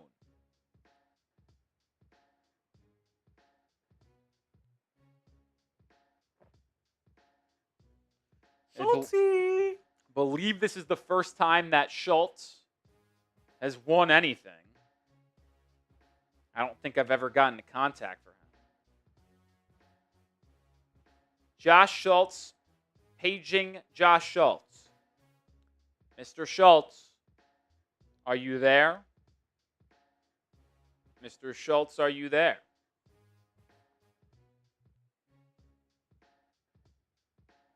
Mr. Schultz. Schultz. Mr. Schultz. We have a vinyl for you, Joshy. Mr. Schultz. So what we'll do is that we'll give Schultz a couple days, if not a week, to get into contact with us. So Schultz, if you're rewatching this to see if you won the raffle, make sure you follow me on Twitter. At Nic_Rohloff is the handle. If you do that, DM me and we'll get into contact. See at the bottom of your screen, at Nic_Rohloff. If Schultz never hits me up, and I never see Josh Schultz again, which I feel like is going to be hard to project considering he said he watches the show every day, it would then go to Invader Crusader because he was the MVP. That's only fair. So if I never hear from Josh Schultz again, which once again I find incredibly unlikely, we will give it the vinyl to Invader Crusader, who I know will be here again. But Josh Schultz, DM me on Twitter at Nic_Rohloff. My DMs are open.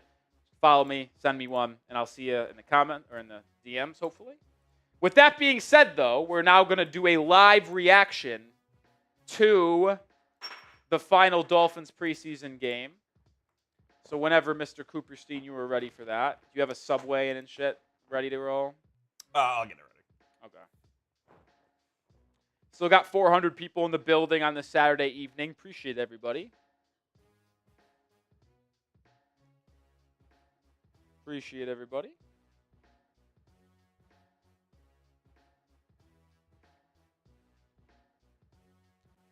We are dangerously close to the regular season. 15 days from September 7th. Boy, is that going to be a fun time. Boy, is that going to be a fun time. Mets taking the first 2 of 3 in Atlanta. Invader's in the building saying, I enjoyed this live. Appreciate you, Invader Crusader. Like I said, if Josh Schultz is never seen again, you win the raffle. But I feel as if I will be seeing Josh Schultz eventually. Really?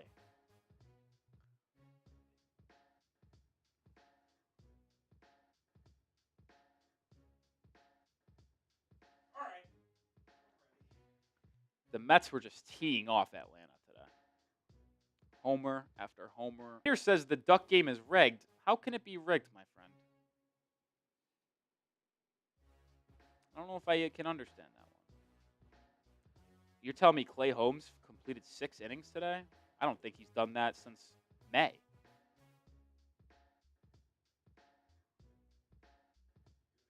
Yeah, I'm just watching this 3-run Jeff McNeil homer. Boy, he tanked that. I don't know if any of you guys are Braves fan. I apologize if you are. The Braves are my least favorite team in all of sports. I hate the Braves so much. My most hated teams, in case you were wondering, in this order: Braves, number 1. New York Yankees, number 2. Boston Celtics, number 3. Buffalo Bills, number 4. New York Knicks, number 5. You love seeing the Knicks fail. I despise the Knicks.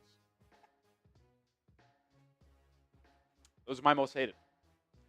Most hated. Bills at 4. The Bills are my most hated NFL team without a question. Number 4. Hate them. Can't stand them. But I can't stand the Braves and Yankees. I actually wish their It's the Astros. organizations got disbanded. And then I'm a Heat fan. My favorite sports team is the Miami Heat. So I'm a big basketball guy, and I can't stand the Celtics and Knicks. Literally hate them so much. All right, let's get into the instant reaction to this Miami Dolphins final preseason game. The NFL preseason is officially in the books for the Miami Dolphins. They get a win at home against the Jaguars 14-6. They go 2-0-1 in the preseason, and now all eyes are looking forward to September 7th against the Indianapolis Colts, where they start their 2025 regular season. We do have roster cutdown day on Tuesday, and we'll have plenty of roster moves from now until then. Make sure you're subscribed because we'll have you covered for all of everything that goes down. But we're going to have our instant reaction to this final game of the preseason because there were some nice stuff to take away, individual performances. The first team offense played 3 drives. The first team defense played about 2.5 drives. And the defense pitched a shutout, so that was pretty nice to see. The offense, it took a little bit for them to get going, and I have some thoughts on how they looked as well as the offensive line. But hey, the Dolphins did win. So get the W's in the eye. Let them fly, baby. Let the W's fly. Spam it down in the comment section if you're hyped about the Dolphins win. We celebrate wins around here. I don't care if it's the preseason or not because we don't see that many of them. All right, the first thing we're going to start with. We're going to start with Ollie Gordon in a second because I don't think there has been more of a pleasant surprise this entire July and August than Ollie Gordon. The 6th-round pick out of Oklahoma State who didn't put together the best pre-draft process in terms of testing athletically, but this is a 6'1", 6'2", 228 running back. He's built like a truck. He was the Dokes Award winner in 2023 at Oklahoma State. He ran for 1,600 yards, had 20 touchdowns, but had a down year in his final season at Oak State because that offense stunk, and their quarterback, Alan Bowman, is one of the worst quarterbacks I've ever seen. But Gordon is looking the part of an NFL running back. And with Devon Achane dealing with a calf injury, Jalen Wright banged up, didn't play in this game, had a compression sleeve on his leg on the sidelines. I think Ollie Gordon is cemented as the RB2. And once again, he ran extremely well, 5.4 yards per carry. He pass protected pretty well for the entire first half. Ollie Gordon is showing me a lot. And even if Jalen Wright is healthy, I think Gordon has surpassed him on the depth chart. Because without Alexander Madison, they didn't trade for Brian Robinson Jr., Ollie Gordon II is the perfect complementary back to Achane when Achane's on the field. Achane's the speedy finesse weapon. Gordon is the physical, short yardage, in between the tackles runner. As he continues to improve in his pass pro, Ollie Gordon will get more snaps. I love what I'm seeing from the 6th-round pick out of Oak State. But let's get into the first-team offense now because Tua played 3 drives. Ended up going 4 of 8 for 49 yards and a touchdown. The 1 touchdown pass was on a play-action naked bootleg to his strong side, left side of the O-line. And with a cornerback in his face, he was able to find Malik Washington about 5 yards past the line of scrimmage on a crosser. He caught it, made a man miss. Great block downfield by Nick Westbrook-Akini, and Washington sprung towards the end zone. But it was not a strong start for the offense. They went 6 plays, 6 yards, 2 punts. First drive, sack, penalty, and then incomplete pass, punt. Second drive, good play, rush, 5-yard, sack, incomplete, punt. So it wasn't pretty for the first-team offense against the Jags, twos in the first 6 plays. But on that 3rd drive, they put it together. Tua had a great play on 4th and 6 from about the 40 to where he found Malik Washington over the middle of the field for a first down, where Ollie Gordon made a great block because the Jags brought 7. O-line did a great job on that blitz. Gordon picked up a linebacker, gave Tua enough time to find Washington over the middle of the field. So, shaky day from the ones. Scored a touchdown on 3 tries.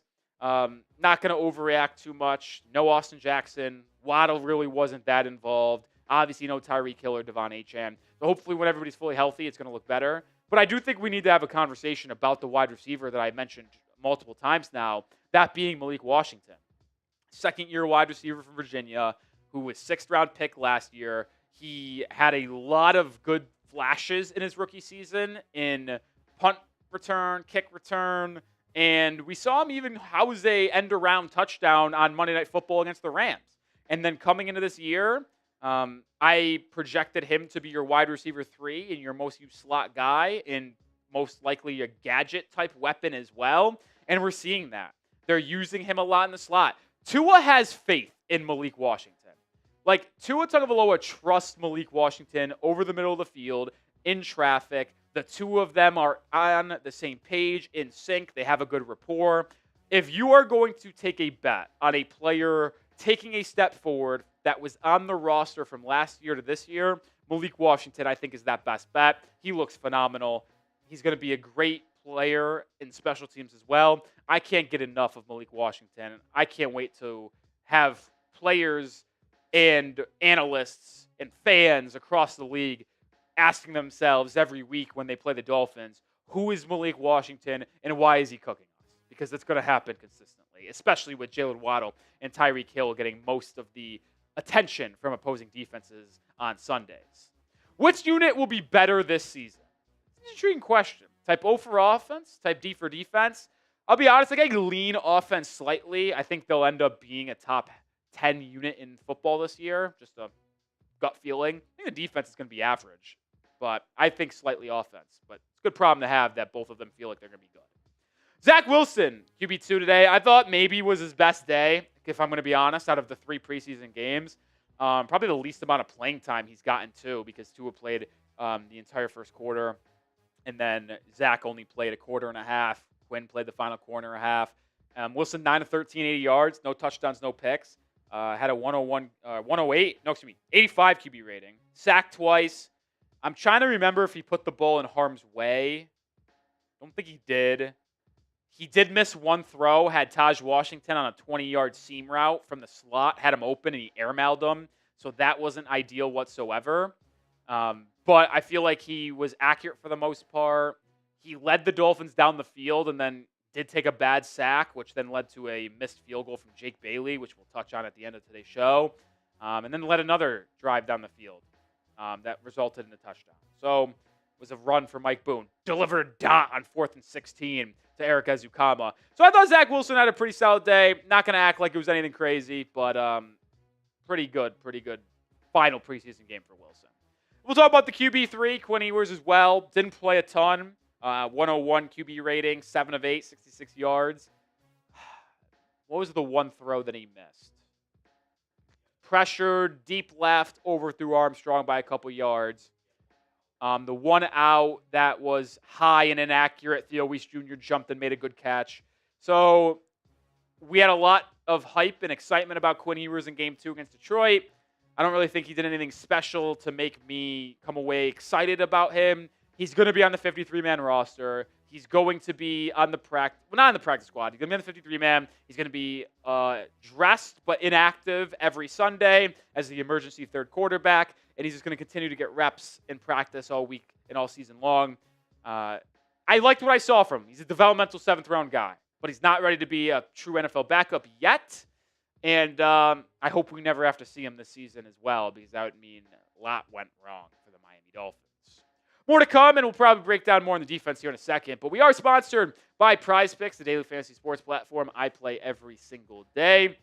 It's so easy. All you do is pick more or less on 2 to 6 player stat projections. If you get your picks right, you can cash in and win up to 2,000 times your money. It's legal in 40 states, including California, Texas, Florida, and Georgia. Actually, more than 40 states. How about that, sports fans?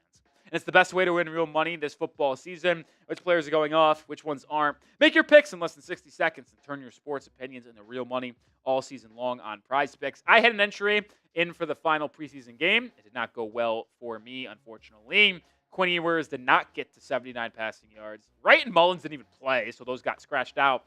But I came up short after cashing in on the free entry from Avery Johnson, which they do that all the time, so be on the lookout for discounted player stat projections. Just download the PrizePicks app today. Use code CLNS to get $50 in lineups after you play your first $5 lineup. That is code CLNS to get $50 in lineups after you play your first $5 lineup. PrizePicks.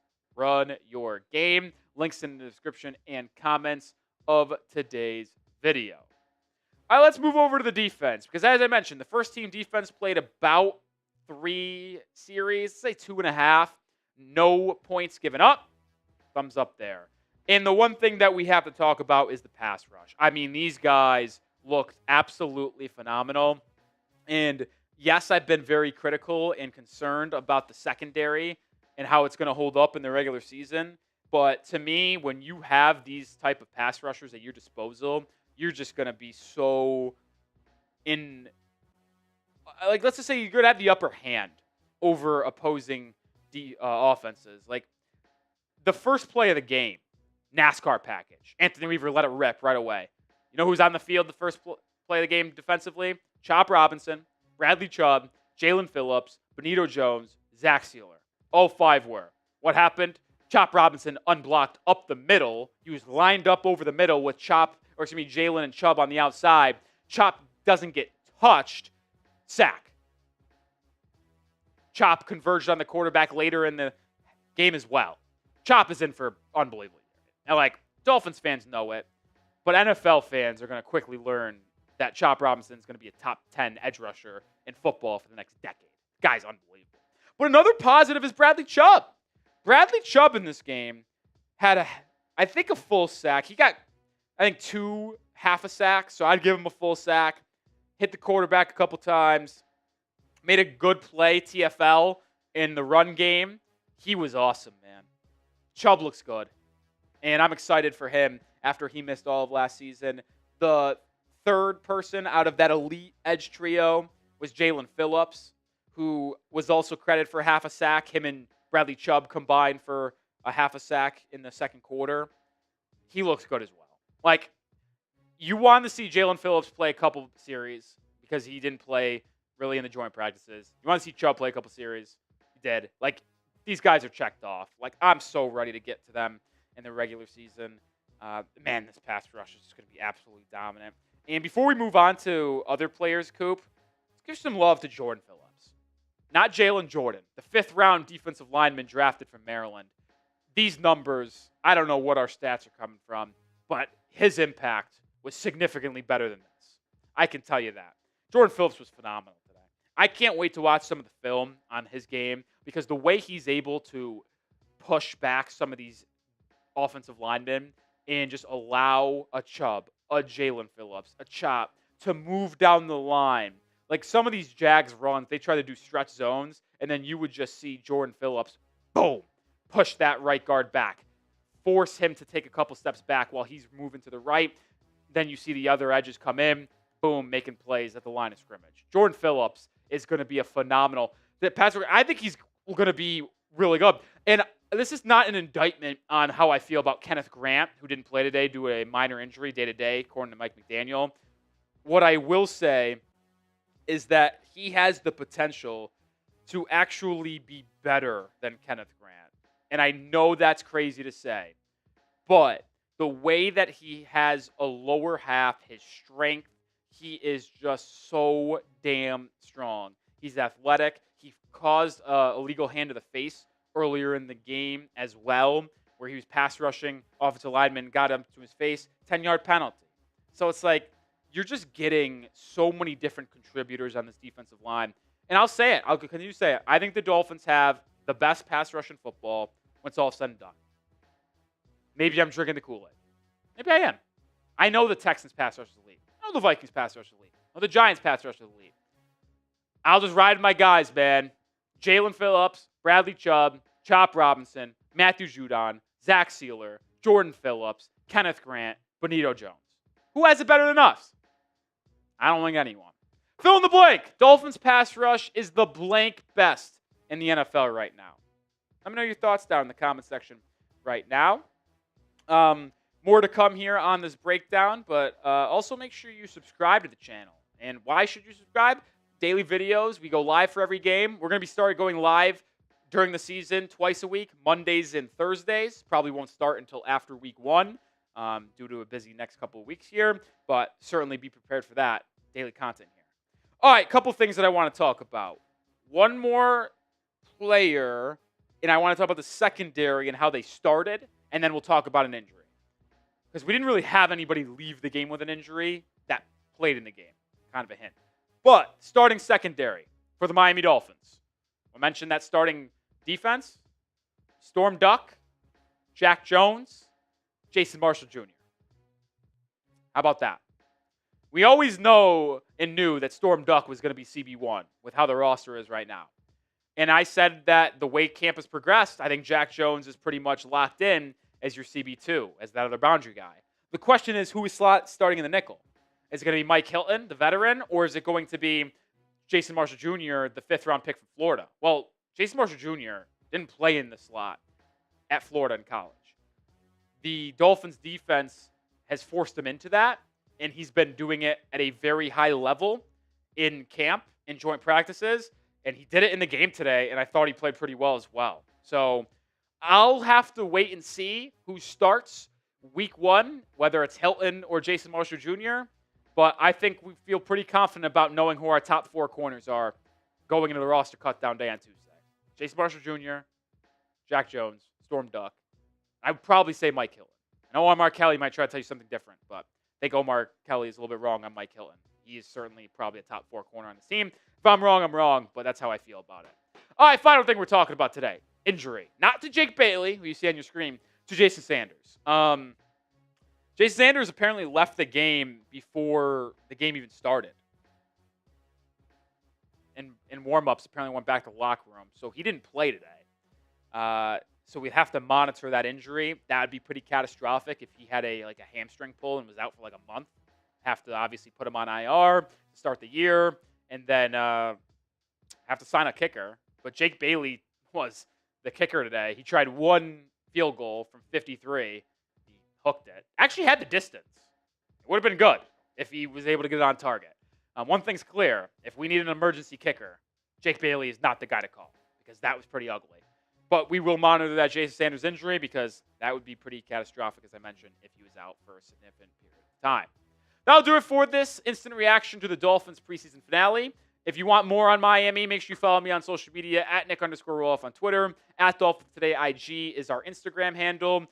Listen, we're going to have a lot of news over the next 3-4 days on roster cutdown day, so make sure you follow me and subscribe.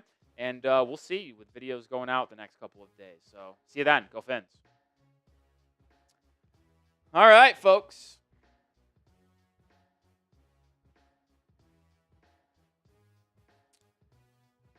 That does it for the instant reaction.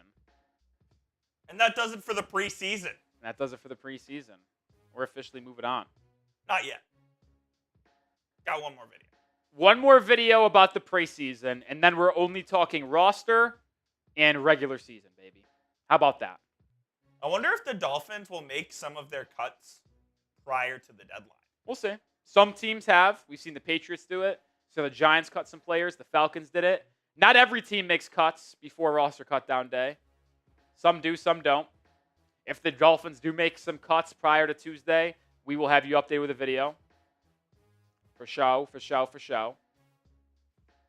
That's a video if they did it while I was golfing, I would not rush that video out. I'd finish my round and then go home. And then film it. Oh, yes. Yeah.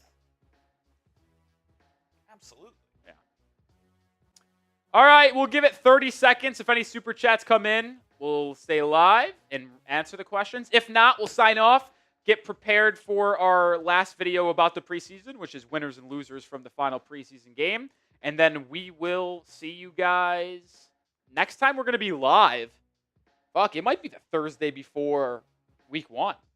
Because we're not going live. We're probably not going live Monday, which is our new scheduled live time because there's just no reason to go live. We're not going to probably go live on this upcoming Thursday. Maybe we will. There's a chance.